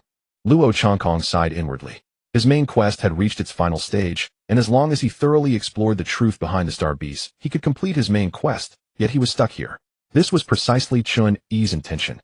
The main quest of the return to ruined space must ultimately uncover the truth that leads to the world's destruction or ruin. As long as he prevents the returners from completing the final main quest, he can extend his stay in this mission world. In the end, the helpless star slayers could only return empty-handed. Although they could not resolve the star beast issue at its source, they at least discovered this canyon. As long as the Federation intercepts the star beast spores from the sky and exterminates them, they can significantly reduce the occurrence of star beast disasters. Thus, the star beast disasters can be effectively suppressed.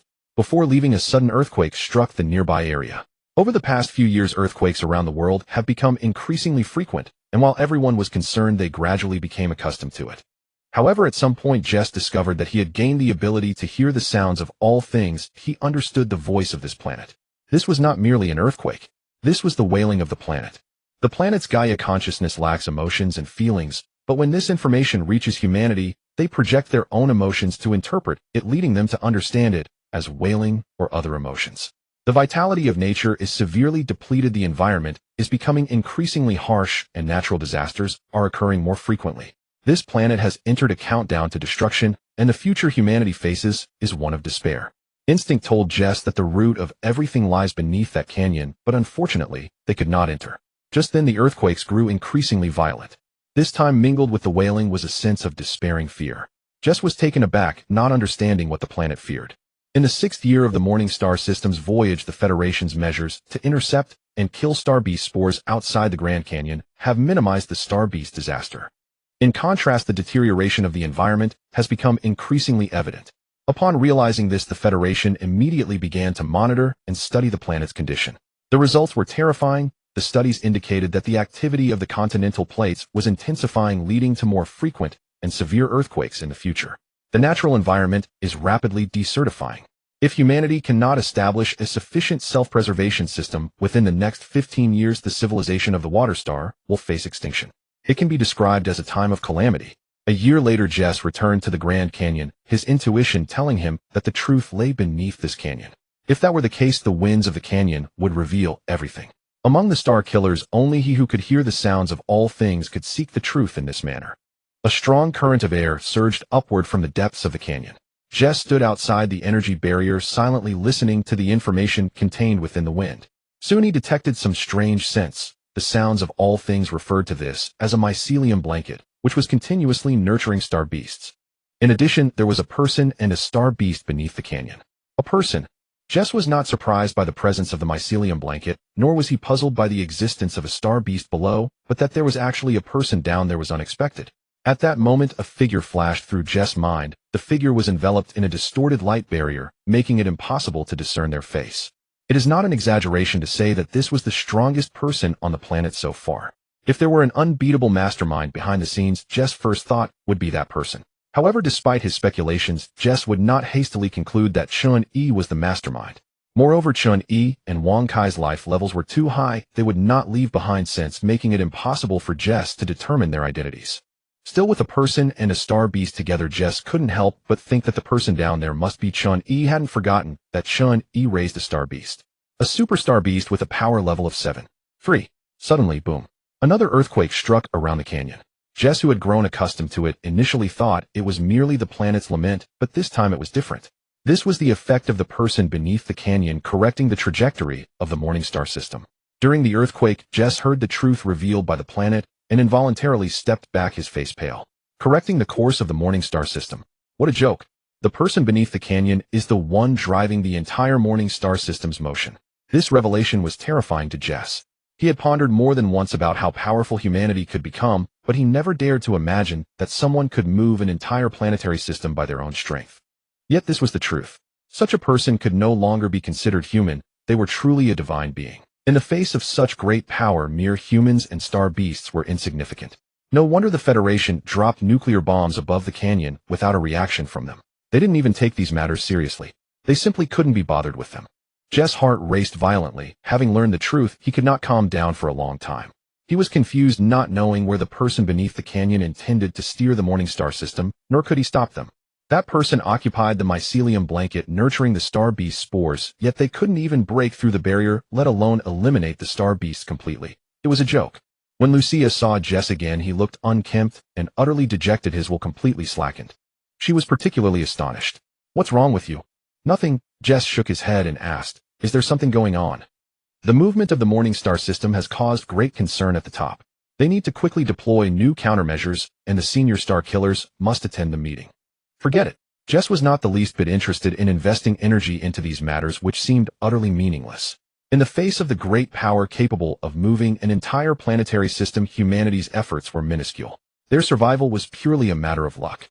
Who knows when the person beneath the canyon might be in a bad mood and casually destroy this planet? Jess was immersed in pessimism. It was precisely because he knew too much that he felt so negative. Humanity was powerless to confront the truth behind these disasters, which was why he had never informed the Federation. In the future, there's no need to notify me about these meetings. If there are any task arrangements from above, just send them to me directly. I don't want to deal with anything else. Time flew by. In the blink of an eye, it was the 20th year since the Morningstar system set sail. Below the Grand Canyon, the ocean of star energy rippled, and Chun-Yi's figure slowly materialized from the ocean of star energy back into the real world.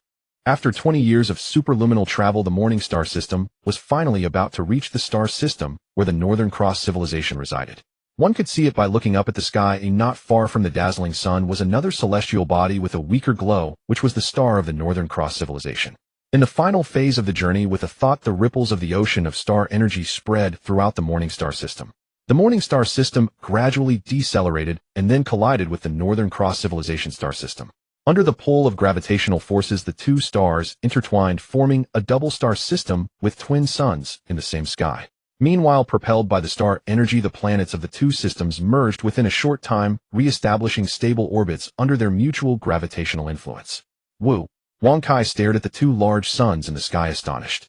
Chun-Yi habitually stretched and felt particularly good, exclaiming, "We finally arrived."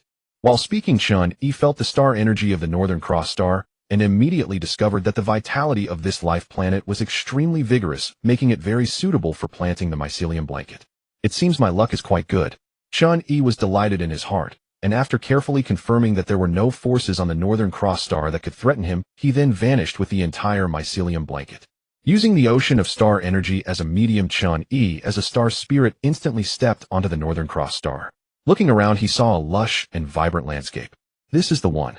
Chun-Yi decisively spread the mycelium blanket in the valley, and the moment it touched the ground, it immediately grew roots that penetrated deep into the earth, crazily absorbing the vitality of the Northern Cross star.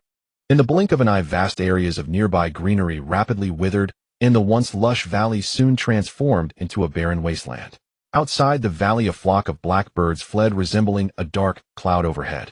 A middle-aged man with a knife at his waist sensed the unusualness in the earth, and immediately became gravely serious. The vitality of the planet is depleting. The North Cross star is a planet of human civilization, and due to the innate sensitivity of its inhabitants to energy, the development of science and technology has progressed at an astonishing pace. Even without the aid of scientific instruments, the trained inhabitants of the North Cross star can achieve remarkable precision in sensing and controlling energy, a powerful gift unmatched by the humans of Watermarsh star.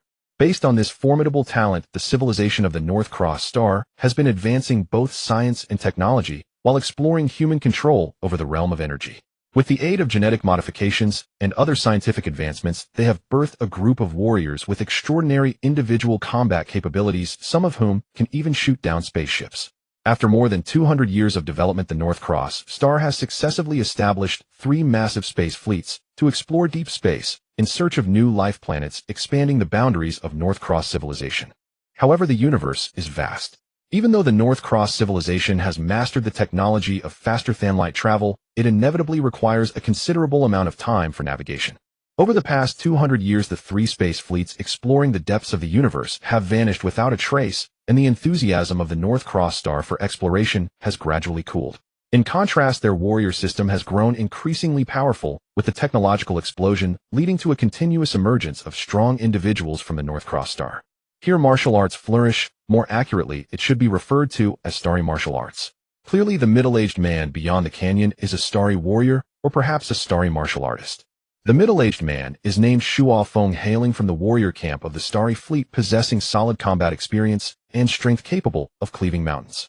Upon sensing the planet's life force draining, he decisively entered the valley without hesitation to find and eliminate the target, siphoning the planet's vitality. No mercy is to be shown. The vitality of a planet is its most crucial energy source. As a warrior of the camp, Shuo Feng cannot allow any being to jeopardize the North Cross star in such a manner. Soon Shuo Feng tracked the direction from which the planet's life force was being drained, quickly arriving before a vast carpet of fungi where a young man stood. Clang! In the instant their gazes met, Shuo Feng drew his sword, in an instant the blade gleaming with a cold light as he unleashed a massive strike towards the carpet of fungi. Shuo Feng immediately recognized that it was this carpet of fungi that was draining the planet's life force.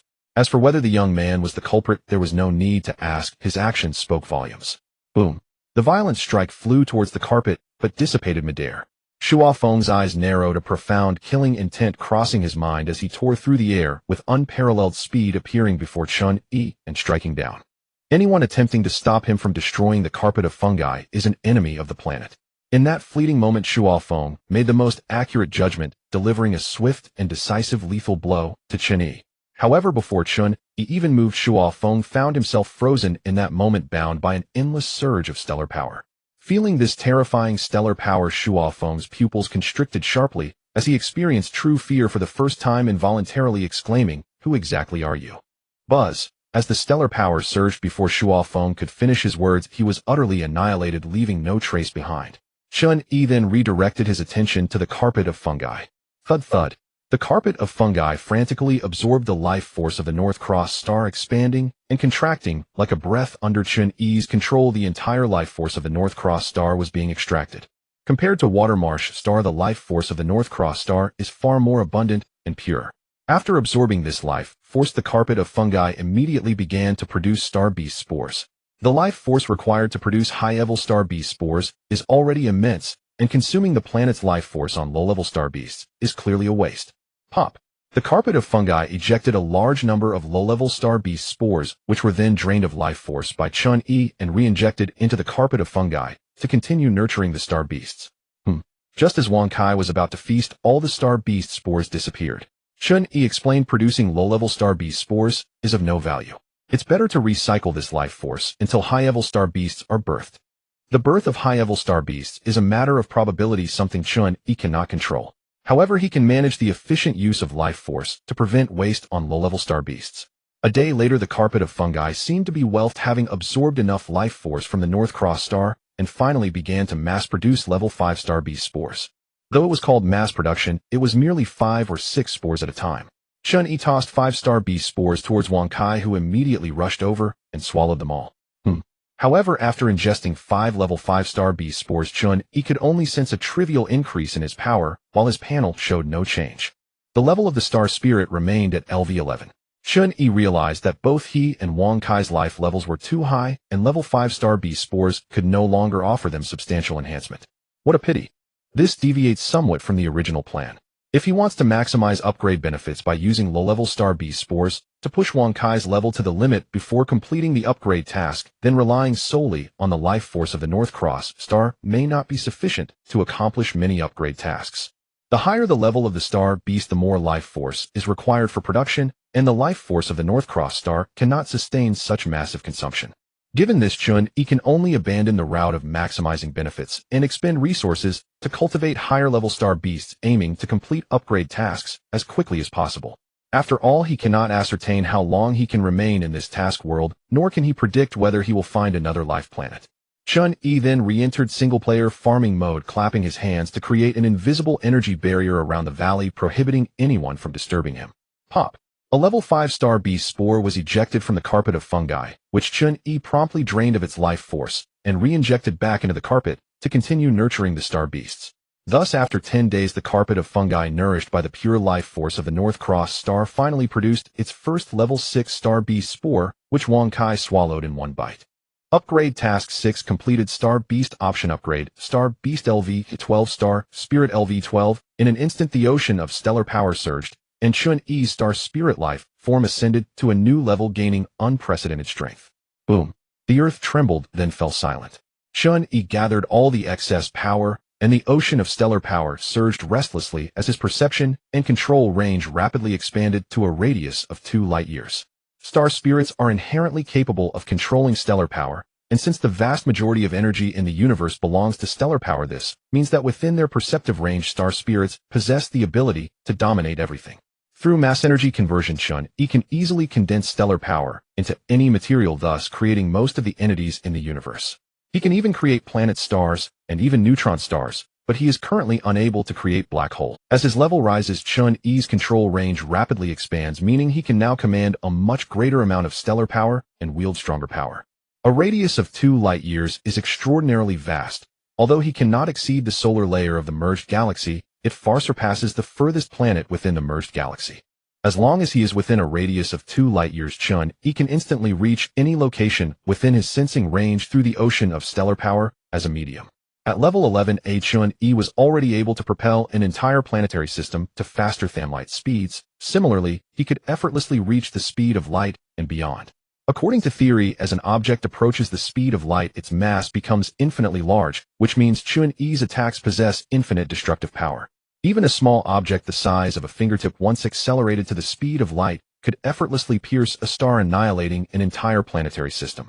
This fragile world seems thinner than a piece of paper to him. He truly has no interest in playing house with those people focusing solely on farming.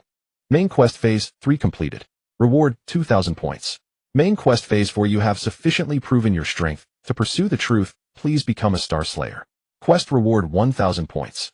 To efficiently utilize the vitality of the North Cross star, Chun-Yi exterminated numerous star beast spores, thus directly completing the main quest of Phase 3. Fortunately, the task of Phase 4 can continue to linger. Honestly, he is quite curious how long the space can keep him in this task world. The mycelium was brought to the North Cross star, where the returners on the Watermarsh star could not uncover the ultimate truth of the star beast, thus unable to complete their task. Chun-Yi does not believe that space will allow them to remain trapped in this task world indefinitely. Boom. The mycelium ejected a level 6 star beast spore, which was then exterminated by Chun-Yi, re-injecting its vitality back into the mycelium for continued use. Woo. Woo. After swallowing a level 6 star beast spore, Wang Kai's demeanor changed again. It now jumped around like it had eaten poisonous mushrooms, shaking its head and bouncing, unclear of what it was humming about. While Chun-Yi was focused on nurturing high-level star beasts, the Watermarsh star civilization and the North Cross star civilization were in chaos, with the North Cross star civilization being the most panicked. The Morning Star system traveled here at faster than light speed and only slowed down before the two star systems began to merge, where it was observed by the North Cross star civilization. The observers of the North Cross civilization were immediately frightened out of their wits. They could accept a fleet traveling at faster than light speed, but what kind of situation is it for an entire planetary system to come directly at them at faster than light speed? Moreover, what energy and power could drive an entire planetary system to travel at such speeds? The wonders of the universe far exceed imagination. Faced with a civilization that can directly carry an entire planetary system, the North Cross civilization felt utterly hopeless, fearing they would soon be ruled and colonized. However, the Watermarsh star has yet to take action, as its civilization is still far from the level of interstellar travel. They struggle even with manned moon landings. At the same time, the despair of the Watermarsh civilization should be nearly on par with that of the North Cross civilization, with only Jess completely giving up, thinking this broken world can do whatever it wants.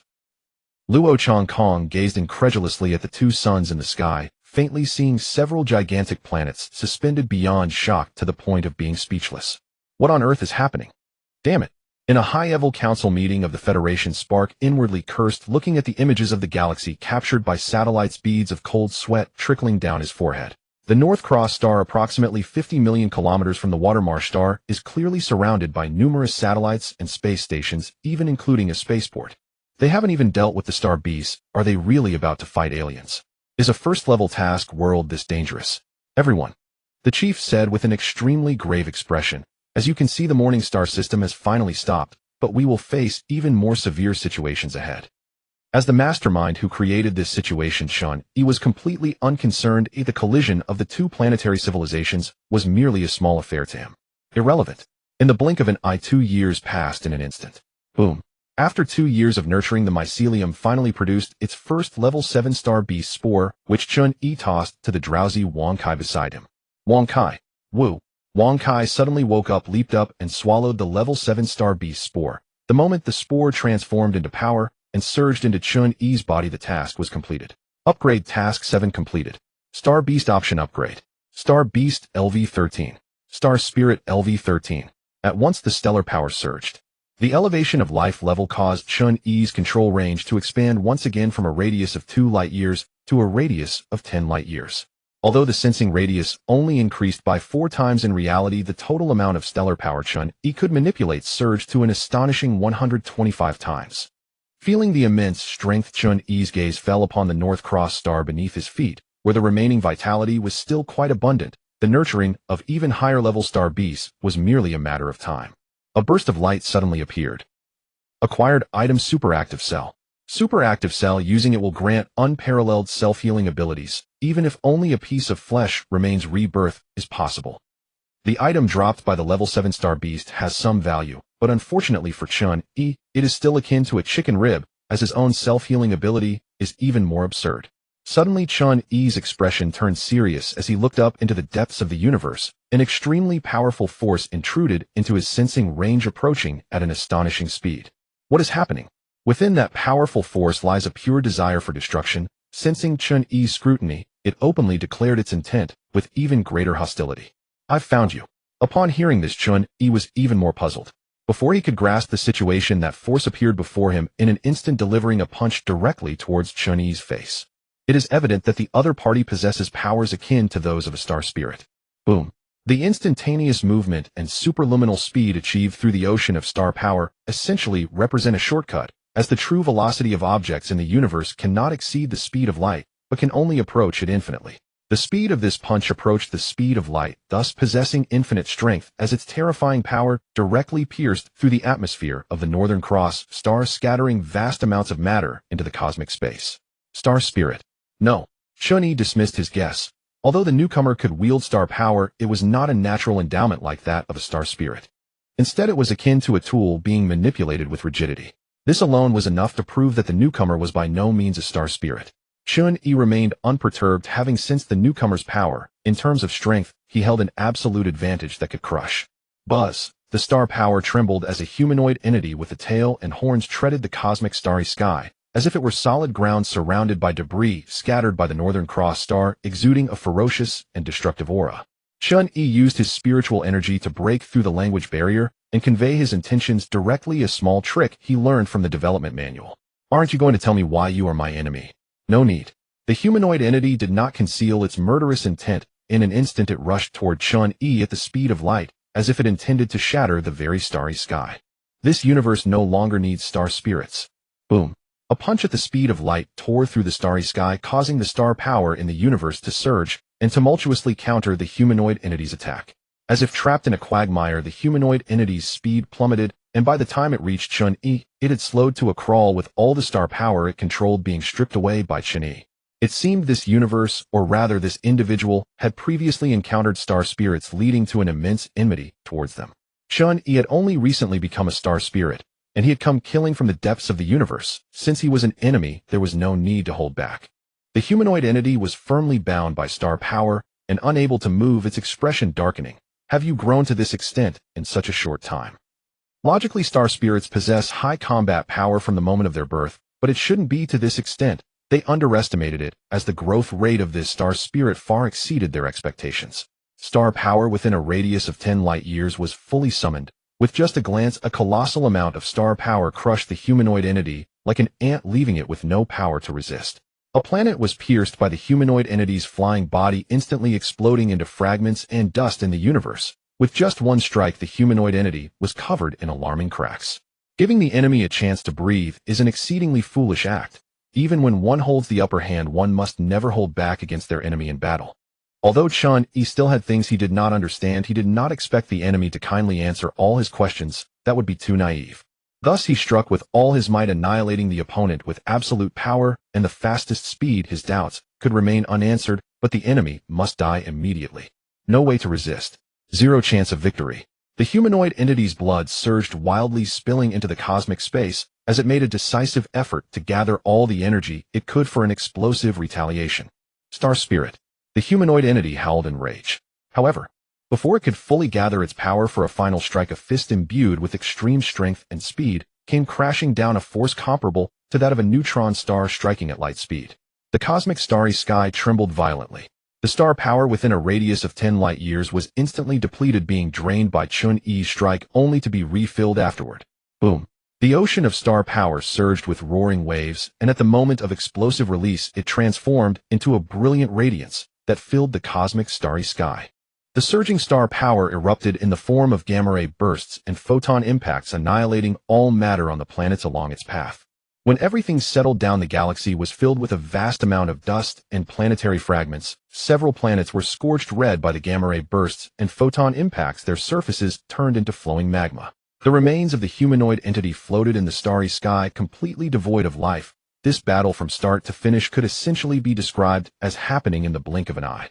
The Watermarsh star civilization and the Northern Cross star civilization had unexpectedly taken a stroll through the gates of death without being able to react. Wong Kai. Woof. Wong Kai responded, instantly leaping through the starry sky like a ravenous dog, decisively swallowing the remains of the humanoid entity. Undoubtedly, the humanoid entity was a powerful being at the fourth tier, the strongest Chun-Yi had encountered thus. According to the evaluation of the Guishu space, possessing the power to explode stars qualifies as a fourth tier. However, the difference between fourth tiers is also immense. Some can only explode stars while others can instantly annihilate everything within several light years. Chun-Yi was still at the fourth tier. To reach the fifth tier, he must possess the power to destroy the Milky Way. Enhancement successful. Star Beast LV-13. 2-star Spirit LV-13. 2. A ball of light appeared before Chun-Yi, revealing an item exploded by the humanoid entity. Although it remained unidentified, it was estimated to be a fourth-tier item. Item acquired. Cosmic Star Plate. Cosmic Star Plate, a precious treasure that gathers countless abilities and bloodlines in the universe. Using it will randomly grant one ability or bloodline from the universe. Good stuff. Chun-Yi's eyes lit up. The value of this item was beyond doubt, and with no hesitation, he used it. With a flash of light, the Cosmic Star Plate transformed into a stream of light that entered Chun-Yi's body. The acquired ability immediately became part of Chun-Yi's instincts, easily accessible. Item used. Cosmic Star Plate ability mastered. Planck Membrane Lifeform. Planck Membrane Lifeform, a cosmic lifeform capable of freely traversing the Planck membrane. Any barriers in three-dimensional space are as if non-existent to it. Note, this ability cannot be upgraded. Hit the jackpot. Chun-Yi did not know if this ability was considered rare among the Cosmic Star Plates, but for him this ability could be described as extraordinarily powerful. If the universe is viewed as a membrane, then the Planck membrane is another universe. Planck membrane lifeforms inherently possess the ability to traverse between the two cosmic spaces, making them extremely powerful. In simpler terms, the Planck membrane can be regarded as a space of alternate dimensions. After becoming a Planck membrane lifeform, Chun-Yi can leap into this alternate dimension at any time and move within it before re-entering this universe. No barrier in three-dimensional space can obstruct such movement. Furthermore, Chun-Yi's body has been further enhanced. The Planck membrane lifeform is entirely composed of unknown substances with a body strong enough to withstand the pull of a black hole without sustaining damage. Its defensive capabilities are virtually limitless. The only weakness is its enormous energy requirement. Once the energy is depleted, the body can still be harmed by attacks of equal strength. However, Chun-Yi does not share this weakness. The innate talent of the star spirit perfectly compensates for the flaws of the Planck lifeform. Unless the star energy is exhausted, the energy of the star spirit is inexhaustible. Sometimes it's better to be lucky than good. Chun-Yi was somewhat surprised. A cautious approach is a wise approach. He was unable to glean more information from the humanoid lifeform, but being prudent, he could make some deductions. This universe no longer needs star spirits.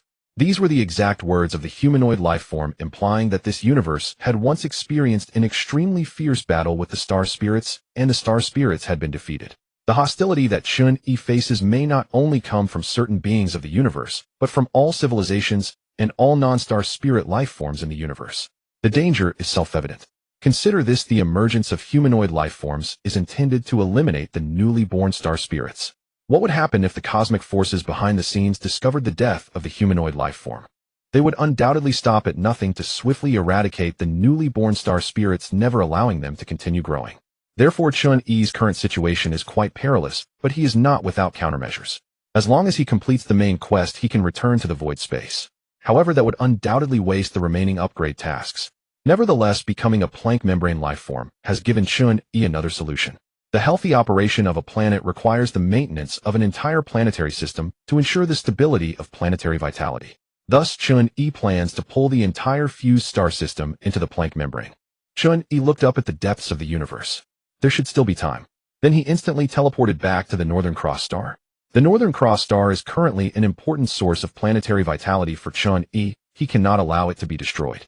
Under his careful control, the gamma ray bursts and photon impacts from the previous battle all avoided the Northern Cross star. The Watermarsh star is only tens of millions of kilometers away from the Northern Cross star, and the orbital distance between the two planets is very close, allowing the Watermarsh star to bask in the light of the Northern Cross star and escape calamity. The atmosphere of the Northern Cross star was blasted open by the humanoid lifeform, even causing a small chunk of the continental plate to be removed. The impact was devastating for the planet. However, it wasn't long before Chun-Yi returned to the Northern Cross star. One thought was all it took to repair its damage, and after confirming that the microbial blanket remained unharmed amidst the aftermath, he reached out and pulled. Buzz, A distorted spatial gap suddenly tore open in the cosmic starry sky, like a giant beast of the cosmos opening its gaping maw to swallow the entire star system. The universe is deep and dark, while inside the Planck membrane lies a void devoid of any celestial bodies or materials, only a vast emptiness. The fused star system operates alone within this void. After the night, the Watermarsh star and the Northern Cross star can no longer see the myriad stars in the sky. Just 1 hour after Chun-E took the fused star system into the Planck membrane, an invisible strike followed closely, directly hitting the Silver Heart black hole. Then the Silver Heart erupted with an intensely radiant light, causing the entire star energy ocean to boil, in an instant evaporating like real seawater, and triggering a chain reaction that affected all celestial bodies within a scale of 1/0 light-years. Celestial bodies disintegrated in an instant, their matter annihilated, and the entire star energy ocean coalesced into a massive bomb. It was like a pile of gunpowder scattered on the ground. Just a single spark could ignite the entire pile, creating a spectacle comparable to the Big Bang. The ultimate brilliance emitted by the galaxy will become a radiant light in other galaxies after countless years, transforming into a point of starlight in the night sky of some planet. After the ultimate brilliance, the galaxy ceased to exist. The battle at the speed of light from beginning to end, and then being pulled into the Planck membrane, was only later realized by the civilizations of the Watermarsh star and the Northern Cross star. The gamma-ray bursts and photon impacts had not inflicted any damage on the two planets, but the previously erupted dazzling light display in the starry sky was impossible to miss. Almost at the last moment before entering the Planck membrane, the remnants of the battle in the cosmic starry sky reached at light speed, captured successively by the satellites of the two planets. The next day, at the headquarters conference of the Watermarsh star, a scholar was reporting on the gamma-ray bursts and photon impacts that erupted in the universe, concluding the report with this statement. According to our calculations, the energy released by this gamma-ray burst and photon impact is equivalent to the total energy of 500 suns. If we were to face this energy directly, our planet would be instantaneously transformed into a dead star. In the conference, the high-ranking officials of the council and numerous high-level star slayers remained silent, feeling as small as ants in the face of the vast energy of the universe. Ladies and gentlemen, next are the images captured by our satellites. Although this is hard to believe, we must accept. As he spoke, a scene captured by a satellite appeared on the large screen, where the dazzling photon impacts splashed across the starry sky, and after special processing, a black hole was revealed in the midst of the white expanse. The scene was quickly zoomed in, and after high magnification, everyone gradually saw clearly. The Star Slayer's pupils constricted, and someone couldn't help but stand up abruptly. "Chief, is that a person?" The tone was filled with disbelief. "Yes." The chief's expression was extremely grave. "This is the only image captured by the satellite. Research results indicate that the center of the gamma-ray burst and photon impact perfectly coincides with the location of this person. I believe everyone understands what this means. This implies that this astonishing gamma-ray burst and photon impact is entirely a terrifying phenomenon triggered by a single individual, a fact that is beyond comprehension. A single person can unleash energy comparable to the combined total of 500 stars. The Star Slayers know that the universe is vast and that other civilizations do exist among the stars, but it's utterly unimaginable that the power of an individual could reach such a level. Just the thought of it feels incredible. Lucia and Shining, both advanced star killers naturally qualified to attend such a meeting, looked at the figure on the screen, their expressions gradually turning to astonishment. This figure seemed familiar. Is it him? As the silhouette on the satellite image gradually overlapped with someone from her memory, Lucia's worldview was once again completely reshaped. Furthermore, the negotiations with the Northern Cross civilization are influenced by this event. At the request of the Northern Cross, the negotiations will proceed directly to the next stage. The situation in the Northern Cross was no better than that of the Watermarsh star. The aftermath of this incident had caused tremendous panic in the Northern Cross, but beyond that they faced even graver issues. The loss of the planet's vitality resulted in a rapid deterioration of the environment. After coming into contact with the Watermarsh star, they abandoned their thoughts of colonization. That was utterly meaningless. The environment of the Watermarsh star was even worse than theirs. Leader, the planet's vitality is still depleting at an accelerating rate. If we cannot stop this situation, the Watermarsh star will become the future of the Northern Cross. Is the direction of the planet's vitality loss still that way, Yes, right in that valley. What about the bear? It's still there. The people of the Northern Cross were extremely sensitive to energy. How could they have failed to notice the planet's vitality depleting over the years? It was not that they couldn't perceive it, but they were unable to stop it. They simply could not breach the energy barrier of that valley, helplessly watching the planet's vitality continue to drain away. Sigh. The leader of the Northern Cross gazed up at the gray sky, although it was clear for miles not a single star could be seen, which made him feel somewhat stifled. The struggle for survival of civilizations is always fraught with disasters. In the cosmic scale, they were truly too small and powerless, yet it is precisely because of this that civilizations can be great. In reality, the energy barrier of the valley had been briefly breached by humanoid life forms, but was quickly restored by Chen. The Northern Cross civilization failed to observe this fleeting moment. However, even if they had noticed, it would have been meaningless. 3 years after entering the Planck membrane, the mycelium finally birthed an 8th-level star beast spore. After Wang Kai swallowed it, Chen immediately completed his 8th upgrade task. Upgrade Task 8 completed. Star Beast Options. Upgrade Star Beast LV14 Star Spirit LV14. The rewards for the upgrade task only increased the level by whole numbers. After so many experiences, Chen was quite clear about this. Unfortunately, the humanoid life forms did not allow Wang Kai to accumulate more potential. If the potential had been sufficient, Wang Kai might have directly upgraded to LV15 during the release process. However, as the level increases, it has become nearly impossible to rise 2 levels at once. Chen had only seen such situations when the level was low. That year, the Watermarsh Star and the Northern Cross civilization completely reached a strategic cooperation, with the direction of civilization's development shifting entirely towards planetary transformation technology. Only by developing sufficiently mature planetary transformation technology could they transform planets to obtain a more suitable environment for human habitation. The returners on the Watermarsh Star were stuck in the final stage of the main task. The energy barrier over the canyon had vanished, but the mycelium beneath it had also disappeared. As a result, they have yet to explore the origins and truths of the star beasts, unable to complete the tasks, leaving a group of people wandering aimlessly without knowing what to do.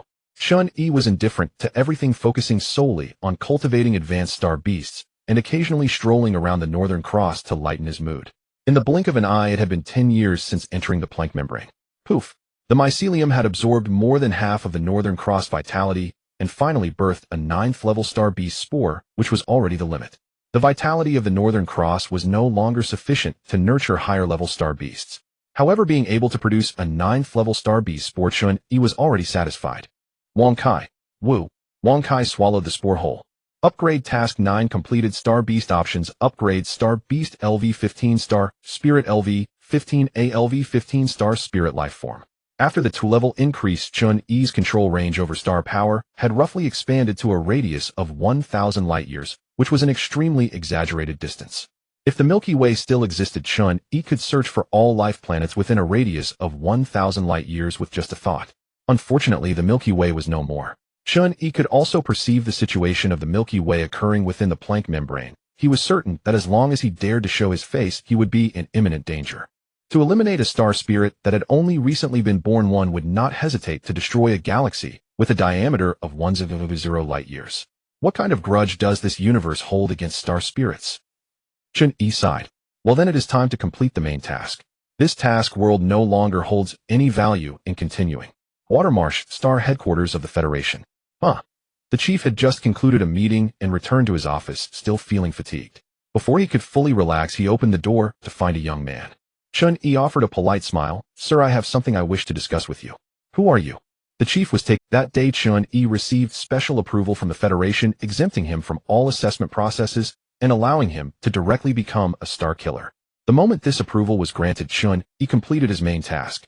Main Task Phase 4 completed. Reward obtained 1,000 points. Main Task Phase 5. This is the final phase of the task. Please ensure to explore the origins and truths of the Star Beast. Task reward 3,000 points. Main Task Phase 5 completed. Reward obtained 3,000 points. Main task completed. Submit task. Yes, since Chen-Yi had found the mycelium early on, he directly completed the 5th phase of the main task, and upon reaching the task submission stage, he immediately chose yes. Having experienced the previous task world, Chen-Yi was already familiar with this process. Zizi. Instantly, Chen-Yi's figure flickered and vanished. Main task submission successful. Upgrade Task 10 failed settlement. Completed points balance 7,300. In the plaza within the return space, the returners from the same batch as Chen-Yi successfully returned, including the blue-haired Xinggu and Zhou Tong. After experiencing the second task world, the newcomers gradually became more mature, each of them upgrading their gear and equipment. Zhou Tong let out a breath of relief. We finally made it back alive. Xinggu's gaze scanned the surroundings, quickly spotting a few lively characters with eccentric personalities. Thankfully, they had all returned alive as well. Haha, Xinggu, we made it back alive. Come on Xing, let's treat you to some drinks. When Chun-Yi entered the task world, he was not in the square, so upon returning to the space, he found himself in the same spot, near the Shaohua Boutique, in the commercial district. Woof! As Chun-Yi's pet Wang Kai was also brought back to the Guishu space, curiously surveying the surroundings, running about excitedly around Chun-Yi. Haha, we did it. What a stroke of luck, buddy. In front of the Shaohua Boutique, a crowd had gathered, chattering excitedly, not knowing what was happening. It seemed to be a lottery. Woof! Wang Kai, attracted by the commotion, squeezed in to join the fun, only to dash back when Chun-Yi called for it. Let's go, I need to identify the gear I have. Woof! Wang Kai quickly followed. Chun-Yi's greatest gain in the Star Beast world was becoming a star spirit lifeform, enhancing this ability to LV-15, causing his combat power to soar. He even conveniently picked up the ability of a plank membrane lifeform, acquiring a stronger life-saving capability, gaining the ability to traverse the plank membrane. With the combination of both, Chun-Yi's combat strength and life level rose again, making him one of the exceptionally powerful among the 4th-tier Guishu practitioners. Upon entering the enhancement chamber, Chun-Yi first checked the enhancement costs of his 2 abilities, and a single glance made him abandon the thought of enhancing them. Named Chun-Yi, rank 1st tier, points 7300 abilities, Star Spirit LV-15, Plank Membrane Lifeform. Ability Star Spirit level LV-15. Description: the favorite of the universe, the master of celestial bodies, born with the innate ability to manipulate stellar power, a tangible manifestation of cosmic energy. Enhancement, cost 5 points. Time. Ability Plank Membrane Lifeform level none. Description: a cosmic lifeform able to freely traverse the plank membrane with any barriers in three-dimensional space being inconsequential to it, cannot be enhanced. There were only 2 entries left in the ability section, but undoubtedly both abilities were explosively powerful, with an enhancement cost of 5 points per attempt, leaving Chun-Yi feeling helpless. Next he looked at Wang Kai. Star Beast Wang Kai, type pet, rank 4th tier, level LV-15. Description: a special star beast capable of endlessly evolving by devouring exotic beasts. Its master can share all of its powers. Enhancement, cost 5 points. Time. Sure enough, the enhancement cost was the same as that of the Star Spirit ability, except Wang Kai was not a Guishu practitioner and was directly categorized into the 4th tier by the space. Wang Kai rarely participated in battles, having always been a foodie in the Star Beast world, but its essence remained that of a star beast, with the Tyrant being the best example. Its combat power was certainly not weak. In fact, Wang Kai was Chun-Yi's greatest gain in the Star Beast world. Without Wang Kai's shared power, Chun-Yi would not have grown so quickly. Moreover, in the Star Beast world, Chun-Yi finally made up for the regrets of the zombie world, returning with a whole spatial compartment full of abilities and gear. In the Star Beast world, Chun-Yi had slaughtered too many Star Beast spores, generating countless gear and items, but unfortunately most of them held little value for him. His own body was the strongest armor and weapon. He had no need for these 2nd and 3rd tier gear. He planned to sell all these items and buy more advanced gear and props.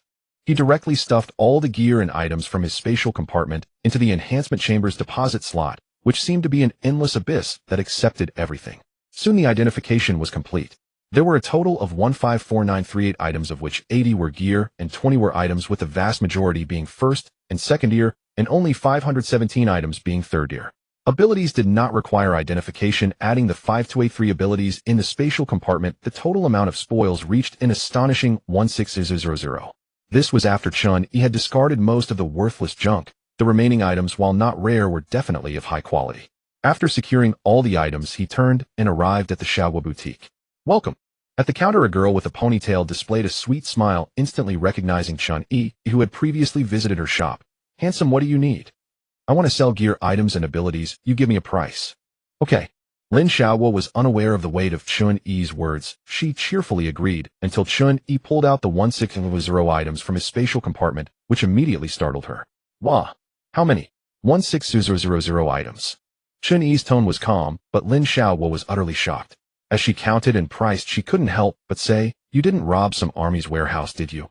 To be honest, Lin Shaohua had never seen such a wealthy lone wolf in her years in this business, and she had reason to suspect that Chun-Yi was backed by some army. Oh, otherwise, how could an ordinary person produce so many gear and items? The monsters in the task world weren't cabbages that could drop gear so easily. While that was true, it couldn't change the fact that Chun-Yi genuinely treated star beasts as cabbages to harvest. In reality, he had been diligently farming in the Star Beast world for decades. After a while, Lin Shaohua finally calculated the price. Just looking at the string of zeros in front of her made her scalp tingle, followed by a glimmer of gold in her eyes. If she could swallow this deal, she would strike it rich. Lin Xiaoguo's smile became even sweeter, almost flattering as she said to Chun-Yi, "Handsome, how about this price? For these 160000 items, I can offer 1.29 billion. Deal." Chun-Yi didn't care about the trivial cents. He had some understanding of market prices, and this figure seemed close enough, so there was no need to be overly particular. "It's just," Lin Xiaoguo said somewhat shyly, "can you give me some time? I don't have that much cash on hand, so I'll gather it up quickly very soon. As soon as possible." "All right."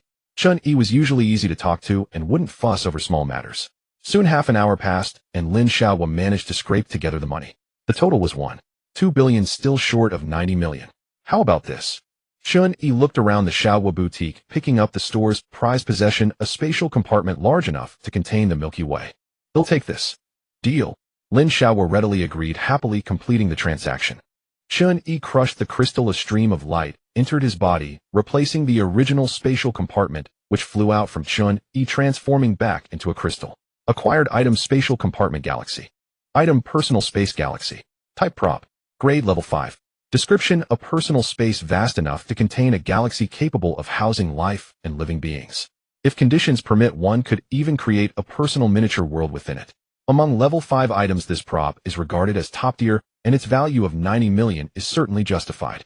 Chun-Yi originally intended to exchange for a larger space, and this opportunity came at the perfect time. Chun-Yi sold his original personal space to Lin Xiaoguo, who handed him a transparent card with a After removing the decimals, it was a staggering 1.2 billion. "This is the payment, please keep it safe." Chun-Yi took the card and examined it, noticing it was labeled anonymous asset card along with the emblem of the United Bank. Lin Xiaoguo explained, "The United Bank is a major institution established by several top-tier legions within the space. The money on this card can be spent anywhere within the space, but it is an anonymous card, so be careful not to lose it, as it cannot be recovered." "Thank you." The financial system established by the returners has been in place for countless years, with top-tier legions providing the best credibility and guarantee, so there is no need for concern. Unfortunately, spatial points cannot be traded, otherwise Chun-Yi could have used this fortune to upgrade his abilities. After all, 1.2 billion is undoubtedly a vast sum. "Take care, boss." Lin Xiaoguo smiled brightly as she bid farewell to the god of wealth. After selling his equipment, Chun-Yi was left with only a few items, among which were the Gaia chapter and the heart of the tyrant and superactive cell obtained from the Star Beast world. He also sold his barrier cloak, as this level 3 item had become obsolete. Chun-Yi planned to scour other places for good finds. Money holds no value if not spent. Chun-Yi understood that his rapid upgrade pace made investing money in equipment a wasteful endeavor. He pondered, "I wonder if there are items to enhance ability levels." With that thought in mind, Chun-Yi wandered around the commercial district, from malls to stalls to auction houses, and indeed discovered a lot of good items. The returner space is constantly bustling with countless task worlds with massive amounts of equipment and props flowing daily. As long as one has money, nothing is a problem.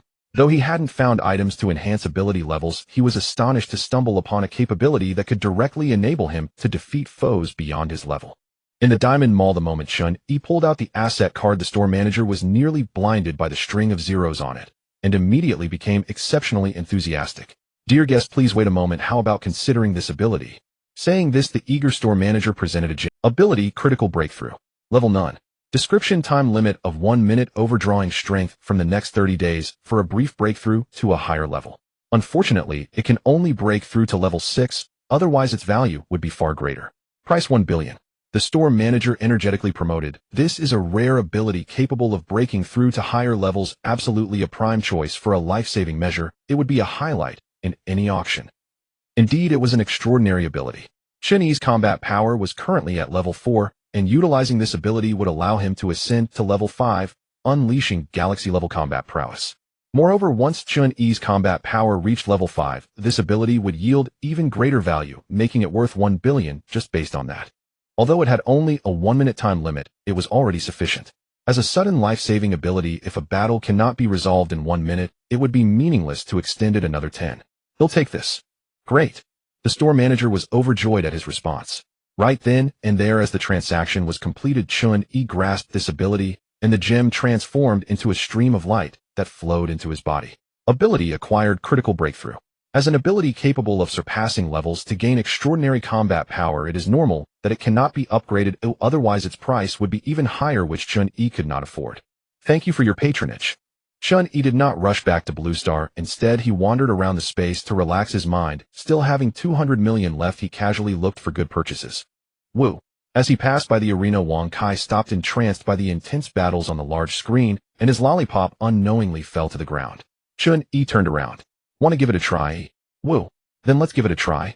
The arena was quite expansive, resembling a coliseum structure with the central area serving as the arena and tiered seating surrounding it. Of course, to maintain fairness, each level's returners have their designated areas and will only match opponents of their own strength, which is quite reasonable. Upon entering the arena, Chun-Yi was automatically placed in the area designated for level 1 returners, and as he took his seat, the cacophony of cheers surrounded him. Get him! Kill him! Go for it! Chun-Yi shook his head and, after adapting to the noisy environment, opened the interface to start matching opponents. Unlike other areas in the commercial district, the arena belonged to spatial management. Before long, Chun-Yi matched with an opponent. Match successful. Starting competition. In an instant, Chun-Yi found himself in the center of a certain area surrounded by empty spectator seats, with only a few people waving flags and cheering, seemingly acquaintances of Chun-Yi's opponent. Star Brother, go for it. Before Chun-Yi stood a blue-haired youth. The lively crowd called him Star Brother, but in the returner space, he was known as Shinku. Shinku wore a slightly sci-fi combat suit with a long knife capable of being electromagnetically launched at his waist, showcasing a striking and distinctive style. The countdown began, and Shinku stood ready, his hand resting on the hilt of his sword. A faint blue glow emerged as a subtle high-frequency current hummed within the sheath. At the moment the battle began, the Shinku long saber was drawn at speed of unsheathing comparable to a flash of lightning as blue arcs of electricity flickered around Shinku. Chun-Yi remained motionless, simply calling out Wang Kai. Immediately Wang Kai opened its mouth, emitting a cross-shaped beam of light that transformed into a massive energy shockwave, engulfing half of the arena in an instant, vaporizing everything in its path. Boom. The deafening sound of the explosion echoed throughout the audience, leaving a few lively spectators gaping in shock, their eyes wide open. As the dust settled, half of the competition area along with Zink's figure vanished without a trace. Soon the arena returned to its original state, and Shinku reappeared in the audience. Wang Kai appeared somewhat dejected, and as Chun-Yi took it away from the arena, he said, "By the way, I wonder if there are any exotic beasts around. How about I buy some for you as snacks?" Wang Kai instantly perked up. In the audience, Shinku looked completely bewildered. What just happened? Any life form that is not human can generally be referred to as a strange beast. The concepts of battle pets and summoning are quite popular in the space, and there are numerous shops of this kind. The Diamond Legion manages a considerable number of businesses. After Chun-Yi finished browsing the Diamond Mall, he entered a battle pet shop, which is also owned by the Diamond Legion. The abilities are generally more expensive than equipment and items, while the price of battle pets is even higher than these three, as the drop rate for battle pets is extremely low. The price of first-tier equipment starts at 1,000, and the better the quality, the higher the price. By this logic, 6th-tier equipment starts at hundreds of millions. For example, the critical breakthrough is valued at 1 billion, and its ability itself is already more expensive than equipment, plus its powerful ability naturally makes its price extraordinarily high. Due to the rarity of battle pets, high-tier battle pets are hard to find on the market. Even if they drop, the returners will keep them for their own cultivation. After all, this is an additional combat power that greatly increases one's survival rate. High-tier battle pets generally only appear in auction houses, and whenever they do, the bidding will surely exceed expectations. Unless you have exceptionally good luck, it's difficult to find high-tier battle pets elsewhere. The shopkeeper took out a row of crystal balls, each containing a battle pet with a strength of up to 4 tiers, and the quality is quite good. If you are willing to pay a high price for a reservation, those battle pet shops should be able to pull out 1 or 2 from the internal legion, but you must be mentally prepared. The deposit and premium will indeed be very high. Chun-Yi understood. What is the general price for a 5th-tier battle pet? For 5th tier. The shopkeeper thought for a moment and said, including premiums, it starts at 500 million. The subsequent price could multiply by several times, or it depends on whether you can negotiate with the people within the legion. This price is truly astronomical. Chun-Yi estimated that his entire fortune might not be enough to buy a single 5th-tier battle pet. It's actually normal. 5th tier means having combat power at the galaxy level. The inflated premiums are not surprising. He didn't have the energy to focus on this, so he could only settle for a 4th-tier battle pet. A total of 10 battle pets, disregarding the cents, the total price is exactly 200 million. Okay. Chun-Yi readily pulled out his asset card and paid 200 million, then turned to toss the crystal balls containing 10 4th-tier battle pets to Wang Kai. Wang Kai opened his mouth wide and swallowed them all. Ugh. By the way, after the shopkeeper finished collecting the payment and was about to remind Chun-Yi, he saw this scene, and the words in his throat abruptly stopped. These battle pets. What? The shopkeeper shook his head. It's nothing. Damn. This is simply an extravagant display of wealth. At the same time, a surge of power rushed into Chun-Yi's body. Enhancement successful. Star Beast LV-16. Star Spirit LV-16. The level of the star's spirit life form has increased, and Chun-Yi's control over star power has greatly expanded from a radius of 1,000 light-years to 5,000 light-years. Additionally, Chun-Yi, who could only control star power before, can now transform the omnipresent vacuum zero-point energy into star power. Like an awakening of innate talent at this level, Chun-Yi naturally possessed such ability, not needing to familiarize himself or practice, as it was simply his instinct. The so-called vacuum zero-point energy can be understood as the fact that vacuum is not absolute. Beneath it lies vast energy invisible to the human eye. It is an endless sea of energy. With the ability to transform vacuum zero-point energy into star power, even if the star power in the cosmic void is blocked, Chun-Yi can still draw upon vacuum zero-point energy, converting it into star power for his own use. Moreover, he can generate star power in a universe devoid of it, and use that star power to create various celestial bodies, including black holes. Indeed, Chun-Yi can now create black holes. Though limited by the extent of star power he cannot create black holes of excessively large mass. Wang Kai let out a satisfied burp, his cheeks flushed, even walking unsteadily, like he was drunk, knocking into things all along the way. Once again passing by the Little Fruit Boutique, a crowd was still gathered outside clamoring. This time Chun-Yi approached out of curiosity to see what was happening. Jackpot! Jackpot! Jackpot! Oh, what a pity! Chun-Yi squeezed into the crowd and found a machine about the height of a person in front, styled similarly to the enhancement chamber, very rugged. Puff! A plume of steam burst forth, and the machine vibrated violently as it operated. Chun-Yi could easily see the gears and transmission structure inside through the steampunk-styled exterior. Chun-Yi asked someone nearby, "Hey, what is this machine?" "This seems to be called a ticket machine." The older brother looked excited and enthusiastically explained to Chun-Yi, "Do you see that clock-like dial on top? As long as you put money into the machine, it will randomly draw a prize ticket from 1st tier to 10th tier. Chun-Yi did not understand. What is the use of the prize tickets? Hey, they are quite useful. Every 10 prize tickets of the same tier can be exchanged for a higher tier ticket. The tickets you obtain can be directly used for upgrading equipment, items, and pets, which is much more powerful than the enhancement chamber. Wouldn't you say that's useful?" Upon hearing this, Chun-Yi's eyes brightened. Then, looking at the mixed expressions of joy and sorrow on the older brother's face in front of him, he realized the chances of winning aren't that great, right? The older brother next to him nodded. "It costs 1 to draw a prize, and you will definitely get at least one first-tier ticket.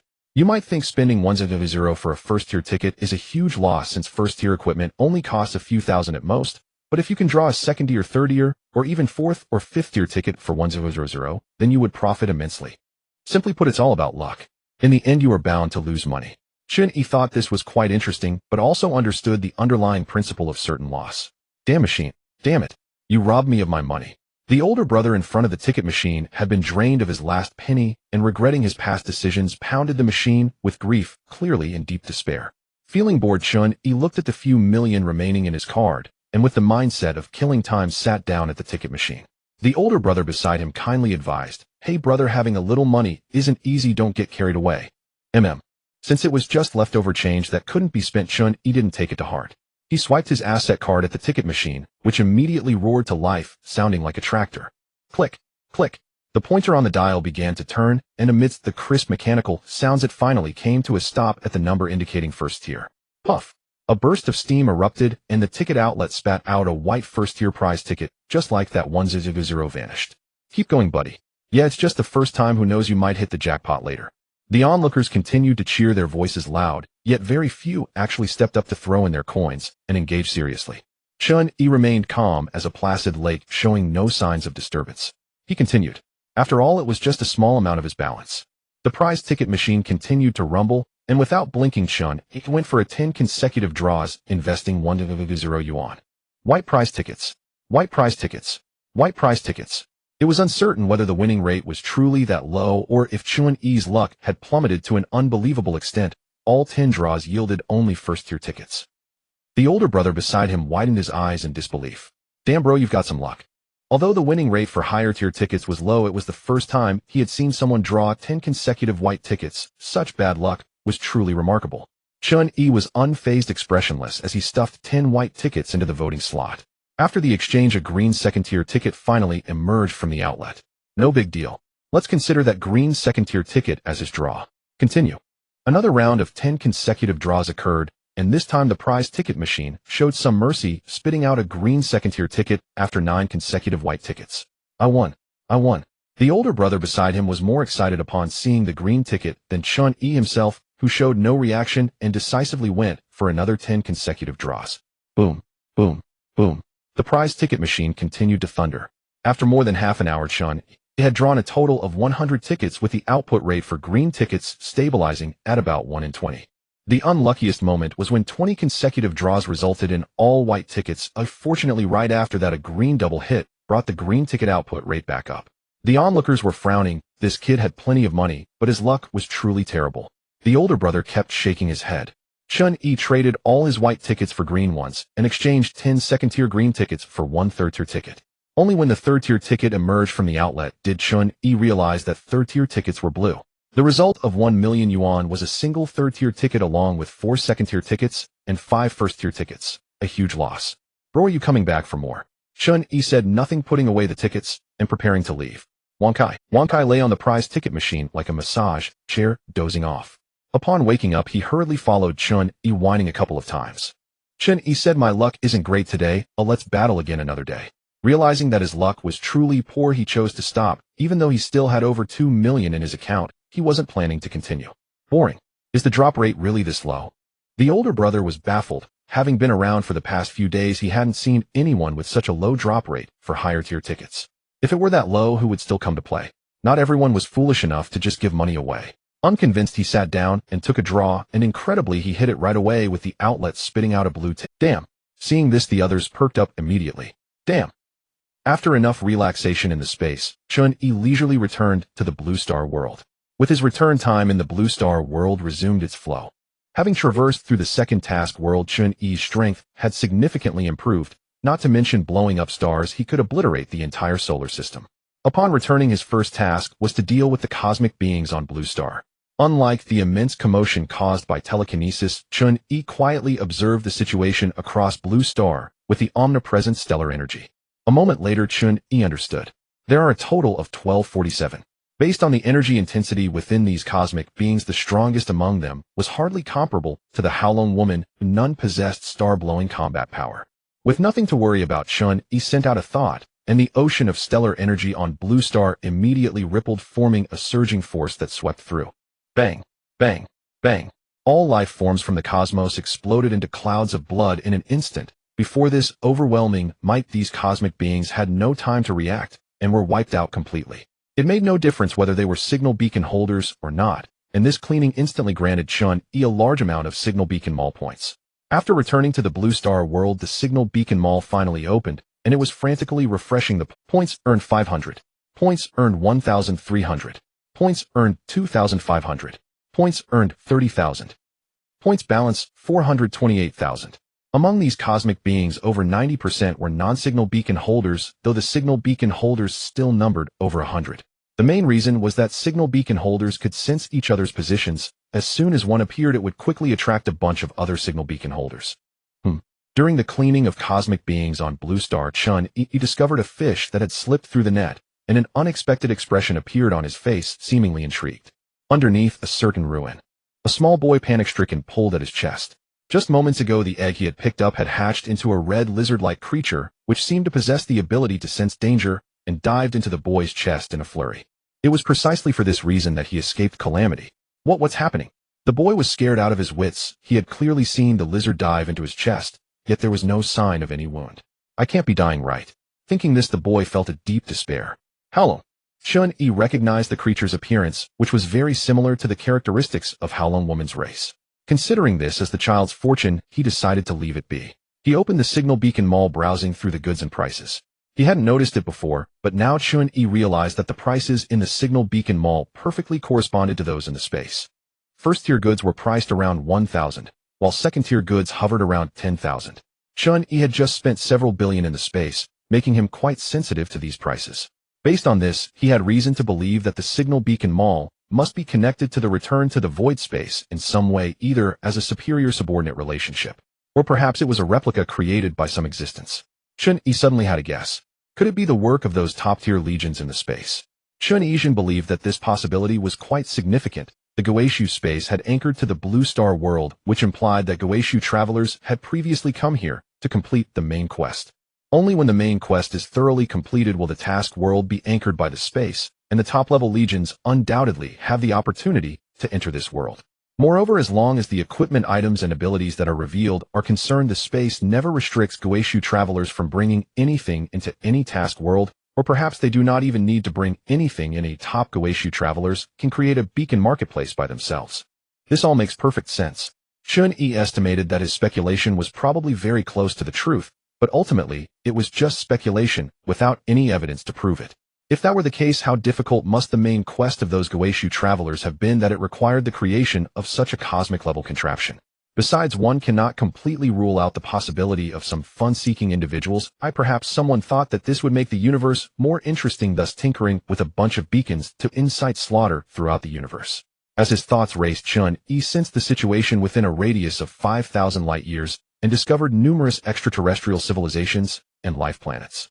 The nearest civilization was only 3 light-years away. Suddenly, a sense of crisis surged, and Chun-Yi's expression hardened. He quickly locked onto the source of the crisis, a low-level civilization located 45 light-years away from Blue Star. That low-level civilization had not even stepped into cosmic space, and had only recently entered the technological explosion phase, being at the nascent stage of the electrical era. Under the guidance of stellar energy, Chun-Yi instantly understood all the information, effortlessly pinpointing the source of the crisis, and then in a flash he teleported there using stellar energy. 45 light-years away, the Blue Blood civilization. The humans on this planet bore no difference in appearance from those of Blue Star, with the only distinction being that their blood was rich in copper, hence appearing a unique blue. Thus they referred to themselves as the Blue Bloods. Boom, boom, boom. The so-called history of civilization is essentially a history of war, an eternal theme that any civilization cannot avoid. Rows of cannons thundered incessantly, spewing smoke, while shells fell like raindrops, bombarding an ancient ruin, causing the army hiding inside to be too afraid to show their heads. "Commander, the firepower is too fierce. We can't withstand it. We have to withstand it." Inside the ruins, the commander roared hoarsely, "Our artillery support is on the way." In warfare, no army cares about the historical value of ruins. Their sole value lies in providing even the slightest assistance toward victory in battle. Boom. A shell landed beside him, collapsing a wall. Chun-Yi appeared like a specter, completely unfazed by the torrential bombardment. His gaze fell upon the temple within the ruins, more precisely on a crystal embedded in the temple. The crystal was translucent, clearly revealing a swirling, transparent energy within. However, a shell landed inside the temple, causing shards to splinter and leave a crack on the crystal, and merely the appearance of that crack filled Chun-Yi with an overwhelming sense of dread. Chun-Yi did not know what consequences would arise if this crystal truly shattered, but he would not allow such a situation to occur. The energy within the crystal was extraordinary, and once unleashed, the consequences would be unimaginable. So much so that even from a distance of 45 light-years, Chun-Yi could sense the impending crisis. With a thought, the crystal flew out of the groove in the temple and landed in Chun-Yi's hand. The moment he grasped it, he immediately felt the immense power of this energy. Amidst the roaring sound of cannons, Chun-Yi listened to the symphony of the temple and the crystal, his eyes filled with astonishment, utterly incredulous. Boom. A shell landed nearby, causing the commander to be dazed. He turned around and saw Chun-Yi standing nonchalantly in front of the temple, instantly erupting in anger. "Who the hell is that soldier?" Buzz. Before the words fell, an invisible energy exploded around Chun-Yi, and the space-time seemed to freeze completely. How everything came to a standstill. Chun-Yi used his spiritual energy to draw forth and release the energy from the crystal, resulting in the complete freezing of the surrounding space-time. Through this crystal, Chun-Yi could not only freeze the space-time within a certain range, but also freely control the flow of time within that space-time. Thus, the energy in the crystal was self-evident. Time-space energy. With a thought, the surrounding time instantly began to accelerate at an exponential rate, and the technological and temporal progression of the Blue Blood civilization was rapidly advancing. The war before his eyes ended in an instant, and Chun-Yi stood isolated outside this space-time. No one could see him, yet he could witness all the developments and changes. In the blink of an eye, the Blue Blood civilization entered the information age. This time-space energy was endless, and the extent of its influence depended entirely on Chun-Yi's controllability. Given his current strength, he could freeze or accelerate the space-time within a radius of 5,000 light-years. What incredible luck! The development of the Blue Blood civilization was frozen at that moment, and Chun-Yi was extremely delighted, never expecting to stumble upon such a significant windfall. This object was undoubtedly a divine artifact possessing the ability to control time and space. No matter how strong one was, as long as they could not transcend on the level of time and space, anyone within a radius of 5,000 light-years facing Chun-Yi was essentially doomed. The time-space crystal did not originate from space, nor was it an exploded piece of equipment, so it could not be brought into space or task worlds. However, as long as one possessed this thing, there was at least no need to worry too much about their life in the Blue Star world. In the frozen time-space, Wang Kai wandered around, bouncing and jumping onto the ruins, mimicking a rooster crowing at the sun. Woo woo woo. The sound abruptly stopped. Wang Kai and Chun-Yi's figures vanished, and the frozen time-space returned to normal. Throughout it all, the Blue Blood civilization was completely unaware that their civilization had been controlled and observed. Back on Blue Star, Wang Kai shook off several feathers that had mysteriously appeared, resembling a large rooster. Chun-Yi did not pay much attention, unaware of what this little creature had consumed. Chun-Yi stored the time-space crystal in his personal space, then used his spiritual energy to draw forth and release the energy within it, overlooking a wasteland on Blue Star as the time-space energy began to sweep out.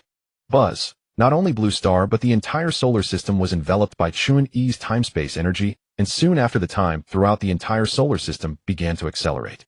As if playing a strategic development game, the planets revolved rapidly, the environment on Blue Star changed every second, and the humans in the ruins scurried about like ants beginning to rebuild their homes. Chun-Yi smiled. He still preferred the lively Blue Star. Unfortunately, the energy of time and space can only freeze and accelerate time, but cannot reverse it. Otherwise, Chun-Yi wouldn't have to go through so much trouble. However, this is quite good. Chun-Yi enjoys playing strategy development games. Independent from the accelerated time and space, Chun-Yi looked down at the accelerated scene of Blue Star, feeling that it seemed quite interesting, almost as if he was truly playing a game. Back in the day, whenever Chun-Yi played strategy development games, he always wanted to intervene in the game's plot and influence the fate of every character. It was curious to see what kind of butterfly effect his actions and choices would create. Unfortunately, constrained by the game's scope and technology, his wish had never been fulfilled, as no game could contain such vast content and complex algorithms. Now this wish seemed to be realized. Under the control of time and space energy during the process of rebuilding Blue Star civilization, he could choose to enter at any time and play a certain role, leaving some interesting marks in history. The rate of time and space acceleration could be adjusted. Chun-Yi didn't pay much attention to the specific acceleration multiple, just reaching a degree he felt was appropriate. At first, Blue Star was filled with ruins. The battles of the extraterrestrials had almost destroyed all modern cities, leaving behind a scene of utter devastation. As time flew by, more and more survivors emerged from the ruins. With the threat of extraterrestrials gone, they began to rebuild their homes. Humanity gradually gathered into various settlements, and although human civilization had been ravaged beyond recognition, fortunately, the remaining technology prevented them from having to start entirely from scratch. 30 years later, a brand new large modern city sprang up, housing hundreds of thousands of people. The civilization of Blue Star thus entered a new stage and era. The Blue Star people named this city New Capital. The establishment of New Capital marked a complete transition of Blue Star civilization into a high-speed phase, with a constant influx of survivors causing rapid expansion. The restoration of the education system cultivated wave after wave of talents who traversed the world, excavating the ruins to retrieve past technologies. 20 years into the new era, the population of New Capital grew to 3 million, and the ever-expanding buildings gradually turned New Capital into an urban area where the inheritance of old technologies and the development of new technologies occurred simultaneously. Chun-Yi once discovered a survivor base in the ruins where he met an old man researching gene modification technology. That old man was named Professor Sun. By the 20th year of the new era, Professor Sun had long passed away, but his research achievements and technologies had been inherited by New Capital. The power of the extraterrestrials left a significant shadow over Blue Star humanity, leading to extensive research into various technologies related to them in New Capital. The disappearance of the extraterrestrials remained a mystery, but if humanity was to avoid repeating past mistakes, it was essential to master powers that could contend with them.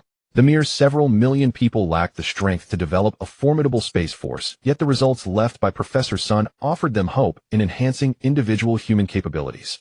50 years into the new era, after decades of relentless research, New Capital's biotransformation technology finally made groundbreaking progress, while the urban area of New Capital had already taken shape, with a permanent population reaching 20 million.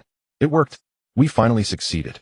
In the laboratory, a group of researchers burst into tears of joy. After many years of research, the researchers of New Capital discovered that many extraterrestrials' genes were inherently sensitive to energy, possessing high affinity and control. This was unmatched by humanity. To achieve the same, it was necessary to modify human genes. Without the ability to control energy, carbon-based life forms would remain exceedingly fragile even at the peak of their physical limits. Soon the first experiment was conducted in New Capital with 50 youths being selected through applications for the initial gene modification. The results of the modifications were extraordinarily successful, and these 50 individuals were subsequently referred to as new humans. The birth of new humans signified that Blue Star civilization was entering a new phase. Seeing this, Chun-Yi felt the urge to participate as it could be considered a defining point of an era, making it quite worthwhile to be involved. Immediately, he entered the accelerated time and space of Blue Star. New Capital. Shunwei. In the square, a group of young people were excitedly shouting, cheering for their idol. The calls for Shunwei were almost overwhelmingly strong. Bystanders passing by were astonished. Are they rallying again? I think those new humans could debut as idols. These brainless fans are quite fervent. I've heard that some of these obsessive fans even established some sort of ridiculous religion, treating Shunwei as the chosen one. The birth of new humans had an enormous impact in this era, and many in New Capital were fervent supporters of the new humans who symbolized power. The first generation of new humans consisted of 50 individuals, each gaining different powers due to genetic variations after modification. Among them, the strongest was codenamed Shunwei. Shunwei's power was not just exceptionally strong, but far surpassed that of the other 14, standing out distinctly. The birth of new humans undoubtedly represented the success of gene modification technology, yet in a certain sense they were imperfect failures. Not only did they exhibit inflated egos and distorted personalities after gaining power, but their hormone secretion was also abnormal, leading to extreme emotional fluctuations and potential for uncontrollable outbursts. Unfortunately, the most powerful Shunwei was the most typical example of this type. He was excessively combative and his actions were hard to control, with a domineering and reckless personality. Meanwhile, in a building in New Capital, boom. An explosion erupted from within the building, accompanied by a surge of flames, the power of which shattered all nearby glass, and the glass at the center of the explosion even melted into liquid. Inside the building, a charred corpse lay on the ground, utterly lifeless. Shunwei coldly said, "I told you I don't like being ordered around. Next time I'll turn you old geezers into ash." Glancing at the several old men on the screen, Shunwei snorted coldly and jumped out of the window, engulfed in flames as he flew away. Only after Shunwei left did the few new humans in the room feel a bit relieved, but this didn't mean they regarded Shunwei any differently. Faced with the tasks assigned by the higher-ups, they responded perfunctorily, and then left one after another, completely disregarding the leadership of New Capital. In the corridor, a new human showed disdain. "Tch, a bunch of old geezers." The 50 new humans are divided into 10 small groups. Officially, the Shunwei group consists of 5 members, but in reality, no one pays attention to the other 4. The brilliance of Shunwei is so dazzling that the other 4 members seem insignificant. Faced with this situation, the other 4 members of the Shunwei group have long harbored dissatisfaction, but there's nothing they can do. After all, Shunwei is stronger than all of them. Not only can Shunwei generate and control high-temperature flames from within, but he also possesses a terrifying physique with comprehensive enhancements, making his defense and recovery abilities extraordinarily formidable. Not to mention that in unknown combat, no one is his opponent. Many doubt that even if the other 14 new humans teamed up, they would still struggle to defeat Shunwei. One member of the Shunwei team opened the communication channel. "Shunwei, we are on our way to the mission location." "No need." Shunwei's voice interrupted the teammate's words forcefully as he continued, "I can handle everything by myself." With that, he simply ended the communication. Damn it. The team member's anger surged as he punched the wall, leaving a crack. "It's always like this. Haha, if you're so capable, go ahead and curse him in front of Shunwei." Forget it, it's better to have a quiet." The teammates nearby said a few words pretending it didn't matter, but deep down they were very jealous or dissatisfied with Shunwei. He stole the spotlight, making them seem worthless in comparison. At the high levels of Shindu, several old men were reviewing the 24-hour surveillance records of the entire Shunwei team. The new humans seemed to be on the brink of losing control, yet everything remained under control. Shunwei is becoming increasingly difficult to control, and the character flaws of the other new humans are becoming more pronounced. This will inevitably lead to major problems sooner or later. The first generation is always imperfect, thus our technology needs improvement. In fact, compared to their value, their flaws are trivial. How is the second generation technology progressing? The engineers are trying to address the character flaws, which is a significant issue. There won't be any immediate progress. We must be patient. What about the elimination of hostile forces? The thugs and hostile forces within the continent have been dealt with to a large extent. The remaining ones do not pose a threat. The situation across the ocean remains unclear, and the satellite launch needs to be expedited. Currently, Shindu is the largest human settlement on Blue Star, possessing the most advanced technology on the planet, but this does not mean that Shindu dominates Blue Star. Outside of Shindu, especially on the other lands across the ocean, the situation remains uncertain. Even in the vicinity, there exist some wandering barbaric thugs. These thugs reject civilization completely, sinking into barbarism and bloodshed, unable to extricate themselves. These thugs, and the forces they form, are the primary targets of the new humans. A streak of crimson flames streaked across the sky. Boom. Shenwei descended violently to the ground, smashing the ruins beneath him into dust, causing the trembling ground to billow with dust. However, there was no one around. Where are the thugs? Shenwei thought he had been played by the higher-ups, his expression turning grim as anger surged within him, intending to take down those old fools once he returned. Just as he was about to leave, he paused, furrowing his brows. A figure had appeared amidst the ruins, and he had not sensed it before. Ordinary people might overlook it, but Shenwei is a new human. If someone had been here just now, he would definitely have heard their breathing and heartbeat. Upon this realization, Shenwei was somewhat curious about the identity of the figure, but he did not feel any concern because all the people in Shindu, including himself, knew he was the strongest. Chun-Yi said nothing, merely observing Shenwei with curiosity. He could not penetrate human thoughts, but could sense the power within Shenwei. It was an extremely violent form of chemical energy. Even though he prided himself as a new human, the energy released from Shenwei remained at the lowest tier in the universe, with the power and efficiency of chemical energy being far too low. Shenwei greatly disliked Chun-Yi's scrutinizing gaze. He was used to examining others, but when had anyone dared to look at him like that? He said to Chun-Yi, "You are a new human, right? I don't remember someone like you among the new humans. Moreover, if you continue to look at me like that, I'll twist your head off." "Oh, you can try," Chun-Yi replied with a smile. Boom. As soon as Chun-Yi finished speaking, Shenwei flashed forward to Chun-Yi, intending to make good on his word, as Chun-Yi truly annoyed him. However, Chun-Yi's speed surpassed Shenwei's. Before Shenwei could react, Chun-Yi had grabbed his head and lifted him into the air. Without time to be shocked, Shenwei felt a long-lost sensation of pain, with just a slight exertion from Chun-Yi. Off. Amidst the scream, Shenwei felt as if his head would explode. "You are so weak that I lack the mood to even strike you. If I don't give you a bit of a lesson, I believe you won't listen to me properly." As he spoke, Chun-Yi casually tossed Shenwei to the ground. Shenwei, clutching his head, looked quite disheveled, curling up and rolling for quite a while before regaining his composure. With bloodshot eyes, Shenwei, now filled with dread, retreated, as if some distance could provide him with a sense of safety. "What exactly are you?" This was the first time he encountered an opponent since becoming a new human. No, he couldn't even call this person an opponent, as the other possessed the strength to eliminate him in an instant. This left Shenwei in disbelief. Shouldn't he be the strongest new human?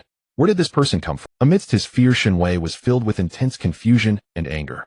His inflated confidence made it hard for him to accept this reality. Chun-Yi, with great interest, candidly said, "Have you ever played strategic simulation games? You can think of it as me playing a massive strategic simulation game." "What?" Shenwei didn't understand how this related to him. Chun-Yi continued to explain, "In the past, I often played a particular strategic simulation game. Even without players, a few AI opponents must be set to make it interesting. Playing a game alone without a win or loss is quite dull." Chun-Yi regarded the acceleration of Blue Star civilization as a game. He had a rather twisted sense of humor, but not excessively. He merely wanted to experience some fun in this game. He would not provide any substantial help to Blue Star civilization, nor would he be arrogant enough to guide its development with his own ideas. His greatest interference would be to preserve the spark of Blue Star civilization, and then continue to observe it rebuild. Generally, Chun-Yi was just an outsider. He would only have some trivial interactions with certain individuals, and then witness their rise and fall along with Blue Star civilization. This was Chun-Yi's greatest joy. Chun-Yi said to Shenwei, "And you are the other player in this game apart from me. Let's make a bet. In my view, your life will come to a tragic end." Shenwei's anger was palpable. He could not tolerate the idea of his life being toyed with as if it were a game, yet he restrained himself, knowing he was no match for this person. "Or else. In this game, you have complete autonomy. I will not interfere with your decisions. If your life concludes in glory and splendor, then I shall be the loser. As a reward, I will grant you a longer lifespan, even greater power." Shenwei was intrigued, wavering in belief. "Do you possess such ability?" Chun-Yi merely countered with a question. "What do you think? After all, this bet is inconsequential to your life. As for whether I have such capability, why not win and show me? I look forward to your performance." Shenwei watched as Chun-Yi vanished into thin air like a ghost, appearing and disappearing without a trace. He clenched his fists, breathing rapidly as his chest heaved. Boom. For the first time, he felt the meaning of weakness. The thought of Chun-Yi treating his life as a game filled Shen Wei with uncontrollable rage. Chun-Yi's dismissive attitude deeply wounded Shen Wei's pride, forcing him to vent his anger. Only when the ruins turned into a sea of flames did Shen Wei regain his composure, a flicker of brutality and resentment passing through his eyes as he gritted his teeth. I will twist your head off sooner or later. Many new humans, including Shen Wei, overestimated their own strength, underestimating the methods of the higher-ups in the new city. In reality, alongside the emergence of new humans was a gene virus specifically targeting them. Should a new human go out of control, a fatal outcome awaited. From a god's perspective, Chun-Yi was naturally aware of the existence of the new human virus, but it was merely a last resort for preventing new humans from going berserk. He had little faith in Shen Wei because the flaws of the first generation of new humans were too apparent, with fatal issues in personality, emotions, and even feelings.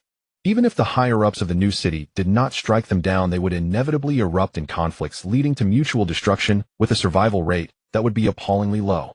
Chun-Yi stepped out of the accelerated time-space, observing the rapid development of Blue Star within it. As a focal point, Shen Wei's performance did not disappoint him.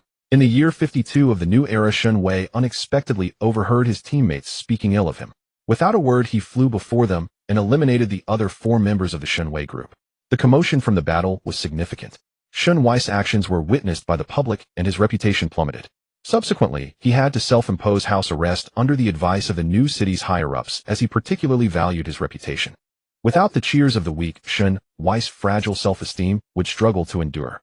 Only through the admiration, flattery, and obedience of others could he gain enough sense of superiority and existence.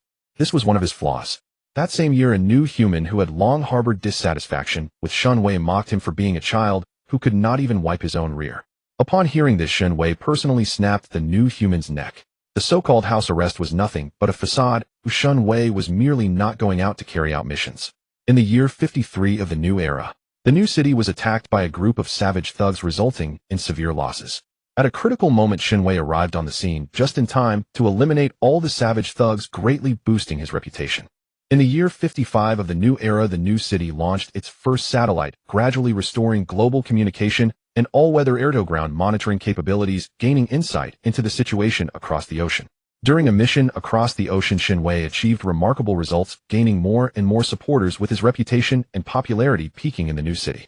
That year, Shen Wei's ambition and confidence also swelled to a peak as he harbored the notion of completely taking control of the new city, replacing the higher-ups with force, thus winning the admiration and worship of everyone in the new city.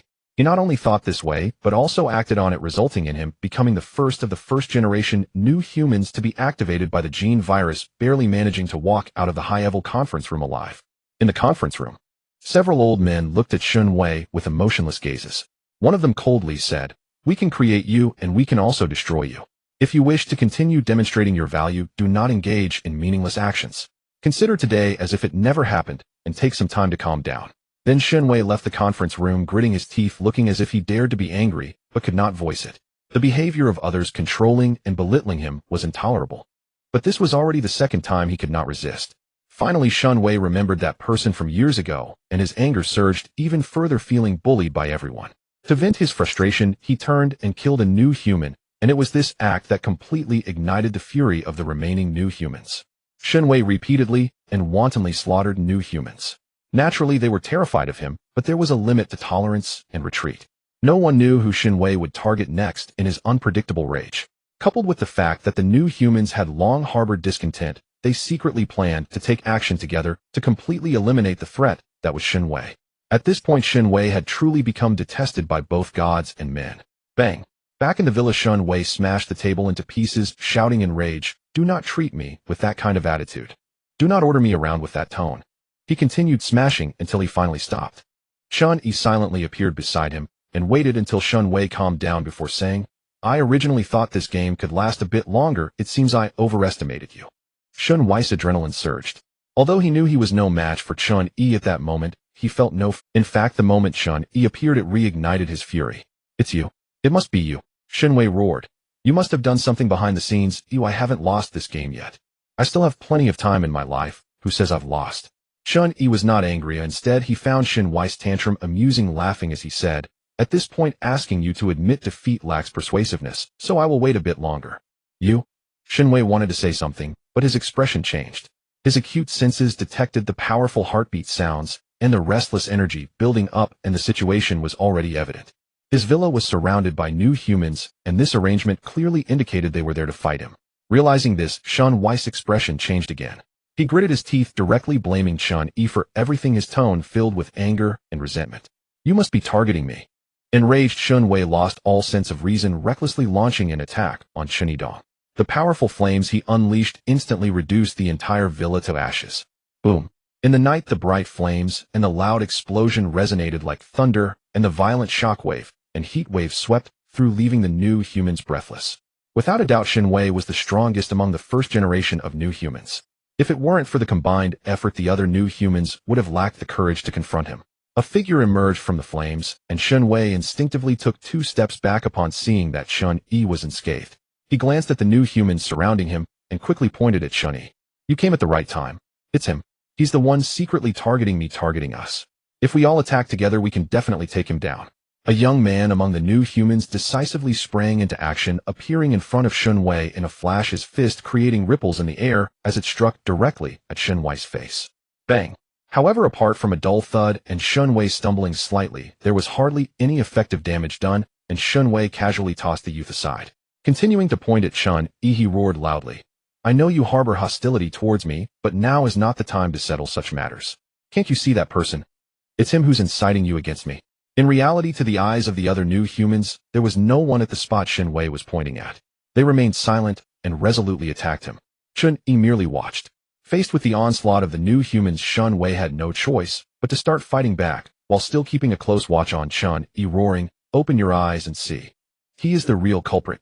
Unfortunately, this was merely Shun Wei's excuse and lie to evade his own responsibility. Chun Yi had never influenced anyone to do anything from the beginning.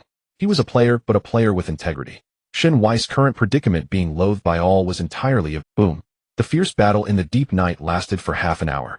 The final result was that 20 new humans died at Shen Wei's hands, while more than 10 others were either severely injured or fled in fear. Similarly, Shen Wei's condition was no better. This was his first significant injury since becoming a new human.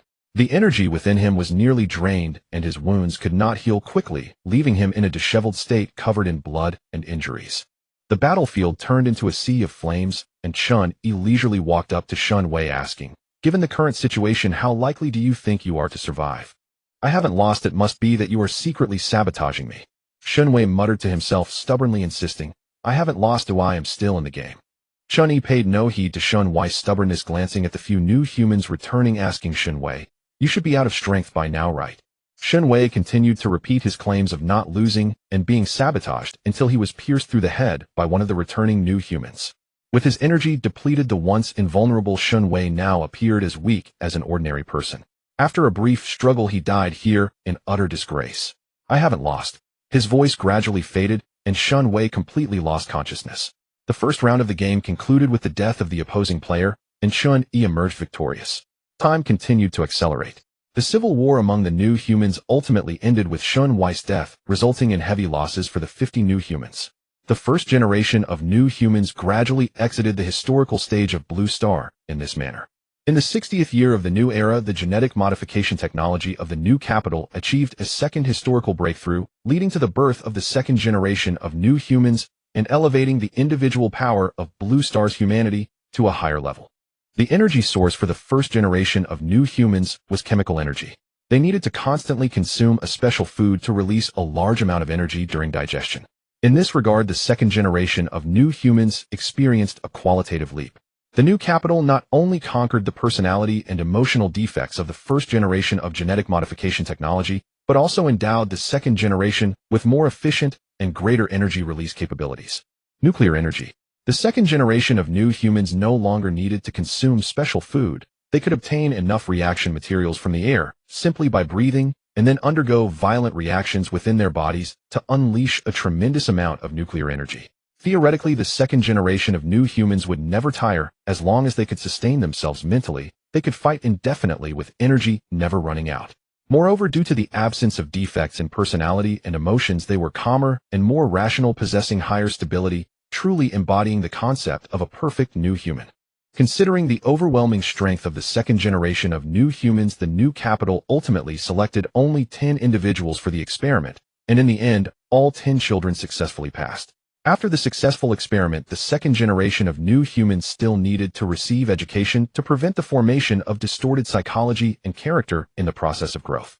The first generation of new humans serves as a cautionary tale.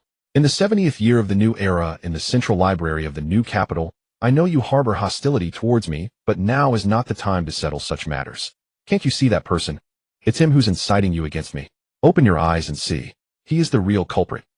A young man with short black hair gazed at the footage captured by the hidden camera, lost in thought. Was Shunwei truly going insane, or had he really seen someone? After Shinwei's death, the new capital investigated his bizarre actions and words, but regrettably found nothing. They could not uncover any contact he had with anyone. The young man's name is Hui. Unlike the first generation, the second generation of new humans all have their own names, and Hui embodies the people's beautiful wishes, hoping he will be the guide for human civilization. As a new human, his code name is Son of Light. Hu's status among the second generation of new humans is akin to Shun Weiss among the first generation. He is the strongest among them, but is more rational, calm, self-controlled, and even gentle, so perfect he hardly seems human. Still watching this, a friend glanced at Hu's tablet and shook his head, saying, I know you care about this matter, but it's really unnecessary. A Shun Wei is just going mad. However, at that very moment, Shun Yi was sitting across from him, engrossed in a book, glancing up at Hui occasionally. What have you been considering?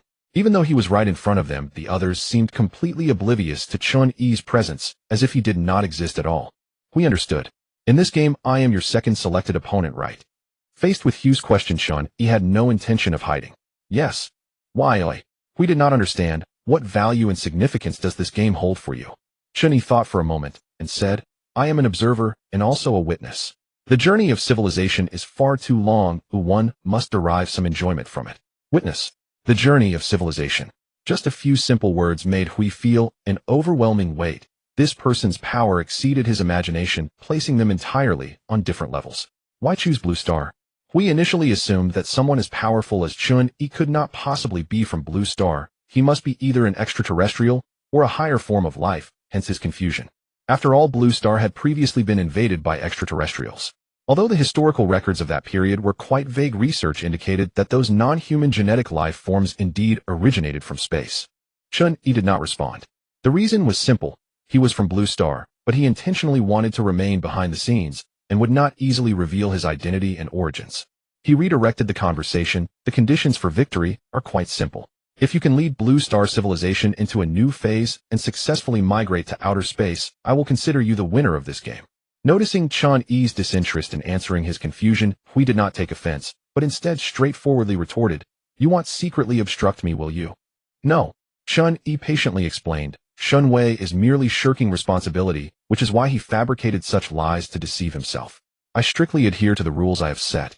That's good. I look forward to your performance. Suddenly Chun Yi vanished into thin air, and a book fell onto the table.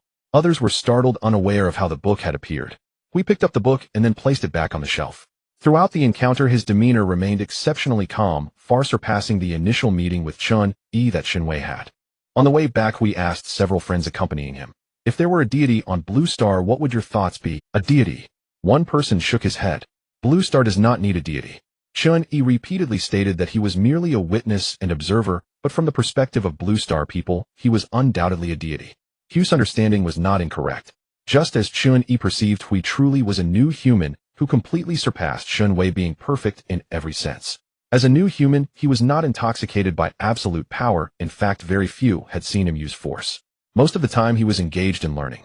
His perfection was equally evident in intelligence, who, regardless of any discipline or field, he could rapidly grasp vast amounts of knowledge and then delve into in-depth research.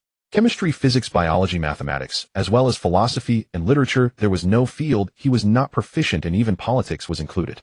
In the year 80 of the new era, Hui made significant contributions in the fields of biology, physics, chemistry, and materials, especially in manned aviation, where he almost single-handedly propelled the era forward. In the same year, he began to enter the political arena, running for the leader of the new capital. Faced with such a perfect human leader, the high-ranking officials of the new capital wisely did not apply any resistance, allowing him to become the new leader with absolute advantage. Hui thoroughly embraced the mission and responsibility of the new humanity. From that year on, Blue Star civilization entered a period of accelerated development. In the year 90 of the new era, Blue Star civilization completely achieved unification, restoring civil order, the efficiency of human communication and knowledge transmission became increasingly effective. Following the reconstruction of the satellite network, significant successes in manned spaceflight and lunar exploration were achieved, leading humanity to embark on Mars exploration and subsequent migration plans. In the year 120 of the new era, a migration spaceship carrying 500 humans set sail from Blue Star, heading towards Mars, completing the exploration plan and entering the migration phase. In the year 140 of the new era, after 20 years of construction, the Mars migration base was completed, and now over 100,000 humans were living on Mars, with rapid expansion ongoing. That year he was already 90 years old. As a new human, his lifespan was longer than that of the average person, but his physical condition had inevitably begun to decline. In the same year, he resigned from the position of leader of the new capital. As the leader of Blue Star civilization, his life's achievements were undoubtedly extremely great and brilliant. When Chun-Yi met him again, Hugh's appearance was still unchanged from years past, but his demeanor had become exceptionally seasoned and composed after years of refinement. He wore black trousers and a white shirt with both sleeves rolled up. His neatly styled short hair appeared particularly dignified as he stood on the ruins, gazing at the electromagnetic cannon launching the spacecraft into near-Earth orbit. "So what do you think? I did quite well, didn't I?" Chun-Yi decisively admitted defeat. "This round counts. Actually, I don't quite understand. This game should have been a guaranteed win for me. You must have a more comprehensive perspective. Why did you choose me? You can't be afraid of losing in a game." Chun-Yi continued. "Moreover, I have faith in human potential. Sometimes I also bet with myself, for me it may not necessarily be a total loss." Upon hearing Chun-Yi's words, Hui smiled happily, then removed his tie, and a dazzling light burst forth from him as the nuclear energy within him was released wildly. His eyes were filled with fighting spirit. "As a prize for victory, let's forego other things. How about we have a match? A life-and-death struggle where only one can survive." In the past 90 years, this was Hugh's most spirited moment of combat. "As you wish," Chun-Yi gladly agreed. "But this is meaningless. It's of great significance." Boom. A scorching light erupted, and Hui melted the ruins into seething magma, transforming into a stream of ultimate light that tore through the air in an instant, producing a deafening roar. He resolutely declared, "Humanity does not need deities." He had waited 70 years for this battle. During those 70 years, the genetic modification technology of the new capital had already evolved to the 4th generation. After undergoing the 4th generation of genetic modification, Hugh's strength was even greater than before, and considering his bodily functions had begun to decline, he had urgently resigned from his leadership position. He firmly believed that humanity on Blue Star no longer needed deities, even at the cost of his own life. This was the final significance and value he contributed to human civilization. In the scorching light, the surging nuclear energy was completely blocked outside, as if an invisible barrier isolated all energy, unable to touch Chun-Yi in the slightest. "As an opponent you are weak, but as a human you deserve my respect. Since it is your request, I will not hold back." "That's wonderful." Hugh's smile was as radiant and generous as his light, burning with the violent energy of a resolve to face death. He unleashed a full-force strike at Chun-Yi. The 4th generation gene modification technology has allowed Hui to almost become a true child of light, enabling him to unleash the full extent of the nuclear energy contained within him. The explosive power surged like a landslide and tsunami, effortlessly destroying a city with the unleashed energy equivalent to the power of 50 million tons of TNT. The child of light lived up to his name. He had imagined countless times how strong Chun-Yi could be, but since he had never fought against him, he could not fathom Chun-Yi's true strength. He knew that Chun-Yi likely possessed an exceptionally long lifespan, but his combat prowess remained a mystery. Could he destroy tectonic plates? Could he annihilate the Blue Star? In reality, Chun-Yi's power far exceeded Hugh's imagination. A dazzling radiance erupted on the surface, resembling the sun plummeting to the ground, as infinite energy coalesced in Hugh's fist, yet it could not approach Chun-Yi in the slightest. Though only a few meters apart, it felt as though separated by a galaxy. As the released nuclear energy surged, the tidal wave of energy Hui generated was swept back by an even stronger force. Boom. The retaliating nuclear energy instantly battered Hui, leaving him critically wounded, and the tremendous force carved a canyon over 100 kilometers long in the ground. The earth shook violently. Chun-Yi was holding back his strength, otherwise the Blue Star could not withstand his power. He stood still, having made no movements, yet a single thought had inflicted heavy damage on Hui. At the end of the canyon, seawater surged back and Hugh's form gradually rose. His severely injured body rapidly self-healed under the influence of nuclear energy as he faced the despairing figure. He optimistically waved his hand, saying, "We are clearly not on the same level, but even so this battle is still meaningful." He continued. He transformed into a streak of light and charged towards Chun-Yi once more. This time Chun-Yi struck first, lightly gesturing in midair. The ocean of stellar energy immediately radiated a ripple of energy. Unaware, Hui was instantly affected by the ripple, and his rapid form halted in midair. His collapsing body shattered like glass as the nuclear energy's brilliance spiraled out of control from within, swiftly destroying Hui's body and emitting blinding radiance. He sighed helplessly.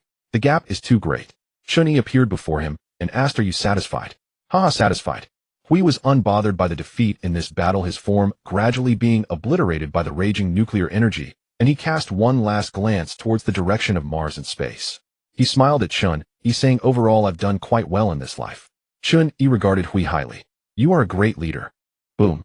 An endless brilliance erupted and Hui's body was reduced to fundamental particles in this nuclear explosion, scattering across the land and ocean of the blue star in the wake of the blast. At the age of 90, Chun-Yi leaped out of the accelerated time-space, retracting the temporal energy enveloping the entire solar system back into the time crystal, causing the flow of time in the solar system to return to normal. It had been nearly a month since returning to the Blue Star world, and the third mission in the Return to Ruined space was about to commence. Before entering the space, Chun-Yi swept through 100 light-years, eliminating all beacon holders he encountered. The beacon mall refreshed frantically.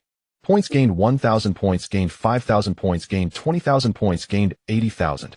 Within a radius of 5,000 light-years, there were no opponents for Chun-Yi, and there was no need to exert the power of the time crystal. The power of the star spirits alone was sufficient to sweep away all life forms. However, the sensing of beacon holders among themselves did not strengthen with the enhancement of their own perceptual abilities. Chun-Yi confirmed that he could only sense beacon holders within 5 light-years. Thus, the sweep of beacon holders required such effort. Although there were not many beacon holders, there were indeed too many civilizations and life forms in the universe. As a result, after sweeping through the beacon holders within 100 light-years, he gained a substantial amount of points, which were enough for him to purchase something. Chun-Yi opened the beacon mall. Points balance 1. 2 million. Item: Revival of Star Spirits. Type: Informational description. Star spirits not only have the innate ability to control stellar energy, but also possess formidable spiritual energy. Based on their unique life form, reviving from death is not a difficult task. Price 1 million. This informational item in the Beacon Mall is a technique exclusive to the Star Spirits, which Chun-Yi had remembered since discovering it, and now was just right to purchase. The price of 1 million points corresponds to the level of top-tier 4th-level equipment within the space. Considering the value of this technique, the price is reasonable. Consume 1 million points. Purchase successful. Revival of Star Spirits. Points balance 0. Upon successful purchase, a wave of information instantly appeared in Chun-Yi's mind, and he immediately mastered the method to utilize the power of the Star Spirits to achieve revival from death. Star Spirits are unique life forms composed of stellar energy and spiritual energy. Even when reduced to fundamental particles, their consciousness can still cling to the dissipating spiritual energy. With just a bit of time, they can gather stellar energy to reconstruct a body to house their consciousness, and after the purchase, Chun-Yi naturally grasped this technique. Prior to this, he did not have a deep understanding of himself, but now he realized that it was not the brain that housed his consciousness, but the spiritual energy. Then he effortlessly attached his consciousness to his own spiritual energy, gaining the ability to revive from death through the life form of the Star Spirits. However, this technique is not flawless. If an enemy realizes he possesses such a revival ability and also masters spiritual energy, it could become quite dangerous. They might detect Chun-Yi's consciousness clinging to the dissipating spiritual energy and completely eradicate his consciousness. Nothing is ever perfect, which is why Chun-Yi needed to constantly grow stronger. As long as this revival technique can provide him with sufficient life-saving capability at the current stage, he does not wish for too much. To be honest, Chun-Yi is not merely a star spirit life form. He is also a plank membrane life form. His current body is composed entirely of unknown substances with a strength surpassing that of star spirits. As long as his energy does not deplete, his defensive power is virtually limitless, making it not easy to eliminate him. If he cannot defeat him, can he not run? This is not a matter of strength. The difference in life forms is evident. Even if the opponent can explode the galaxy, what of it? Chun-Yi can still escape into the plank membrane. Unless the opponent is incredibly absurdly strong, encountering such a being would only mean bad luck for Chun-Yi, and there would be nothing he could do. Then he entered the Return to Ruined space, where the flow of time in the Blue Star universe stopped. Soon as the 30-day countdown came to an end, a spatial interface appeared before Chun-Yi and the other returnees from the same batch, displaying information about the task at hand. Task type: Anchoring Task. Task difficulty: Level 1. This was already Chun-Yi's third anchoring task. After completing this task, he would have to participate in an advanced task, at which point the difficulty of his tasks would increase to level 2. However, this did not significantly affect Chun-Yi. His strength far exceeded the current level. Zizizi. After a flicker, Chun-Yi vanished, and in the blink of an eye he found himself on a street dressed in an old-fashioned black suit. Dingling. A middle-aged man also clad in a black suit rode past Chun-Yi on a bicycle. He glanced around using his star energy perception to understand the historical background of this task world. It was likely the early electric age. The interface popped up again. Main task stage 1. This world is currently under invasion by an unknown force. Please investigate the nature of this force as soon as possible. Task reward 300 points. Task start. Name Chun-Yi. Level 1. Points 7,300. Abilities Star Spirit LV16. Plank Lifeform Critical Breakthrough. Items Personal Space Galaxy Chapter of Gaia Heart of the Tyrant Superactive Cells. Inside the personal space there was actually a time-space crystal, but it was not a spatial item, so it could not be brought into the space or the task world. Chun-Yi waited for a moment as the interface continued to refresh information. Target terminal detected. Plugin installation in progress. Installation complete. Random upgrade options being generated. Random option Super Eruption. Super Eruption option loaded. Once the external plugin was loaded, a surge of information flooded Chun-Yi's mind, and naturally, he grasped the ability known as Super Eruption. Ability Super Eruption. Level LV1. Description: concentrate all power to unleash a powerful strike with 5 times the force in an instant. Chun-Yi's eyes immediately brightened. With this ability, he could unleash a terrifying power that far exceeded his full strength in an instant.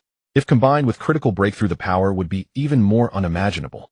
Moreover, this was only the power of LV1. As it continued to upgrade, he was uncertain just how powerful it would become. Chun-Yi greatly appreciated this straightforward and intuitively data-driven ability. After the random options, the upgrade tasks refreshed consecutively. Upgrade Task 1: delve into the negative energy domain. 10. Super Eruption option increases 1 level. Upgrade Task 2: delve into the negative energy domain. 20. Super Eruption option increases 1 level. Upgrade Task 3: delve into the negative energy domain. 30. A Super Eruption option increases 1 level. There were a total of 10 upgrade tasks. Negative energy domain. After sorting through the clues of the main task and the upgrade tasks, Chun-Yi confirmed his next objective: to find the unknown force invading this world. Secondly, he needed to clarify what the so-called negative energy domain meant. While he understood the term negative energy, whether it truly aligned with his understanding remained to be seen.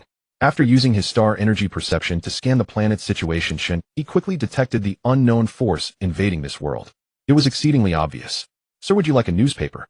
A newsboy carrying a cloth bag and holding a newspaper approached. What caught the eye was the dark black spot on his face resembling a birthmark. "He'll take one. Thank you, sir." Chun-Yi pulled out a 2-dime coin from his pocket to buy a newspaper, his gaze sweeping across the street. Not only this newsboy, but others also bore similar black spots. This was not a birthmark. Ordinary people might think it was some sort of ailment, but Chun-Yi was very sensitive to energy. This black spot was a form of energy that was eroding the human body. In fact, it could be a type of star energy. 9 times out of 10, this was the unknown force mentioned in the main task. Chun-Yi did not rush to investigate further. Having just entered the task world, he had plenty of time.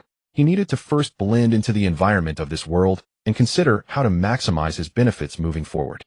2 passers-by walked by Chun-Yi looking worried as they glanced at the newspaper in their hands. "I wonder how long this war will drag on." "Who knows? It's been going on for nearly 100 years, I think." Chun-Yi unfolded the newspaper, and the headline read: Fierce Battle. The Alliance and the Kingdom are engaged in intense combat on the Green River, with both sides suffering losses exceeding 1,000 people. This planet has hundreds of countries, large and small, with the 3 strongest in economic and military power being the Alliance, the Kingdom, and the United States. The geographical layout of these 3 countries forms an inverted triangle, with the Alliance and the Kingdom's territories stretching from the North Pole to the equator closely connected and in a persistent standoff. The position of the United States is located south of the equator, with the territories of the 3 countries touching each other. For a century, various disputes and intense fights have never ceased, which is why this war is also referred to as the 100 Years' War. As time has progressed, the world has transitioned from the steam age into the electric age. The continuous development of firearms has led to increasingly severe casualties among the 3 factions, and the conflicts have intensified to a point where mediation seems nearly impossible. If this trend continues, a world war is merely a matter of time. Currently, Chun-Yi is an ordinary citizen of the Alliance. As for his identity, he pulled out a teacher's certificate from his pocket, which indicated that he was a physics teacher at a certain middle school. In a corner, Wang Kai cautiously peeked out. It seemed that in human society he was not suited to appear openly, and could only hide away. A day later, Chun-Yi arrived at a welfare institution that took in children abandoned due to the black spots. This situation was quite common in this world. The director of the welfare institution said to Chun-Yi, "These black spots are not birthmarks, they are a disease, an incurable one. Once black spots appear on the body, it means waiting for death. That's why many children like this are abandoned. People of any age can develop the black spot disease. Once the black spots appear, they gradually spread throughout the body over time, causing bodily functions to continually decline under the erosion of the spots until they completely cease. The speed of deterioration varies. Some can last for decades while others may die within just a few months." The director continued, "Even if adults develop black spots, they can still fend for themselves, but children just become burdens to their families. We can only do our best to provide some help to these abandoned children. Leah, come here for a moment." As he spoke, the director called over a little girl with blonde hair and black eyes. The girl had golden hair, but her features seemed to lean towards the Alliance's aesthetic, suggesting that she was a mixed child of the Alliance and the Kingdom. "Director, what is the matter?" Leah approached the two, her delicate face adorned with a droplet-shaped black spot. If one did not pay attention, they might mistake it for a teardrop birthmark. "Sir, Leah is the most well-behaved child we have here, and the black spot disease has not caused much harm to her body. She is still very healthy." Leah immediately realized the situation. Someone wanted to come here to adopt a child. Thinking of this, she quickly nodded, her sparkling eyes appearing particularly adorable. "Sir, Leah is very healthy now." Upon hearing this, Chun-Yi revealed a gentle smile, stroking Leah's golden hair, while simultaneously sensing the black spot on her, delving deep into this energy to uncover its origins. In an instant, Chun-Yi sensed a vast ocean of energy which was different from the world they inhabited. It was an ocean filled with anti-energy. This is antimatter energy. The real world is composed of a large amount of positive matter, while antimatter carries charges completely opposite to positive matter. When the two collide, annihilation occurs, releasing a tremendous amount of energy. This phenomenon is a more efficient energy release than both fission and fusion. The energy release efficiency of fusion is several times that of fission, while annihilation releases energy at over 100 times the efficiency of fusion. Chun-Yi understood that although it differed slightly from his understanding of negative energy, anti-energy is sometimes indeed referred to as negative energy. So this is what is referred to as the negative energy domain, right? At this moment, information refreshed on the main quest. Phase 1 completed. Points gained 300. Main quest Phase 2. The invasion of the negative energy domain has brought about the black spot disease, but it seems to have also brought other things. Please investigate further. Quest reward 2,000 points. Ultimately, the black spot disease is an erosion caused by negative energy on the human body. No medical treatment can solve the issue. The patient is akin to a ship with a hole. Negative energy is continuously seeping into the cabin, and as long as this hole cannot be sealed, the problem cannot be completely resolved. Raising the problem to a global level, this world is like a massive ship, with each person suffering from the black spot disease being a hole in this ship. Under the seepage of the negative energy domain, the world is already riddled with holes, and if this continues, it will inevitably be annihilated by negative energy. With the current technological level of this planet, they are still unable to comprehend the essence of the black spot disease, let alone completely resolve the issue of the negative energy domain. There exists a vast amount of antimatter in this universe, even fully antimatter stars and galaxies. Perhaps the source of the negative energy domain lies within these antimatter stars and galaxies, or perhaps the negative energy domain is entirely another universe. Chun-Yi did not wish to delve deeper into this. Now that he had determined the location of the negative energy domain, the next steps would be easier. He did feel resistance as his perception delved deeper into the negative energy domain. The deeper he went, the greater the resistance. Clearly, delving into the negative energy domain is not a simple task. Otherwise, why would the upgraded quest have assigned Chun-Yi 10 phases based on the depth of his exploration? When he could no longer delve deeper, Chun-Yi withdrew from the negative energy domain, indicating that he had not completed the first upgraded task, and thus his depth of exploration was still below 10. With a gentle smile, Chun-Yi squatted down and asked Leah, "If Uncle wants to adopt you, allowing you to attend school like other children, would you be willing?" "I would." Leah nodded excitedly. The conditions in the orphanage were poor, and the children dreamt of being adopted. Having a home was already wonderful, and being able to go to school felt like a dream come true. "Director, please help me with the paperwork." "All right, please wait a moment." The director displayed a kind smile, taking Leah's little hand to handle the paperwork, while explaining some matters Leah needed to pay attention to. The director was very happy to see kind-hearted people come to adopt these children. As a teacher, Chun-Yi held a considerable social status in the Alliance, making it easy to complete the paperwork and successfully adopt Leah. Utilizing the omnipresent star energy, Chun-Yi was always aware of everything happening on this planet. He was keeping an eye on the content of the second phase of the main quest. Whenever anything related to the negative energy domain appeared, he would notice it immediately. Aside from that, his focus would be on how to delve deeper into the negative energy domain. Half a month passed, and the second phase of the main quest still yielded no clues, but his research on the negative energy domain had made some progress. Uncle Leah is back. Leah's golden hair shone brightly in the twilight as she excitedly pushed open the door to come home, seemingly having a good time at school. All right, go eat first, and remember to wash your hands. Okay. The dim white light lit up, and after finishing dinner, Leah obediently lay on the table to do her homework, while Chun-Yi quickly flipped through a book. In no time, he had finished reading all the books on the shelf, with his powerful spiritual energy also providing him with remarkable information acquisition efficiency. In short, Chun-Yi had a photographic memory, his brain comparable to a computer. The reason for being unable to delve deeper into the negative energy domain was not difficult to discern, as a star spirit controlling energy was his innate talent and instinct. Negative energy is a form of star power, and Chun-Yi could even directly extract energy from the negative energy domain for his own use. The issue lay in efficiency.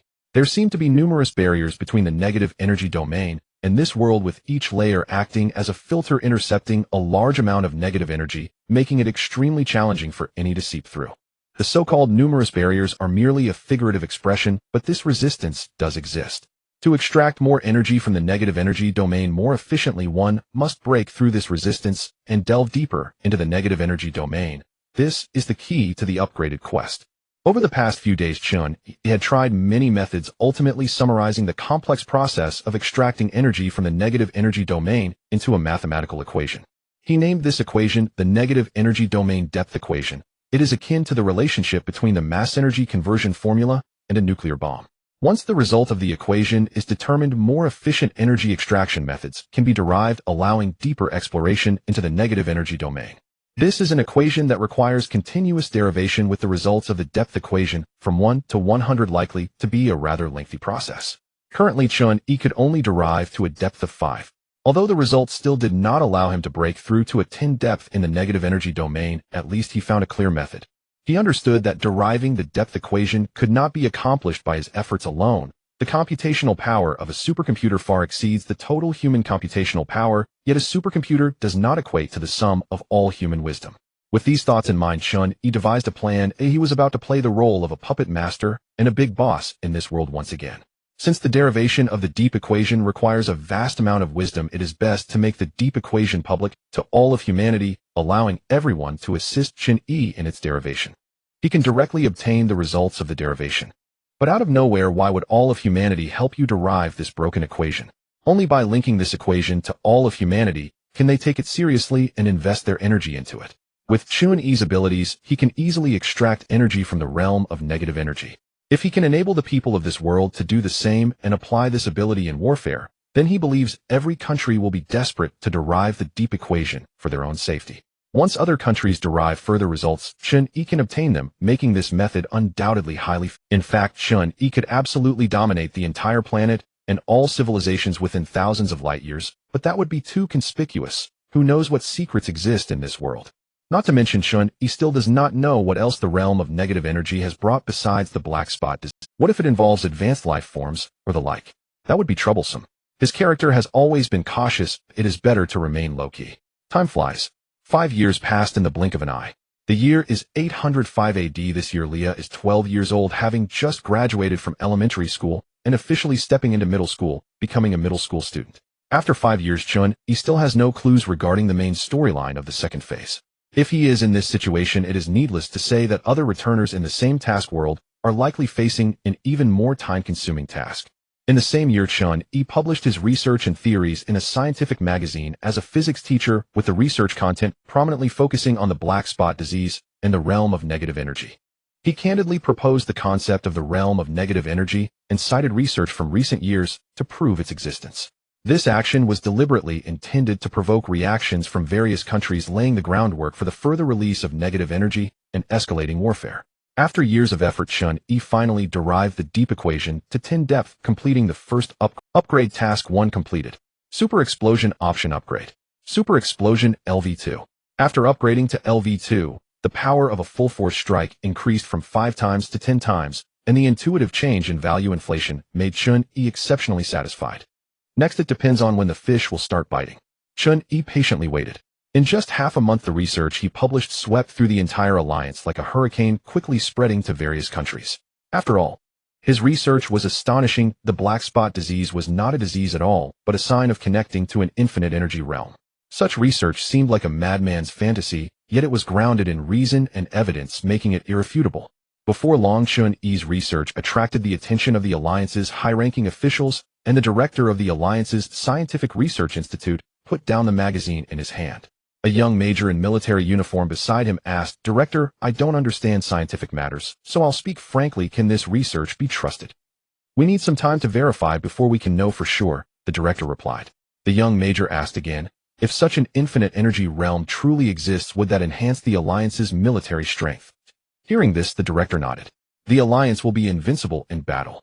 "Understood." The young major turned and left. Academy of Sciences of the Kingdom. Ha ha ha. A fat man with a shiny face laughed heartily while looking at the magazine in his hand. "It actually says the black spot disease connects to some negative energy realm. Am I still dreaming? How can anyone talk nonsense like this?" Ha ha.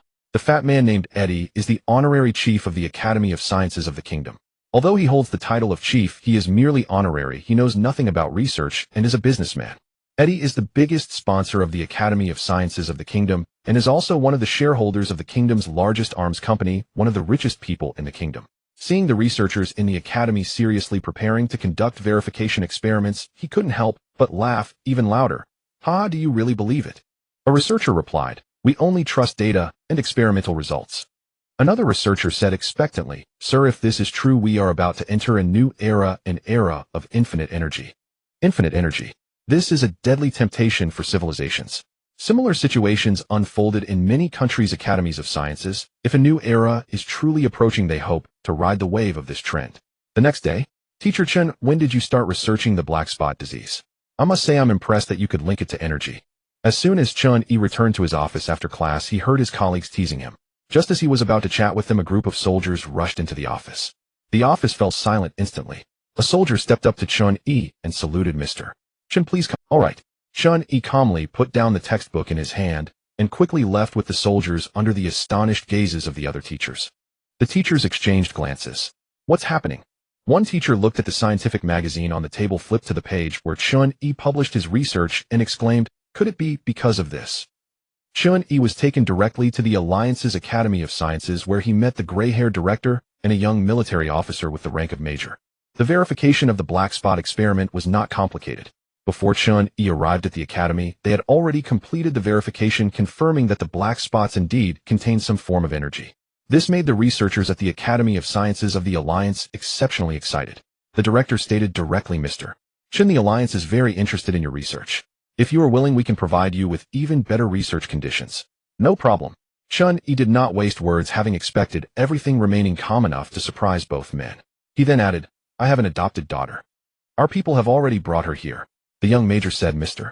Chen, your research will be regarded as the highest level secret by the Alliance, so your movements will be strictly restricted from now on. We must apologize for this in advance."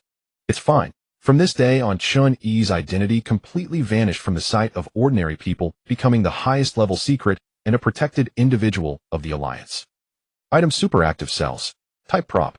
Grade Tier 3. Description: using this will grant unparalleled self-healing abilities, allowing one to be reborn even from the remnant of a single piece of flesh.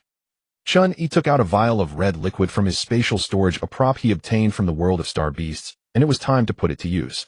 His research focused on how to extract and control energy from the realm of negative energy, but human genes determined that they were not sensitive to energy. Therefore, transformation was necessary. Star beasts could control energy and possessed remarkable self-healing abilities, making them ideal for transforming human genes.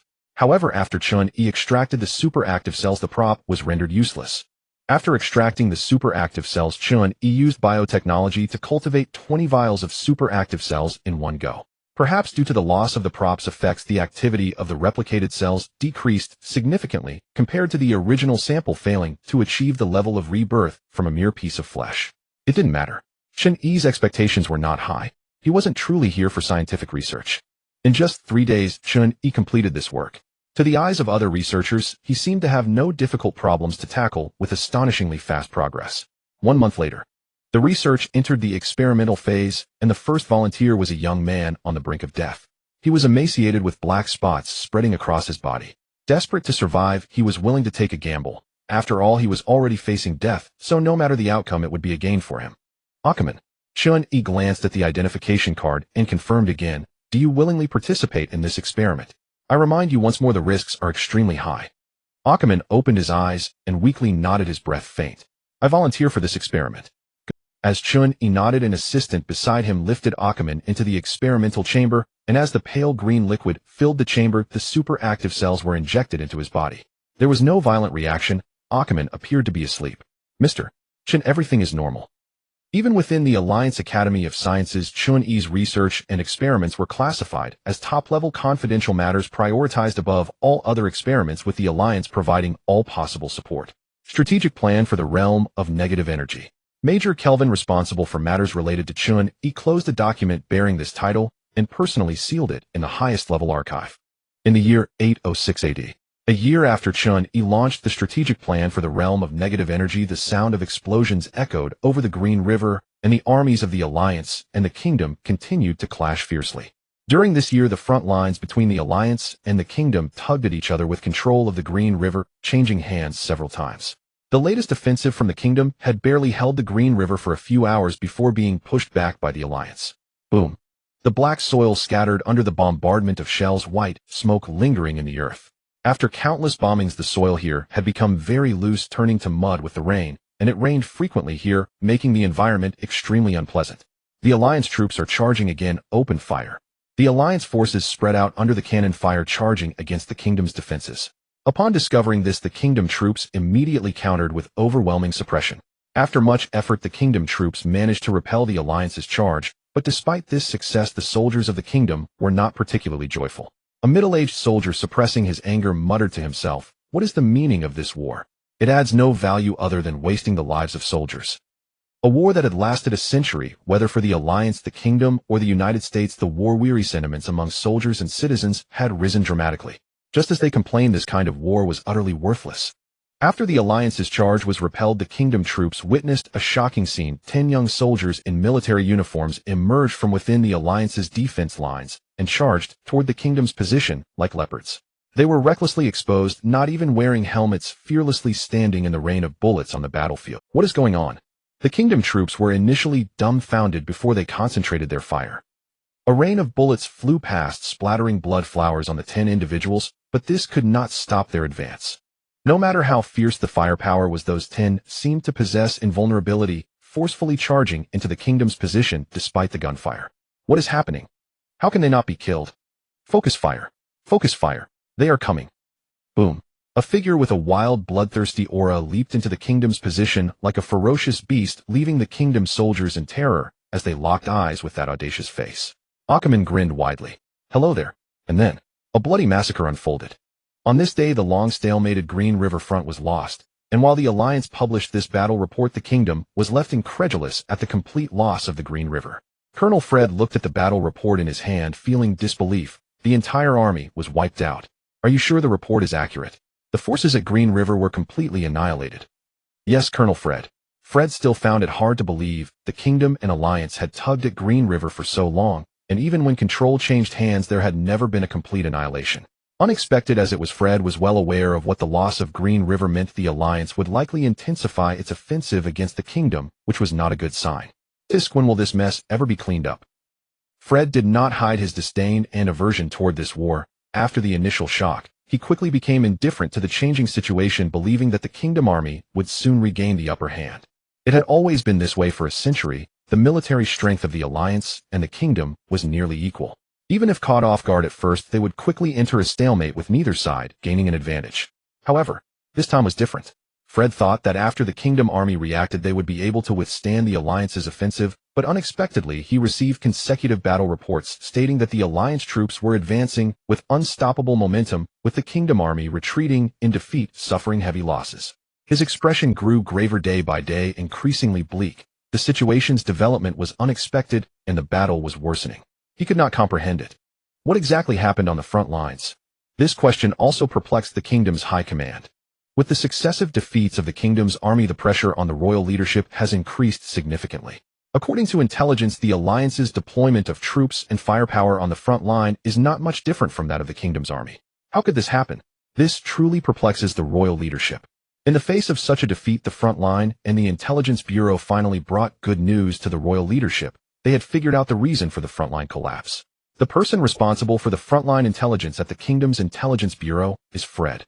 Recently, the royal leadership has been putting pressure on the Intelligence Bureau, leaving him in a state of great distress. In the meeting, Fred brought the latest intelligence, presenting the frontline battle report to the members of parliament, and the speaker, his expression particularly grave. Speaker and esteemed members, this is the frontline battle report from the Intelligence Bureau. Although it is hard to believe, I have confirmed it repeatedly, and the results are true. The members of parliament displayed expressions of disbelief. Someone with an immortal body. Are you joking? How is that even possible? The speaker remained silent for a moment, not questioning it, but instead allowing Fred to continue his report. Fred, tell us what else you have uncovered. Yes. Fred's expression was particularly serious. This is not a joke. We have found several soldiers from the defeated troops, and their accounts are generally consistent. It is precisely because we are facing these indestructible monsters that our army has collapsed so swiftly. Fortunately, the number of such immortal soldiers in the alliance is not large. How many? Currently confirmed to be 10. Have you confirmed their identities? Our intelligence personnel within the alliance are working hard to verify. This meeting focused entirely on the alliance's immortal soldiers. Compared to other issues, this is undoubtedly the most crucial matter concerning the kingdom's survival. If the alliance acquires more immortal soldiers, the kingdom will find it hard to resist. It is essential to keep this intelligence under wraps. If the kingdom's soldiers learn that they are facing enemies with immortal bodies, it would be a devastating blow to their morale. In the end, the council reached a unanimous conclusion. The speaker stated, "We must resolve this issue at all costs. I want to know what these immortal soldiers are, how they came to be, and we must capture one at any cost. We need to acquire such technology or methods to counter them." Chun-Yi's protection and confidentiality level were already very high, and after the strategic plan for the negative energy field achieved substantial results, he received unprecedented attention from the alliance. Ordinary intelligence personnel find it difficult to uncover traces, but the unusual ones are another matter. For instance, some returners have come sniffing around due to the appearance of the immortal soldiers. Outside the Alliance's academy, Zhou Tong and Xing Ku were chatting casually on the street, occasionally glancing in the direction of the Alliance Academy. Zhou Tong said, "Ever since he published that research, he has been under tight protection by the Alliance. He is currently inside this academy. If those immortal soldiers are indeed the result of his research, then the research materials could only be here." Xing Ku, wearing a hat to cover his blue hair, caught Zhou Tong's attention with his action of pressing down the hat, leading the conversation to deviate. "Actually, dyeing this thing black would be much better. It stands out too much. You're a spy, and you'd be better off with a buzz cut than this." The two had just met in this task world, and quickly understood each other's identities, no longer hiding anything from each other. They are both returners. Chun-Yi had previously published research related to the negative energy field, and based on their investigation, the immortal soldiers are likely the results of Chun-Yi's research. The reason for accepting this spy mission is simple. They suspect that these immortal soldiers are the other things brought about by the second phase of the main storyline tasks, so-called negative energy field. Additionally, they are unaware that Chun-Yi is also a returner. Xing Ku ignored Zhou Tong's rambling. He belonged to the iceberg type, a complete opposite of Zhou Tong, who he considered a fool. "Let's first report the intelligence we've gathered to the kingdom. We don't know if there are immortal soldiers in the academy or their battle capabilities. It's unwise to take rash action." Okay. Although they were eager to complete the second phase of the main task, their lives were evidently more important. They would not act recklessly before understanding the battle capabilities of the immortal soldiers. They are not the fortunate ones like Shine, who have a legion looking after them, picking up a significant advantage right from the start and directly achieving an explosive combat power. Zhou Tong and Xing Ku are of average returner level, possessing somewhat limited combat capabilities within the first tier, with strength beyond that of ordinary people, but still quite limited. After summarizing the intelligence from various spies, the kingdom's intelligence bureau finally identified the source of the immortal soldiers and locked onto Chun-Yi's identity. Fred reported in the meeting, codename Mr. Chun. The specific name cannot be determined. He once published a sensational study on black spot disease in a scientific journal, proposing the concept of the negative energy field. After that, he vanished without a trace.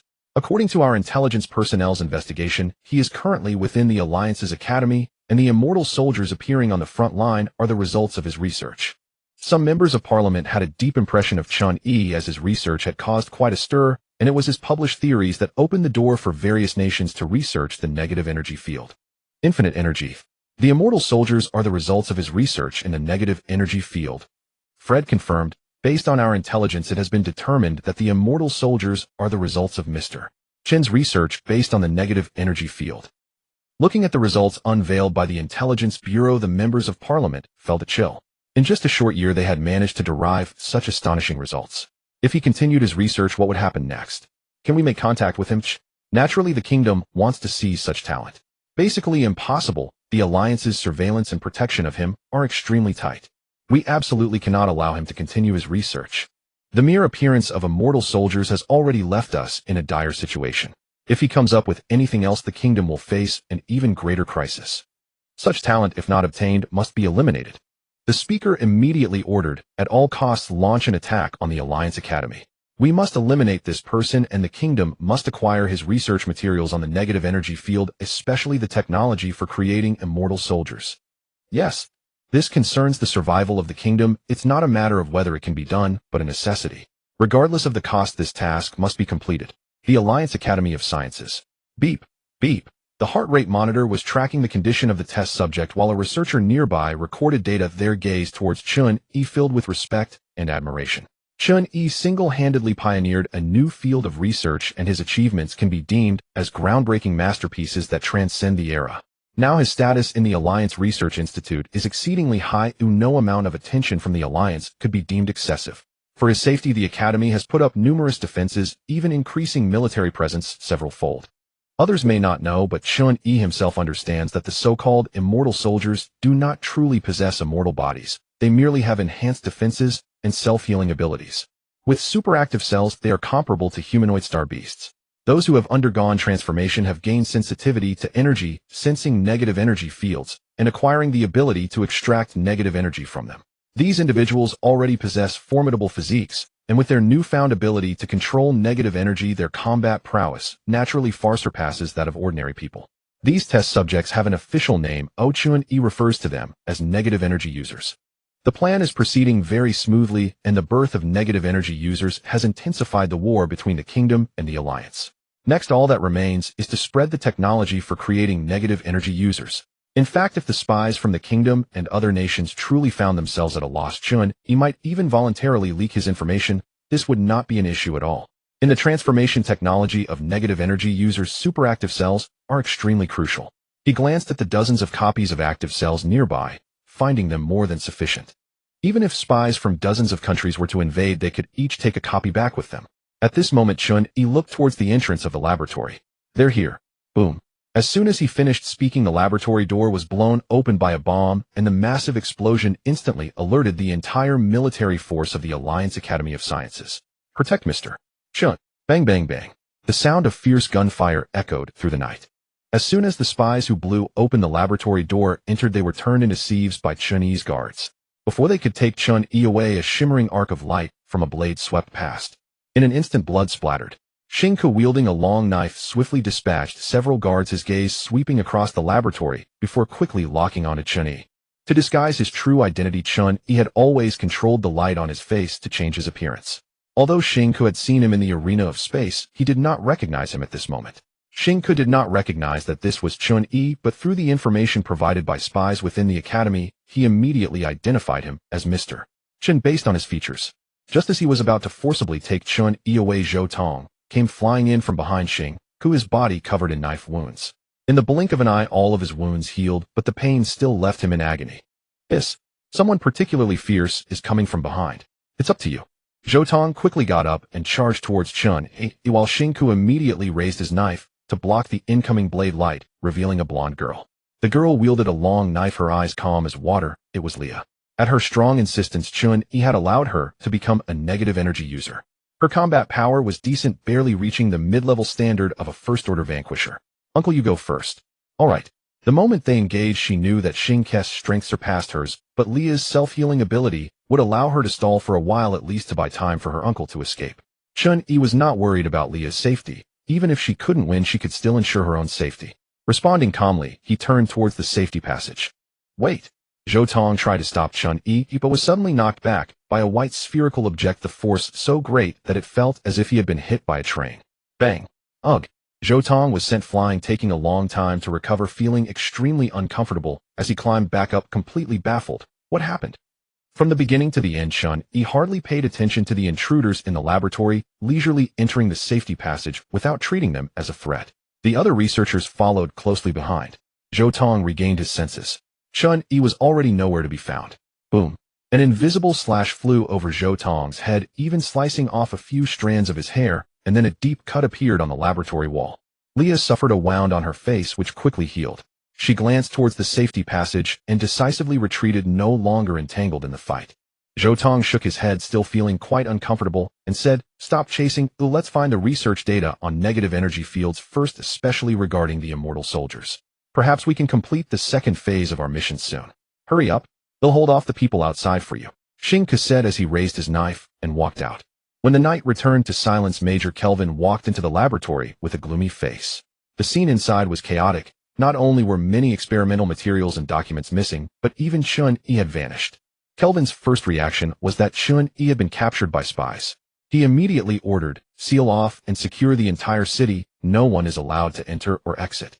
Conduct a thorough search. No matter what, we must find Mr. Chun." Yes. Chun-Yi is too important to the Alliance. His research results are crucial for the future of the Alliance. If he were to fall into the hands of other nations, the consequences would be dire. Considering the worst-case scenario, Kelvin felt that he might have to personally execute Chun-Yi. Did not want to resort to such measures unless absolutely necessary. Kelvin recalled the person wielding the knife he had seen earlier, whose combat power was fierce enough to match or even surpass the immortal soldiers, causing him to frown. This world is even more complex than he imagined. There were even more spies from neighboring countries than Kelvin had anticipated, many of whom were vanquishers. Undoubtedly, they were here to complete their main mission or to gain even greater power from the negative energy fields. Those vanquishers and spies who were a step late did not manage to gain any benefits within the Alliance Academy of Sciences and instead turned their sights on Chun-Yi. However, no matter how these individuals and the Alliance's soldiers searched, Chun-Yi seemed to have evaporated from the world, leaving no trace behind. The final result left Major Kelvin's heart sinking to the depths. Chun-Yi had completely disappeared, and the greatest possibility was that he had been successfully taken away by the spies. The higher-ups of the Alliance were furious about this. Likewise, the kingdom was extremely disappointed, believing that Chun-Yi was still secretly serving the Alliance. Fortunately, their spies did not return empty-handed from this operation. In order to withstand the powerful offensive of the Alliance, the kingdom invested a significant amount of resources at the front line. Fortunately, there were not many undead soldiers in the Alliance, allowing the front line to hold on. After obtaining the experimental data and materials from the spies, the Intelligence Bureau immediately submitted them to the kingdom, which in turn sent them to the Academy of Sciences. A large number of scientists were devoted to the research of the negative energy field and undead soldiers, racing against the survival of the kingdom. Soon in the laboratory of the kingdom's Academy of Sciences, after numerous failures, they finally succeeded in transforming the first undead soldier. Looking at the sleeping undead soldier in the experimental chamber, the kingdom's researchers revealed expressions of astonishment. "This is simply a miracle, Mr. Chun is undoubtedly a genius. It is incredibly difficult to obtain experimental data and viable cells from the negative energy field, yet Chun-Yi is the pioneer of this field and research." Eddie, as the honorary chief, was exceedingly excited. He had invested all his wealth into this experiment, and the success of the experiment meant he had bet correctly. So this is the undead soldier. To be precise, they should be called negative energy users. Mr. Chun referred to them this way in the data. They do not truly possess immortality. It doesn't matter what they're called, how strong can they be? Eddie inquired excitedly. The researcher pondered for a moment, finding it difficult to answer the question. Ordinary firearms can injure them, but cannot penetrate their muscles. Moreover, the physical condition and self-healing abilities of negative energy users are exceptionally formidable. Furthermore, negative energy users have the ability to manipulate negative energy, and their strength is closely related to how deeply they can delve into the negative energy field. Delve deeper. How deep? Eddie, being an outsider, did not understand. The researcher continued to explain. Simply put, the deeper one goes into the negative energy field, the more negative energy can be extracted at once. The explosive power and energy output will be stronger, but the difficulty of delving into the negative energy field is immense. Fortunately, Mr. Chun has summarized a depth equation. We only need to treat it like a mathematical problem, allowing us to continuously delve deeper into the negative energy field, thereby enabling our negative energy users to unleash more powerful strength. Eddie barely understood. The success of the research on negative energy users made him particularly excited, and he couldn't help but praise Chun-Yi for bringing him this technological breakthrough. That Mr. Chun is truly a genius. The research achievements in the negative energy field and the dissemination of negative energy user technology propelled the era forward with the force of a rocket, marking the beginning of an explosive period. Everything was unfolding just as Chun-Yi had hoped. However, Zhou Tong and Xing Ku among the returnees were particularly disappointed as they figured out the principles and truth behind the birth of negative energy users and even came into contact with them. Unfortunately, this was not what the second phase main quest aimed to uncover. Aside from the black spot disease, the things brought about by the negative energy field were hidden deeper than they had imagined. After mastering the transformation technology for negative energy users, the kingdom quickly transformed a batch of them and sent them to the front lines where the situation was already precarious. There was hardly any time to train the negative energy users. The kingdom had to rely on numbers, sending dozens of negative energy users to the battlefield in one go. On the other hand, both the Alliance and the kingdom understood the importance of the depth equation, thus gathering a large number of mathematicians to derive it. As a result, the efficiency of deriving the depth equation in the war between the two nations was unprecedentedly high, and the strength of the negative energy users was continuously and rapidly increasing. When the negative energy users delved 10 into the negative energy field, the improvement was not very noticeable. However, once they reached 20, their combat power saw an explosive enhancement. They could even surpass the average first-order returnees capable of withstanding artillery shells without any issue. Most importantly, they had already managed to unleash negative energy as an attack, which was particularly formidable. Negative energy could obliterate all positive matter, though any physical defense was rendered useless in the face of negative energy, which was their greatest strength. Initially, the negative energy users from the Alliance and the Kingdom were merely clashing at the front line, but gradually it evolved into a situation involving infiltration operations and complex scenarios like decapitation and assassination. Faced with the escalating situation between the two nations, other countries trembled in fear.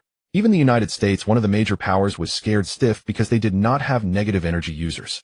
Although there were instances of negative energy users being killed by concentrated artillery fire, it must be acknowledged that the individual combat power of negative energy users was indeed frighteningly strong. In the year 807 AD, the kingdom had derived the depth equation to a level of 20, and the negative energy users they controlled could naturally unleash tremendous combat power. Chun-Yi monitored everything on the planet through star power, and even if the derivation of the depth equation by the kingdom and the alliance was kept secret, it was all under his watchful eye, clear as day. Utilizing the results they derived, Chun-Yi's perception finally delved 20 into the negative energy field, completing the second upgrade task. Upgrade Task 2 completed. Super Eruption Option Upgrade. Super Eruption LV3 Ability. Super Eruption Level LV3 Description: Concentrate all power to unleash a powerful strike with 20 times the force in an instant. The power of Super Eruption increased from 10 times to 20 times, and Chun-Yi speculated with anticipation that the next upgrade should be 40 times, perhaps even higher. The time required for deriving the depth equation was essentially measured in years. This speed was a bit slow, but sufficiently low-key. The time-space crystal could not be used here, leaving Chun-Yi feeling a severe lack of security. Even though he had the ability to enter the Planck membrane, the mysterious attack that annihilated the galaxy in the world of star beasts was still fresh in his memory, and caution was the best approach. He estimated that relying solely on the intelligence of this planet would make it difficult to derive the depth equation to 100. When the opportunity arose, he would utilize the hands of humanity on this planet to spread the depth equation to other civilizations. In summary, Chun-Yi would not appear too ostentatiously before too many people. A loud bang echoed not far from the town. Being located on the border of the Alliance, it would occasionally suffer attacks from the kingdom, and such noises were not uncommon. Wow! Wang Kai turned to look in the direction of the explosion, sensing the energy fluctuations. Chun-Yi couldn't help but smile. Finally, a slip-up has occurred. The negative energy fluctuations in the distance were very apparent. However, the culprit behind such commotion was neither a negative energy user nor a returnee. If he guessed correctly, the source of this negative energy release was the key to the second phase main quest. Outside the town, thick smoke billowed as a burly man pierced his arm straight through the chest of a young negative energy user in front of him. The man's arm surged with negative energy before he collapsed to the ground, while the young negative energy user he had pierced through remained lively and energetic. The young man twisted his neck. Is this the body of a negative energy user? It feels quite nice. The youth withdrew the arm that had pierced through his chest, leaving the burly man to collapse on the ground, oblivious to life or death. The wound on his chest healed at a visible rate, soon becoming unnoticeable. He moved his body a bit, unable to suppress an excited smile on his face. It is truly astonishing that humans can create such a powerful physique. The body of the negative energy user combined with the active cells of the star beast far exceeded the youth's imagination. With a strong physique and immense negative energy, his combat power experienced an explosive enhancement. He glanced at the burly man on the ground and crushed his head underfoot. At least it wasn't a waste of my effort. The utility of this shell ends here. In reality, the youth named Phantom was merely a mass of negative energy born within the negative energy domain, a peculiar form of energy life. Limited by the nature of negative energy, he could not appear directly in the real world. If his main body manifested directly, it would immediately annihilate with the matter of this world, which would be tantamount to suicide. Thus he had to attach himself to negative energy and occupy a human body to move freely in this world. Since his main body was just a mass of energy, Phantom could easily seize another's body upon contact. Previously, Phantom could only occupy the bodies of patients with black spot disease, but now a better vessel had clearly appeared, a stronger negative energy user. Suddenly sensing footsteps approaching from behind, Phantom turned around only to find a person had appeared behind him without his notice. Chun-Yi curiously examined Phantom, glanced at the corpse of the burly man on the ground, and asked him, "Do you mind introducing yourself?" From his perspective, there existed a peculiar negative energy within the youth akin to a certain life form, which greatly intrigued Chun-Yi. Ignorant fool. Phantom grinned, as in his understanding humans on this planet were still very weak and posed no threat to him. Boom. The powerful physique directly blasted a small pit in the ground. Phantom's rapid form tore through the air, exuding a ferocious aura, aiming to rip Chun-Yi in half. Both were at the same level of delving 20 into the negative energy domain, but the strength exhibited by Phantom after taking control of the negative energy user's body was significantly greater. Indeed, although Phantom was born in the negative energy domain like humans, he lacked a deep understanding of his own world. He could better control negative energy, but still needed to learn from humans how to delve deeper into the negative energy domain. Realizing that Chun-Yi seemed to sense his peculiar nature, Phantom's first reaction was to kill him, and he acted without a hint of hesitation. Bang! A fierce strike was blocked by an invisible barrier. Phantom immediately released negative energy, intending to annihilate Chun-Yi's barrier. However, it had no effect. How could this be? His expression turned astonished as Chun-Yi's gaze sent him flying dozens of meters away, his entire arm shattered into a mist of blood by that powerful force. Only then did Phantom realize that the strength of the person before him far surpassed his own. A flicker of panic and fear crossed his face. Who exactly are you? Buzz. Chun-Yi had no intention of playing games with him. In an instant, the light within a radius of several dozen meters ceased to move. The light was a form of star power, and naturally he could control it. The speed of light is the limit of the universe. No matter in the universe can exceed the speed of light. Once the speed of light is zero, it means that all matter within that range will come to a complete standstill. Even human thought will cease entirely. Although Chun-Yi couldn't use time-space energy to freeze time and space here, he could still freeze time and space within his control range in this manner using the speed of light. Of course, this technique only works on those who cannot control star power. It's very convenient for bullying the weak. Phantom was currently within the frozen range, and his entire being was in a state of suspension. Without any unnecessary movements, with a mere thought, Chun-Yi extracted Phantom's main body, a mass of negative energy drawn from the youth's body, swirling in Chun-Yi's hand. If I wanted to kill you, it would be far simpler than crushing an ant. I don't have much patience to waste on you. You can ask anything you want, just don't kill me, and I will tell you everything. Phantom trembled in fear. Chun-Yi was the strongest person Phantom had encountered since peering into the real world, and this overwhelming power filled him with terror, leaving him no choice but to submit. It could be seen that he was a spineless fellow. Phantom spilled the beans about his origins as if pouring beans from a bamboo tube. He had been hiding in the negative energy domain, observing the real world. Today he had just entered the real world when he was detected by Chun-Yi, caught red-handed. It was precisely because Chun-Yi sensed Phantom's peculiar negative energy that he appeared here. Phantom did not simply have bad luck running into Chun-Yi. This was an inevitable outcome he could not avoid. After Chun-Yi learned about Phantom's origins and identity, the second phase of the main quest was finally completed. Main Quest Phase 2 completed points acquired 2,000. Main Quest Phase 3. The existence of negative energy life forms poses a huge threat to the real world, but occupying human bodies is far from their greatest threat. Please further investigate their maximum threat to this world. Task reward 3,000 points. The returners are not saviors. Their task has never been to save the world, but to uncover the truth that leads to the world's destruction or decline. Even witnessing this conclusion firsthand, Even though they were well aware of the significant threat posed by negative energy life forms and the negative energy domain to the task world, they found no necessity to eliminate the threat. Up until now, Chun-Yi had only detected this one negative energy life form phantom appearing in the real world. However, based on the prompts from the task, there were more than one negative energy life forms. They should still be lurking in the negative energy domain observing the real world. He asked Phantom, how many negative energy life forms are there in the negative energy domain? I don't know. Haven't encountered any. No. Phantom, who knew nothing, panicked and quickly responded. But if they appear in the real world, I can sense their energy fluctuations. A girl with short golden hair walked by, revealing herself to be Leah. She found long hair inconvenient for combat and decided to cut it into a neat shoulder-length bob. Uncle, aren't we going to kill him? No need. Chun-Yi explained, this war is merely a monologue between the Alliance and the Kingdom. The addition of a negative energy life form will make the situation more complex and exciting.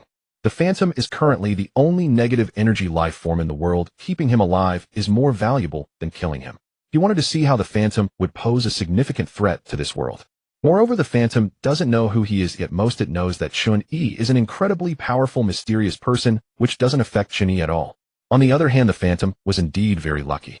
If he weren't the only negative energy life form in the real world, Chun-Yi might have wiped him out on the spot.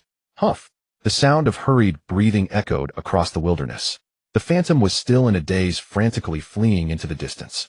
Having just arrived in the real world, encountering such a terrifying opponent truly frightened him. He decided to seek refuge in the United States, where there were no negative energy users. He was certain he could live comfortably. After skirting the line between life and death, he realized how beautiful it was to be alive. He originally thought that relying on the inherent control advantages of negative energy life forms combined with the immense power of negative energy users, he could act without restraint. Unexpectedly, he was confronted with a harsh reality that left a deep impression on him. The Phantom, who lacked courage to begin with, became even more timid. He could only hope never to encounter Chun-Yi again in this lifetime. The psychological shadow brought by today's battle was beyond description. To even escape with his life was nothing short of a miracle. Thinking of this, the Phantom couldn't help but laugh with joy. Ha ha ha. The war between the Alliance and the Kingdom had escalated to a very intense level, with negative energy users already dying in battle. The Phantom occupying a negative energy user's body and fleeing did not attract much attention from the Alliance. Based on the bodies left at the scene, the Alliance believed that their negative energy user had likely fought against the Kingdom's negative energy user and was then killed. In the current situation, this small matter was insignificant. The front line was intensifying with daily casualties among negative energy users. The higher-ups were too preoccupied to care. In the year 808 AD, the intensity of the conflict between the Alliance and the Kingdom reached an unprecedented peak, with hundreds of negative energy users battling on the front lines and the total sacrifice of ordinary soldiers exceeding 1,000. That year, a mathematician in the Kingdom suffering from melasma volunteered to participate in a transformation experiment to become a negative energy user. During his time fighting on the front lines, he derived the deep equation to a depth of 30 based on the result from the Kingdom's Mathematics Institute, but he did not tell anyone. This was his trump card. A negative energy output of 20 depth was already enough for a negative energy user to withstand cannonballs, while 30 depth provided him the strength to withstand naval artillery. The instantaneous output of negative energy determined the mass of matter a negative energy user could annihilate in an instant. The higher the output, the greater the mass that could be obliterated. In a sense, this scientist was now like a battleship walking on land.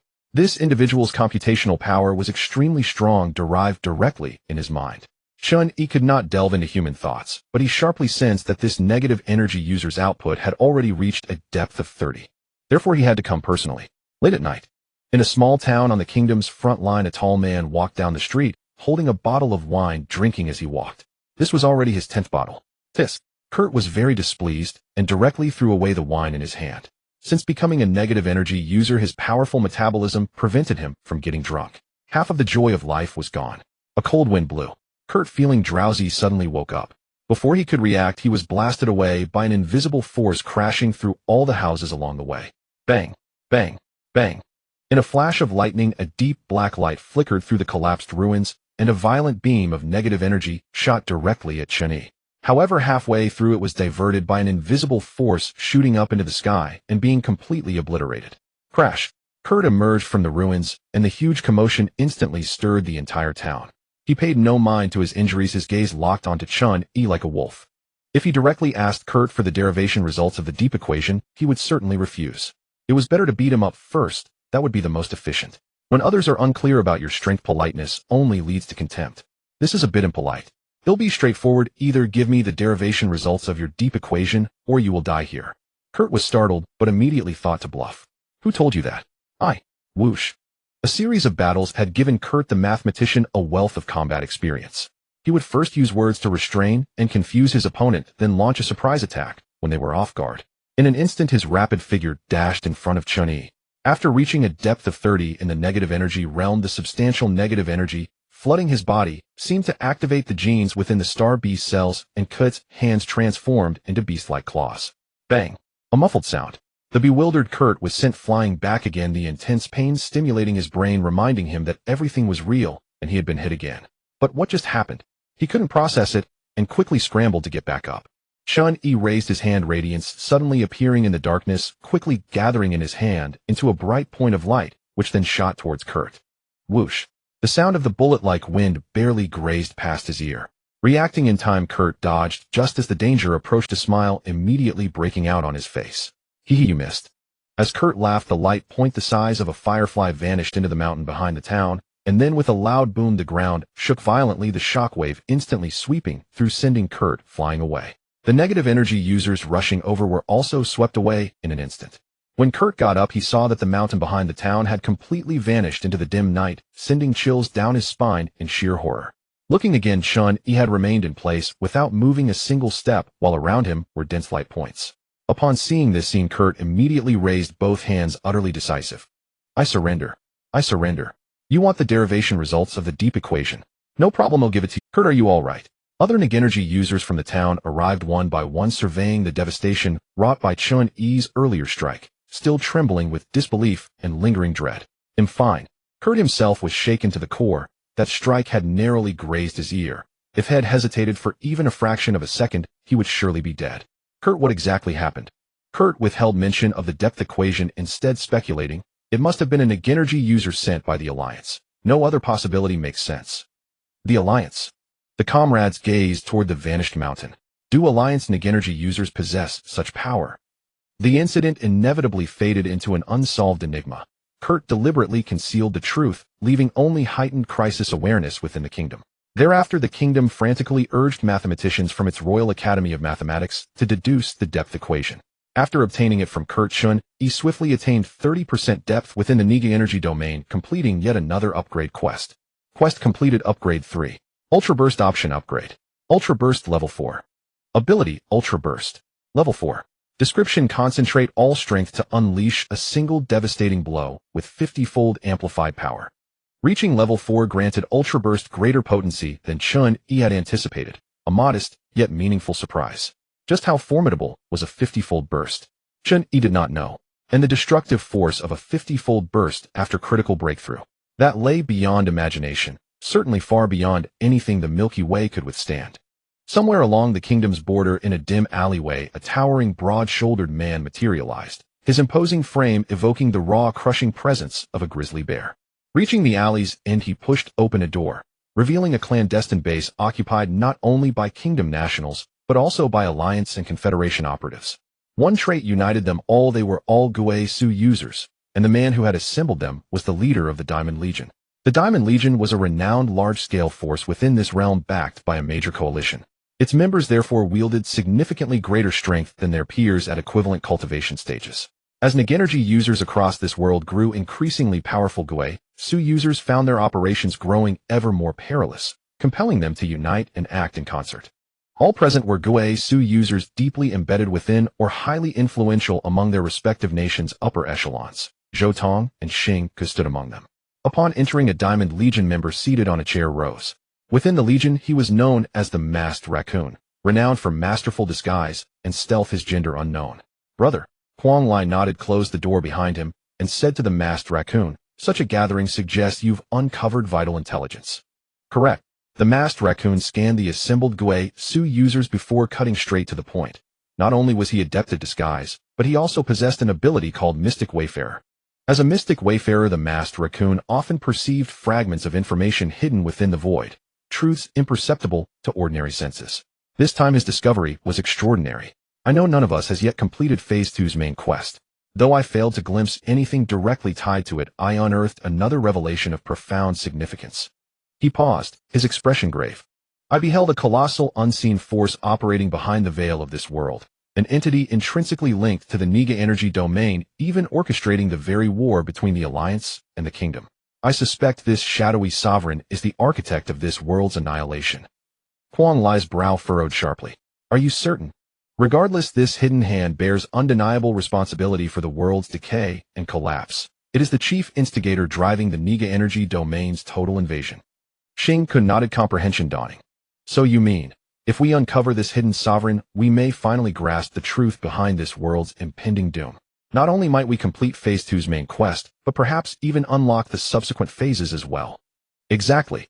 Zhou Tong focused solely on one question. I only want to know, how powerful is this sovereign? Frankly, we're mere specks. Do we even stand a chance against him? The masked raccoon could offer no precise assessment. The visions he gleaned from the void remained hazy. To articulate this much with clarity was already exceptional. It is difficult to say. We need not wrestle this sovereign heathen, Xing Ke reminded them. We are Guisu users, not berserkers. Our path lies in silent pursuit, tenaciously tracking every trace he leaves. If drawing nearer to the truth of this world's destruction means serving his will, even joining his faction, we must accept that without hesitation. Brother Xing Ke speaks wisely.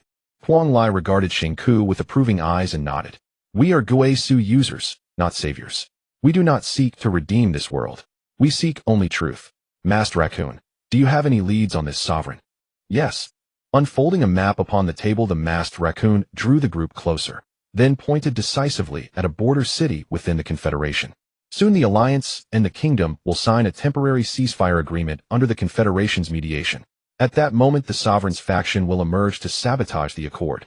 Our best opportunity to make contact with this hidden power. Redefine City. Zhou Tong studied the location closely. Meanwhile, in Redefine City, Chun Yi lowered the newspaper he held on a street-side bench and glanced thoughtfully in a certain direction, a causality-based ability. This was the first time he had encountered a Guisu user of such extraordinary perceptual prowess, one who did not rely on conventional senses but probed reality at a far deeper, more fundamental stratum. Boom, boom, boom. From the colossal clock tower beside the river echoed resonant chimes, startling flocks of white pigeons skyward from the square.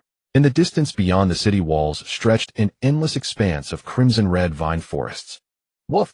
Amidst the swirling cascade of white feathers, a round, plump shape darted. Wang Kai suddenly swallowed a pigeon, whole sprouting a pair of tiny fluttering wings from his back. Mommy, look, the pigeon is so plump. Year 808 A.D. The protracted war between the Alliance and the Kingdom had exacted staggering losses on both sides. Under international mediation, large-scale hostilities ceased, and both parties agreed to convene in Redefine City Confederation to formalize a temporary ceasefire. The Confederation, wary of both nations' Nigenergy users, had long since withdrawn from conflict. Hosting the ceasefire accord on its sovereign soil thus proved the most suitable arrangement for all parties. A new era is about to dawn as the century-long war welcomes the glimmer of hope. The Alliance and the Kingdom have decided to sign a temporary ceasefire agreement in Hongman City of the United States. Finally, the old man beside him exclaimed, this long and meaningless war is finally coming to an end. The war that spanned a century has consumed the lives of several generations. He originally thought he would never witness the end of the century-long war in this lifetime. It won't end that easily. What? The old man looked at Chun Yi beside him. Chun Yi flipped through the newspaper and said the war will begin as they desire, but it certainly won't stop as they hope. This year Liao was 15 years old. In the sweltering heat, the Diamond Legion team, along with Zhou Tong and other Yuanxiu practitioners, had arrived early in Hongman City to lie in wait for the appearance of the puppet master. Little did they know they were frolicking right under Chun Yi's nose. As the puppet master, Chun Yi didn't need to get involved personally. He had already delegated tasks. It was up to Liao and the others to handle things. As for the Diamond Legion team, they were not a concern. If they became a hindrance when Liao and the others took action, they would kill. Without hesitation, Chun Yi would not hold back. To some extent, the Frenzied Hunt team did not misunderstand Chun Yi, for he truly was the puppet master. However, Chun Yi could guarantee that his current actions would certainly not lead to the destruction of this world. It should be fine, right? With this thought, Chun Yi felt somewhat uncertain. As the saying goes, man proposes, but heaven disposes. Ever since his last encounter with Chun Yi, Phantom had been scared out of his wits, retreating to the United States to enjoy life. Ironically, the place he chose was Hongman City. Inside an exquisite building along the street, Phantom lifted a corner of the red curtain and saw that the number of patrolling soldiers on the street was increasing, making him feel somewhat uneasy. A ceasefire is a ceasefire, but why choose to sign the agreement here? If things go wrong, the streets will soon be filled with negative energy users from the Alliance and the Kingdom. Upon hearing this, a middle-aged man sitting in the room showed disdain. Phantom, what are you afraid of? It's just a bunch of negative energy users. They pose no threat to us. Negative energy life forms can sense each other. This middle-aged man named Huashan was the second negative energy life form to enter the real world after Phantom. Similar to Phantom, he followed the sensing after seizing the body of a negative energy user and has been staying in Hongman City ever since. After settling in Hongman City, Huashan quickly showcased his skills, accumulating a vast amount of wealth and a high status through his own power. However, for some reason, he always felt that Phantom was restless, perpetually appearing anxious and ready to flee at any moment. Huashan particularly looked down on Phantom for this. He eagerly remarked, I actually hope to encounter some formidable negative energy users, just right to seize their bodies and enhance my combat power. As Huashan remained so oblivious, Phantom grew increasingly worried. This kid has never faced death, otherwise he wouldn't be spouting such arrogant words. As the date of the agreement approached, the number of patrolling soldiers in Hongman City increased, and the security tightened. The citizens, oblivious to the undercurrents, were rather excited. Until the day of the agreement. Boom. The solemn and deep bell tolled throughout Hongman City, symbolizing peace and tranquility, while doves flew in flocks from the sky. The representative teams of the Alliance and the Kingdom appeared in succession. The signing location was set within the Hongman Conference Hall. Although the security was extremely tight, the Diamond Legion team managed to blend in easily. Zhou Tong and Xing Ku, the Yuanxiu practitioners, had been engaged in intelligence work for years, and they were quite familiar with the characters in the representative teams of both countries. Inside the conference hall, Xing Ke's gaze immediately fell upon a young man in the Alliance's representative team. He used his communicator to warn the others, if a fight breaks out later, be careful of that tall young man in the Alliance. He is Awakens, the first negative energy user of the Alliance, and he is extremely powerful. Is that him? Huang Lai was aware of this person's information, but had never seen him in person. Even without Xing Ke's reminder, his beast-like instincts could sense an intense feeling of threat emanating from Awakens. Zhou Tong scanned the hall. Just the visible negative energy users numbered over 10, and that faint sense of oppression made one feel as if they had a thorn in their back. None of them are easy to deal with. Negative energy users who have delved into the negative energy realm by 20 possess strength that generally surpasses the average first-tier Yuanxiu practitioners. Each negative energy user in this hall is a bloodthirsty beast that has crawled out from mountains of corpses and seas of blood, not to be underestimated. A Yuanxiu practitioner within the communicator expressed relief. Fortunately, the depth equation of the Alliance and the Kingdom has not yet reached 30, otherwise it would be difficult to handle. Speaking of which, there are some researchers in the Diamond Legion team who are currently studying how to enable ordinary people to become negative energy users.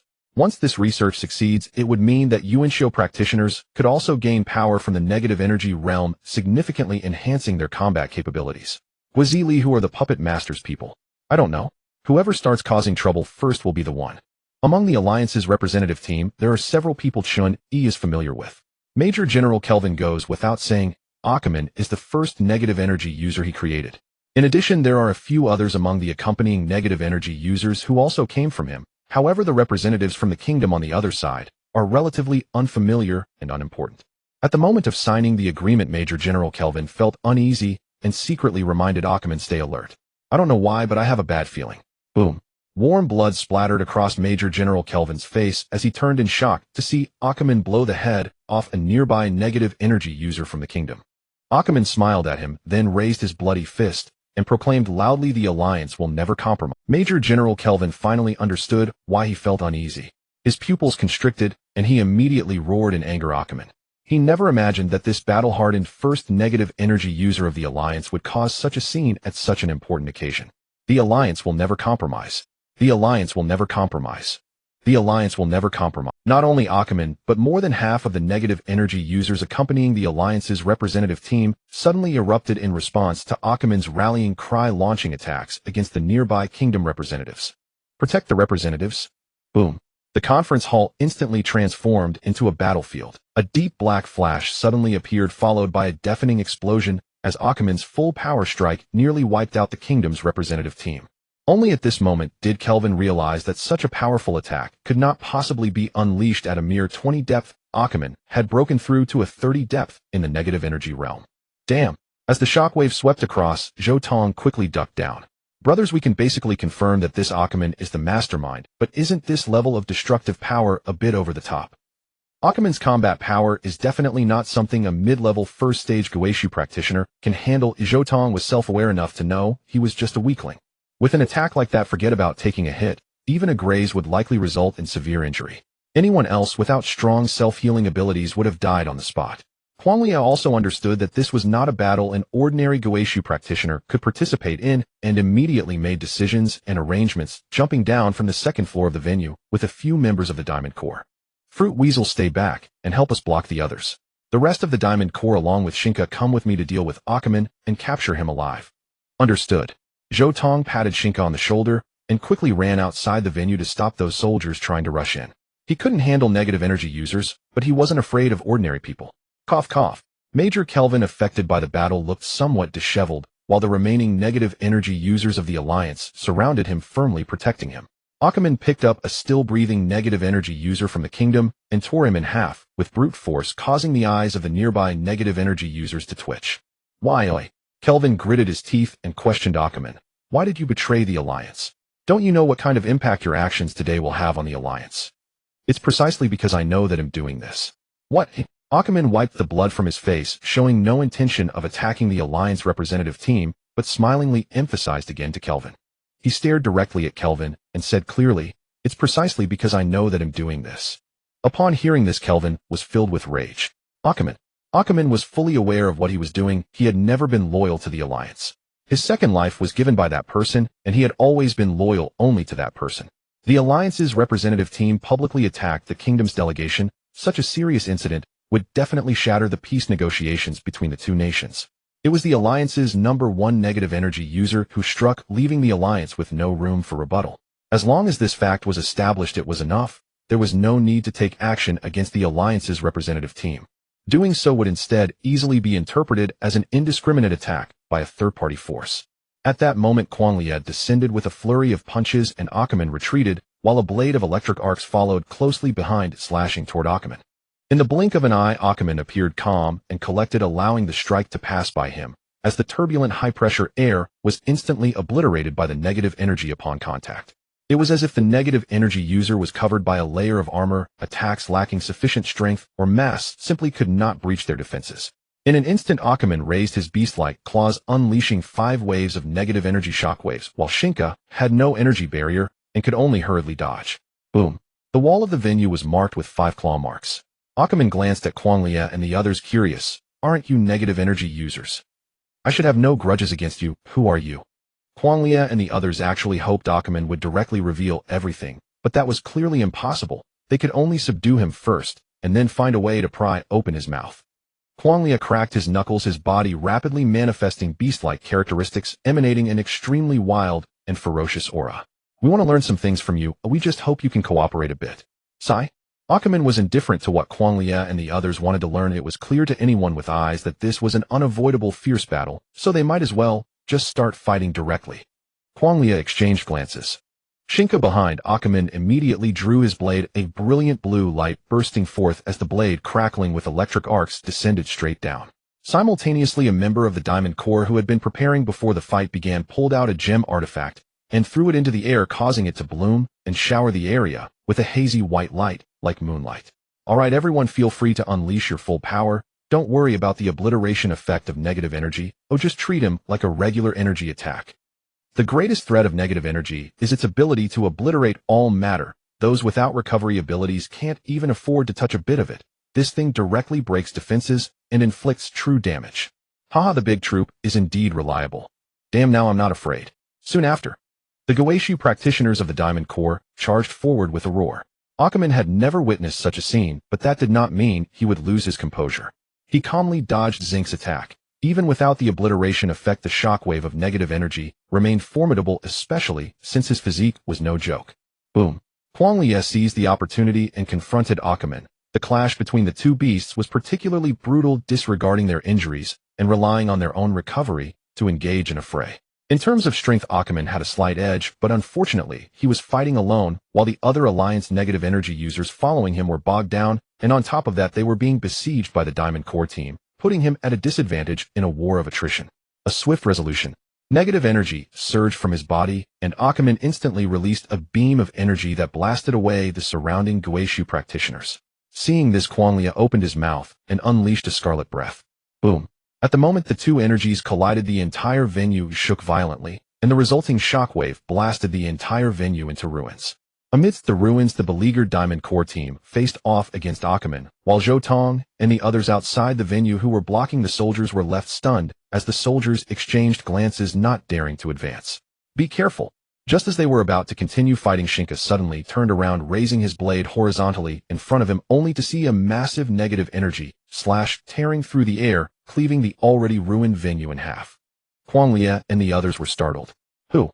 Under the sun, the dazzling golden hair was exceptionally striking as Lia entered the fray wielding a blade, exuding a threatening sense of pressure that enveloped the entire area, causing Quanglia and the others to feel a chill. Akumen, you're too slow. Aren't you seeing that this situation is a bit troublesome? Akumen seemed somewhat helpless. Another one. Upon seeing this, Quanglia felt that the situation was somewhat dire. Among the several negative energy users in the alliance apart from Akumen, there was nothing to worry about, but this newcomer was clearly different. Shinka lay in the ruins, already wounded and severely injured. Fortunately, the glow from the gemstone artifact dispelled the effects of the negative energy's obliteration, otherwise Shinka would have met his end here. It's her. The moment Shinka laid eyes on Lia, he recognized her. They had crossed paths during their assault on the Alliance Academy years ago. He never expected that the gap between them would have grown so large by their next encounter. Upon seeing Lia, a composed figure from years past immediately flashed across Zink's mind. He couldn't believe this matter was unrelated to Mr. Chun. Watching from the sidelines, Major Kelvin found it hard to believe when Lia appeared, and his expression quickly. What does this have to do with Mr. Chun? Lia displayed combat prowess that rivaled Ackerman's from the start, instilling great fear in the Mad Hunters.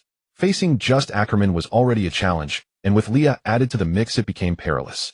Seeing their hesitation, Ackerman and Lia strode away while the soldiers outside, guns in hand, began to retreat step by step. There was no choice. Against these negative energy beings, the guns provided little sense of security. Zhou Tong hurried over to check on Zink's injuries. Not bad, won't die. The Mad Hunter ignored the surrounding soldiers and decisively retreated. Let's go. After removing the gemstone artifact, the group left with swagger, making the soldiers around them seem almost non-existent, who hurriedly made way. On a distant rooftop, Volcano and Phantom witnessed the earlier scene, especially Volcano, whose eyes sparkled upon seeing Lia and Ackerman. These two negative energy beings are formidable. Phantom frowned, knowing what Volcano was plotting. Are you planning to make a move against them? One for each, perfectly divided. Without consulting Phantom, Volcano eagerly dashed toward Lia and Ackerman, counting Phantom in. Hey! As Phantom caught up, he caught a glimpse of a figure on a distant bench that abruptly halted him, deep fear washing over his face. He retreated repeatedly. Volcano. The memory of being brutally slaughtered was still fresh. Phantom had no time to worry about Volcano. He turned and fled, nearly scared out of his wits. They shouldn't be looking for me. Yes, they definitely aren't looking for me. Phantom muttered in a panic, wanting to get as far away as possible. Chun-Yi set down his newspaper, his gaze lingering on Phantom's retreating figure. He couldn't help but shake his head. This kid really has no prospects. In terms of combat power, Volcano and Phantom were not too different. They relied on their innate ability to manipulate negative energy, surpassing other negative energy beings of similar depth. However, this was clearly insufficient to rival Lia and Ackerman. For negative energy life forms, the outcome isn't merely determined by the comparison of strength. As long as they could touch their opponent, even if just for an instant, they could seize the body of their target and even read their memories. This was Volcano's reliance. Boom. Volcano charged in like a cannonball, blocking the path of Lia and Ackerman, his face adorned with a grin that suggested he was already successful, recklessly lunging at the two. Moi. Looking for death. Both Lia and Ackerman possessed top-tier combat awareness, and without a hint of hesitation, they launched their attacks at Volcano, contrary to what he had anticipated. The two suddenly retreated to create distance. Ackerman decisively unleashed a negative energy strike that sent Volcano flying, followed by a slash that cleaved Volcano in half. Blood splattered. Volcano was vertically sliced in two, his ecstatic expression frozen on his divided face. Lia sheathed her blade, saying, a negative energy life form. I initially thought keeping you around might be useful, but I never expected you to come here to seek death. Then let me just... She released negative energy from her hands, preparing to obliterate Volcano's corpse. Only then did Volcano feel fear. He couldn't understand why Lia knew his identity. He had thought he could feign death and escape, only to find himself heading straight into the guillotine. This was merely a shell. The volcano's true form had not perished. However, if his body was completely obliterated, he would immediately be exposed in this world, leading to his annihilation and ultimate death. A mass of negative energy emerged from the corpse, and Volcano begged for mercy. Only then did he understand why Phantom was so wary of the real world. It must be that this kid was also dealt with by someone back in the day. Don't kill me. With no mind to ponder why the other knew his identity, Volcano only wished to survive. As long as you don't kill me, I can promise you anything. Not necessary. There was another negative energy life form in the present world. Since this one was seeking death, Leah would oblige him. No matter how Volcano begged for mercy, she still obliterated his body completely. Off. After the hiding body ceased to exist, a mass of black negative energy was fully exposed to the air, swiftly obliterated by the reality of the world. Only the sound of Volcano's scream remained. Ackerman expressed some surprise. A peculiar life form. Phantom's face still bore traces of fear, but at that moment, an inexplicable power surged into his body, causing his strength to double in the blink of an eye. Like a negative energy being inserting a pipe into the negative energy realm to extract energy, Phantom now had an inexplicably additional pipe. He was now able to extract negative energy at double the rate of other negative energy beings of the same level. The amount of negative energy extracted is a crucial standard determining the strength of a negative energy being. The derivation of the depth equation is precisely to delve deeper into the negative energy realm, thereby continuously improving the efficiency of negative energy extraction. What was happening to Phantom undoubtedly represented another way of gaining strength, but this method was generally not replicable by ordinary people. He seemed to faintly realize something. Volcano. Phantom's expression was somewhat uncertain. He believed there had to be a reason for his newfound strength, and apart from the now vanished Volcano, he couldn't think of any other factors. If this was truly because Volcano had died, joy appeared on Phantom's face, as if he had discovered the unique aspects of negative energy life forms. This is the path to strength that belongs solely to negative energy life forms. With a gradually arrogant smile, Phantom suppressed his laughter, his buried ambition resurfacing, his eyes glinting with fiery light. So it is like this. Chun-Yi strolled leisurely down the street, enjoying his time. At such a close distance, no energy fluctuations could escape his notice. The death of the Volcano. The transformation of the illusion. The simultaneous occurrence of these two events led Chun-Yi to a truth: after the death of a negative energy life form, its power would transfer to another similar entity. If a considerable number of negative energy life forms were to enter the real world, and then perish one after another, the one that survives would undoubtedly be extraordinarily powerful. After all, it would have gathered the powers of all negative energy life forms, and compared to others of the same depth of negativity, its output of negative energy would be magnitudes higher. Chun-Yi suddenly realized. This is the greatest threat of negative energy life forms, isn't it? Killing them does not resolve the impending doom and decay of this world. It would only accelerate the gathering of their power until a tremendously powerful negative energy life form is created. The space interface refresh prompt confirmed that Chun-Yi's conjecture was correct. Main Quest Stage 3 completed points acquired 3,000 Main Quest Stage 4 based on observational results. The phenomenon of power transfer after the death of a negative energy life form is acquired, which relates to the truth of the world's destruction. Please investigate the cause. Quest reward 4,000 points. The difficulty of quests in this world is exceptionally high, and naturally the rewards are correspondingly abundant. Additionally, it seems there is a Stage 5 main quest. Setting aside the level of danger, the main quests at each stage in this world are particularly challenging due to their obscure nature. If it weren't for Chun-Yi's strong perception and monitoring abilities, pushing the quest to stage 4 would have been quite difficult. Unless one possessed intelligence-gathering skills like a civet cat, ordinary returnees would be utterly lost in the main quests of this world. Currently, there are only 2 negative energy life forms in the world. One Volcano has just been eradicated, and one illusion is currently too cowardly to confront anything, making contact with it quite difficult. This has resulted in the main quest for the hunters being stuck at stage 2, although by a twist of fate, they have set their sights on Chun-Yi. This step is not incorrect. If they could truly obtain information from Chun-Yi, they could easily complete the tasks of stage 2 and 3, but that is nearly impossible. Acquired. Chun-Yi was taken aback. He had observed the power transfer from the Volcano to the illusion throughout, and the process was entirely natural, showing no signs of artificial interference, much like a natural phenomenon. He fell into deep thought. So does this mean that negative energy life forms do not possess this characteristic and ability of power transfer before entering the real world? Is this characteristic born only after they enter the real world? Real world. Natural phenomenon. No artificial interference. Chun-Yi recalled the situations in the previous two worlds where both had naturally led to destruction and decay without human interference. His actions in the Star Beast world merely accelerated that process. He himself was not the root cause, which bears a striking resemblance to the situation in this world. The outcome seems quite clear. Gaia consciousness. Not the Gaia consciousness of this planet, but that of the universe. The self-adjustment of a planet would never lead it to destruction. At most it would kill certain organisms on the surface, but it would not annihilate the entire ecosystem. However, the role of negative energy is to obliterate everything regardless of the matter, which is evidently excessive for the planet itself. This would merely be a spontaneous adjustment action of the cosmic natural system. The natural laws of the universe have chosen to destroy this planet in such a manner. In the cosmic context, a planet is akin to a cell in the human body. When a virus parasitizing it becomes harmful to the body, the body's defense mechanism will spontaneously attack the virus, and if necessary, may even destroy that cell. Of course, humanity is a part of the universe and cannot be crudely defined as a virus. However, when humanity disrupts the local balance of the universe, it needs to be addressed. All of this is merely Chun-Yi's conjecture. Proving whether Gaia consciousness interfered in this matter is a challenging task, as everything occurs naturally. There is no way to reverse engineer whether Gaia consciousness interfered. But similarly, the reverse logic is much easier to comprehend. Chun-Yi quickly understood the logic within, so everything that occurs naturally can be said to be under the interference of Gaia consciousness. The question arises, what must Chun-Yi do to provoke a sufficiently large reaction from Gaia consciousness? The action cannot be too great, but it also cannot be too small.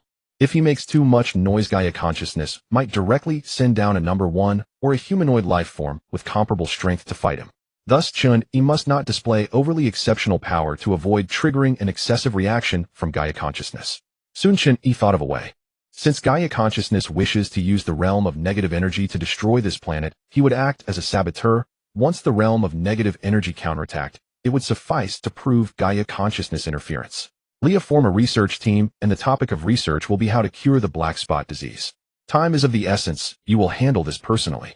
The voice of Chun-Yi echoed in her ears, and Leah immediately understood. Understood. Do they want the realm of negative energy to penetrate into the real world? Then Chun-Yi would provide free treatment for the black spot disease patients who act as individuals of negative energy penetration. He does not believe that Gaia consciousness will remain unresponsive. Awakens, do not give the Alliance and the Kingdom a chance to calm down. Oh, I need the situation to become more complicated, and the war cannot stop yet. No problem. Awakens was eager to try, as this was precisely what he excelled at. Chun-Yi brushed past the members of the Diamond Legion squad, yet they were entirely unaware of his presence, walking straight past. Only the civet cat's pupils contracted, clutching its heart as it collapsed to the ground, its face pale. What happened? The hunters immediately prepared for battle and helped the civet cat up. It's nothing.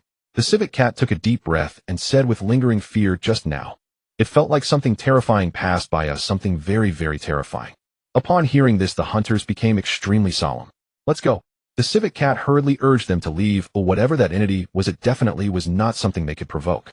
This was the first time it had felt such overwhelming power up close since becoming a mysterious walker. It could not describe that immense power, only knowing that before it they were even less than ants. This world was more terrifying than it had imagined. The next day, a news headline shocked the world. Ceasefire agreement interrupted. The Alliance's top negative energy user Awakens bloodily attacked the Kingdom delegation. Fierce battles erupted in the conference hall, with unknown forces intervening. Bang! Kingdom representatives slammed the information in their hands onto the table, furious.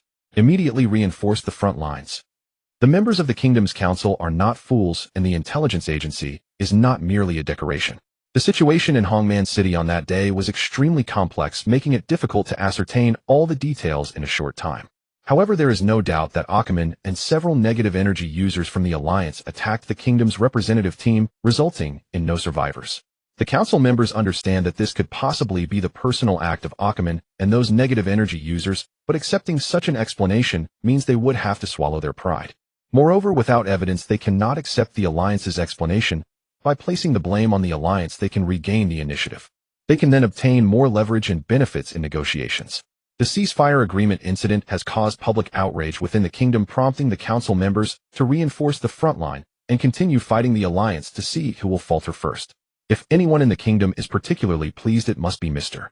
Eddie, the honorary chief of the Royal Academy of Sciences, as the ongoing war means more investment in negative energy users.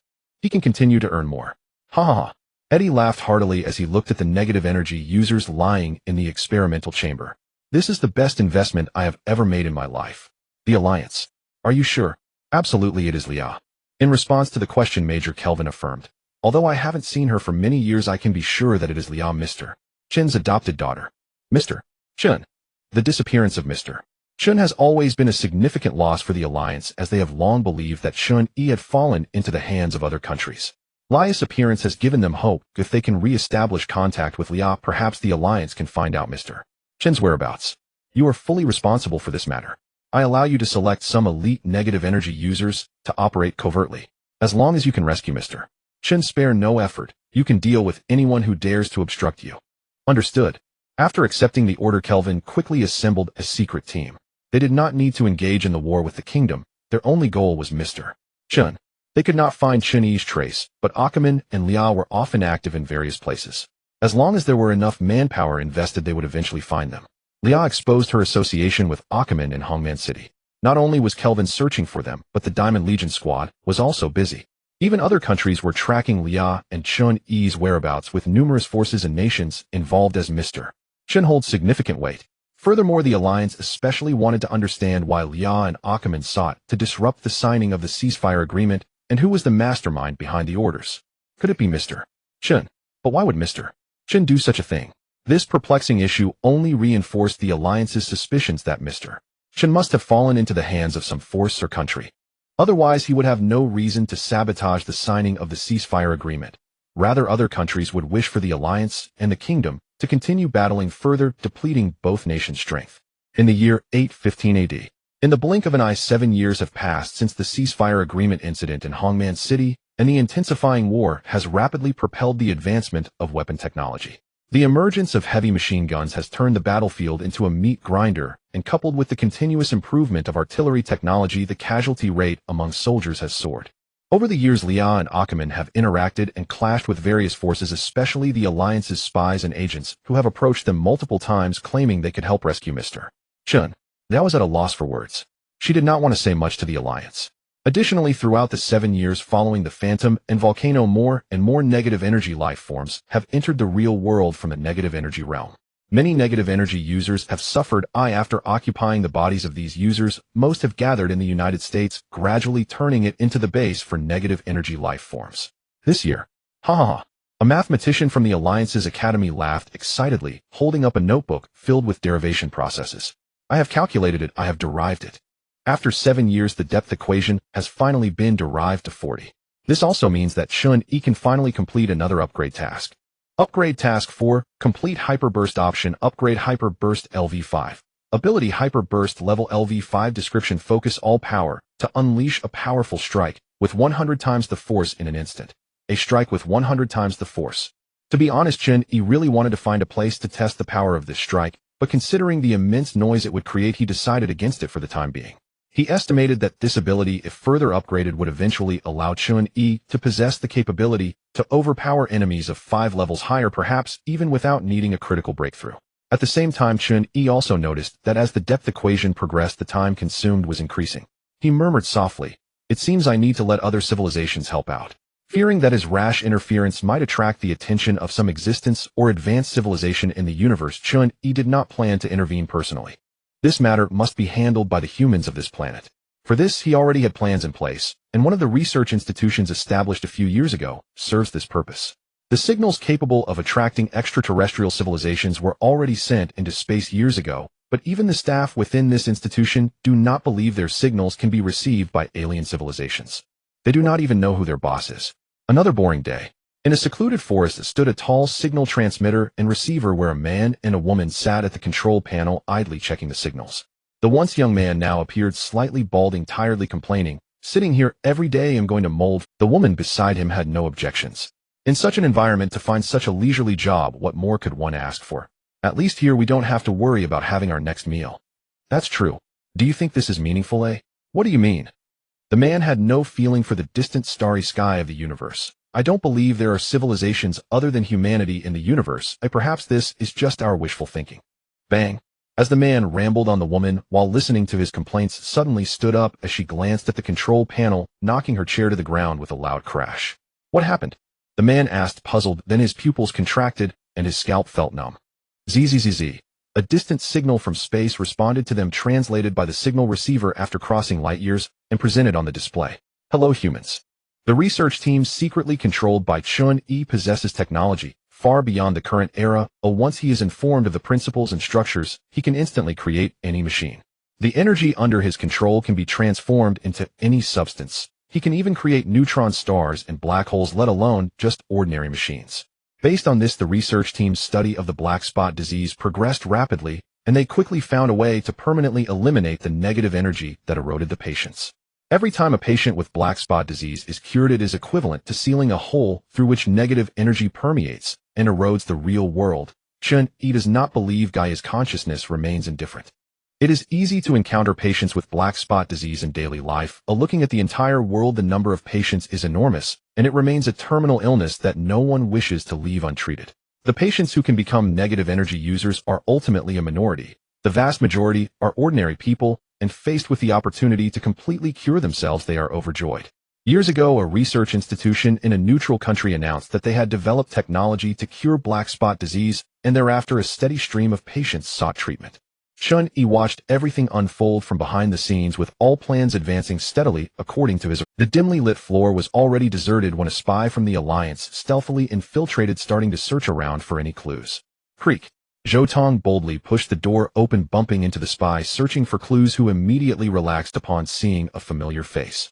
Interestingly, Zhou Tong is a double agent, holding an identity as a spy for the kingdom, while also being a spy for the Alliance, making him adept at navigating both worlds.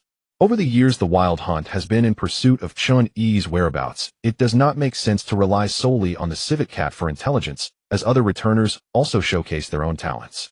The spy shook his head at Zhou Tong. We are late. Sigh. Zhou Tong sighed deeply. Another waste. At that moment, a message came through the communicator. The Wild Hunt, the Civet Cat, has found a clue, and the experiment has made progress. Hurry back to accept the negative energy user experiment to enhance combat power. Received. Good news. Zhou Tong's mood instantly brightened. While the patients with black spot disease wanted to be cured, the returners were trying every means to contract black spot disease to become negative energy users through the experiment. As the combat power of the negative energy users increased, the returners appeared somewhat lacking. However, as long as they could become negative energy users, the issue of combat power would be easily resolved. He still cannot forget the sense of oppression Ackerman brought them during the battle in Hongman City, along with Leah. Just the two of them made their group of returners hesitant to act recklessly. The Diamond Legion team assembled, and within a month the Wild Hunt and Zhou Tong, along with Xing Ku and others, all underwent the negative energy user experiment. They successfully became negative energy users. Relying on the intelligence at hand, they easily obtained a 40-depth equation derivation result, gaining the combat power of the first echelon of negative energy users. Combined with their original abilities and strength, the Wild Hunt suddenly possessed a top-tier combat power level among negative energy users. Is this the power of a 40-depth negative energy user? Zhou Tong felt the power within him and could only describe it as immense. He already possessed a strong self-healing ability, and after injecting superactive cells, he naturally became even more formidable. In terms of self-healing ability alone, he is undoubtedly the No. 1 in the Diamond Legion team, fully reaching the level of the initial sample of superactive cells. Even if he only had a piece of flesh left, Zhou Tong could restore it to its original form. Epic enhancement. Zhou Tong was overjoyed. Everyone. In the secret base, the Civet Cat spoke. I have good news. Only after becoming a negative energy user, my abilities have further advanced. Now I can allow everyone to meet the mastermind, but it is limited to the fictional layer of the hypothetical space and cannot occur in reality. That is enough. The Wild Hunt nodded and asked, so what is the bad news? The Civet Cat shrugged. The bad news is that I need a large amount of negative energy to perform this move. Relying solely on the output of our negative energy users is far from sufficient. How many more people do you need? Shinku asked. It's not a matter of numbers. I need a huge negative energy storage battery. As far as I know, the Alliance is trying to implement this technology into the war. Simple. Zhou Tong patted his chest and said, I'm familiar with the Alliance, and aren't they also looking for the mastermind? Let's directly count them in, but it's no problem. Okay.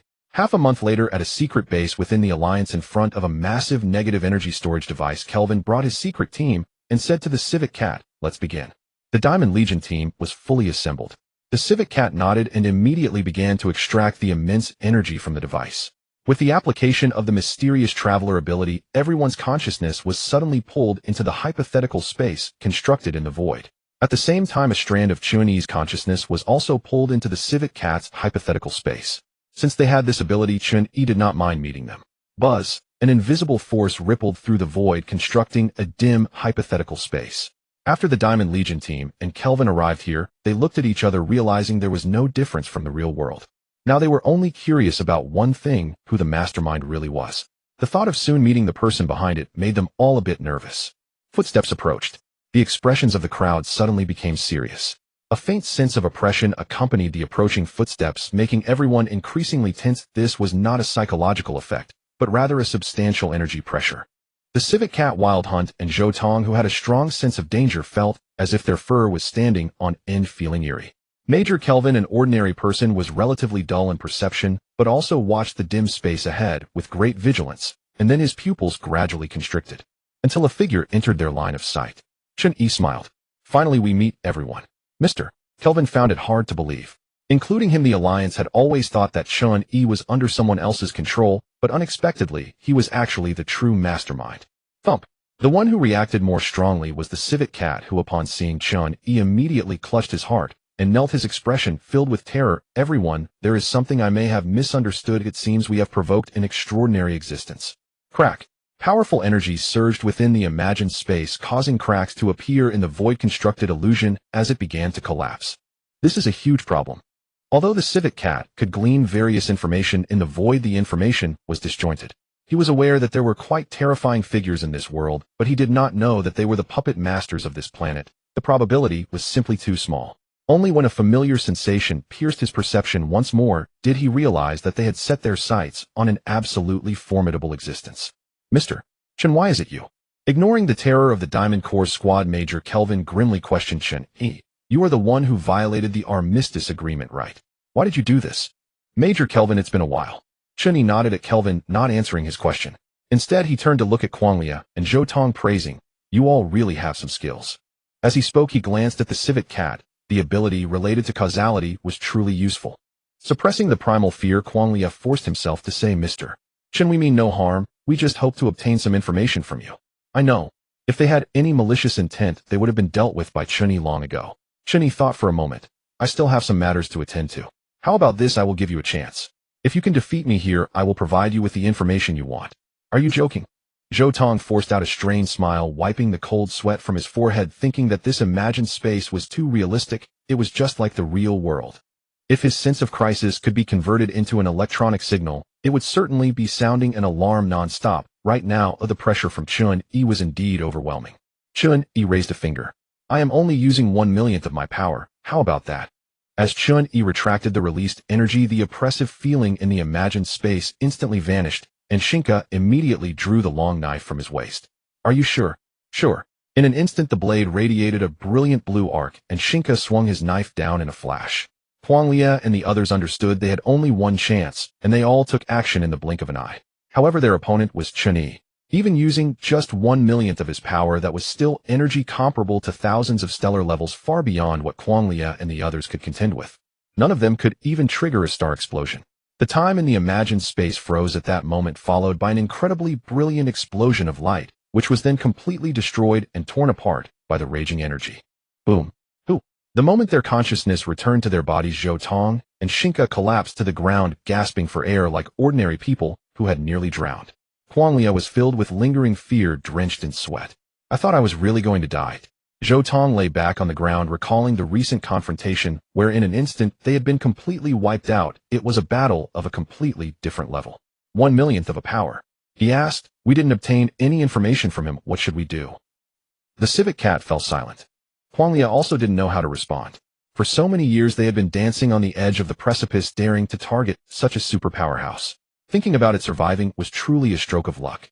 Kelvin's face turned pale as he fell into a prolonged silence. The negative energy users of the secret unit had yet to recover from the shadow of death. The fact that Mr. Chun was the puppet master was something they could barely accept, but Kelvin could not comprehend why Mr. Chun was so extraordinarily powerful. He was already that strong, why hide?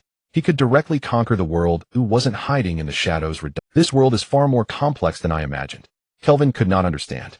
Meanwhile, in a certain neutral boom, the deafening explosion echoed through the sky, and a massive wave of energy swept through, instantly leveling the research facility, treating the black spot disease. A young man with a hedgehog hairstyle stood amidst the ruins, emanating an incredibly powerful negative energy, clearly stronger than previous negative energy users. This was a negative energy user who had broken through 40 depth. Not only that his power far exceeded that of other negative energy users of the same depth, undoubtedly, he was a negative energy life form. Finally, there's a response. Chun-Yi appeared above the ruins, surveying this extraordinary negative energy life form. The years of planning and waiting finally bore fruit. This could prove that Gaia's consciousness was intervening to prevent Chun-Yi from saving the world. Similarly, the phenomenon of power transfer was also a masterpiece of Gaia's consciousness. As expected, Main Quest Phase 4 completed points earned 4,000. Main Quest Phase 5 witnessed the destruction of this world. Quest reward 5,000 points. The hedgehog-haired young man, seeing Chun-Yi appear, revealed a rather displeased expression. Human, do you know how hard I worked to spread the black spot? No need. The hedgehog-haired young man was not in the mood to say much to Chun-Yi. Chun-Yi didn't mind. He could guess most of it. The information from that previous sentence was sufficient. He was likely the culprit spreading negative energy into the real world from the realm of negative energy, or perhaps just one of them. In any case, it didn't matter. Chun-Yi's actions to establish an organization to cure patients of the black spot disease displeased them, and now they had come to trouble Chun-Yi. If the power of an ordinary negative energy life form was 1, this hedgehog-haired individual had at least 10. Based on this, he could unleash combat and destructive power more than 10 times that of other negative energy users of the same depth. However, this was still not enough to contend with Chun-Yi. Boom. The explosive roar echoed in his ears as the hedgehog-haired individual carrying turbulent negative energy flashed in front of Chun-Yi. His all-out strike was instantly frozen in midair. The speed of light dropped to 0 in an instant, freezing everything in space. At that moment, the hedgehog-haired individual's thoughts were completely frozen as Chun-Yi made a move. A mass of negative energy was extracted from the hedgehog-haired individual, just like the initial phantom. The essence of this negative energy life form was thus drawn out by Chun-Yi, without any power to resist. Immediately, Chun-Yi completely annihilated the negative energy life form in his hand, allowing its power to transfer to another negative energy life form under Gaia's intervention. After years of planning, the 4th phase of the main quest was finally completed. Chun-Yi's gaze fell on the task content for the 5th phase, falling into deep thought. Witness the destruction of the world. Can I just destroy it myself? This was a question worth pondering.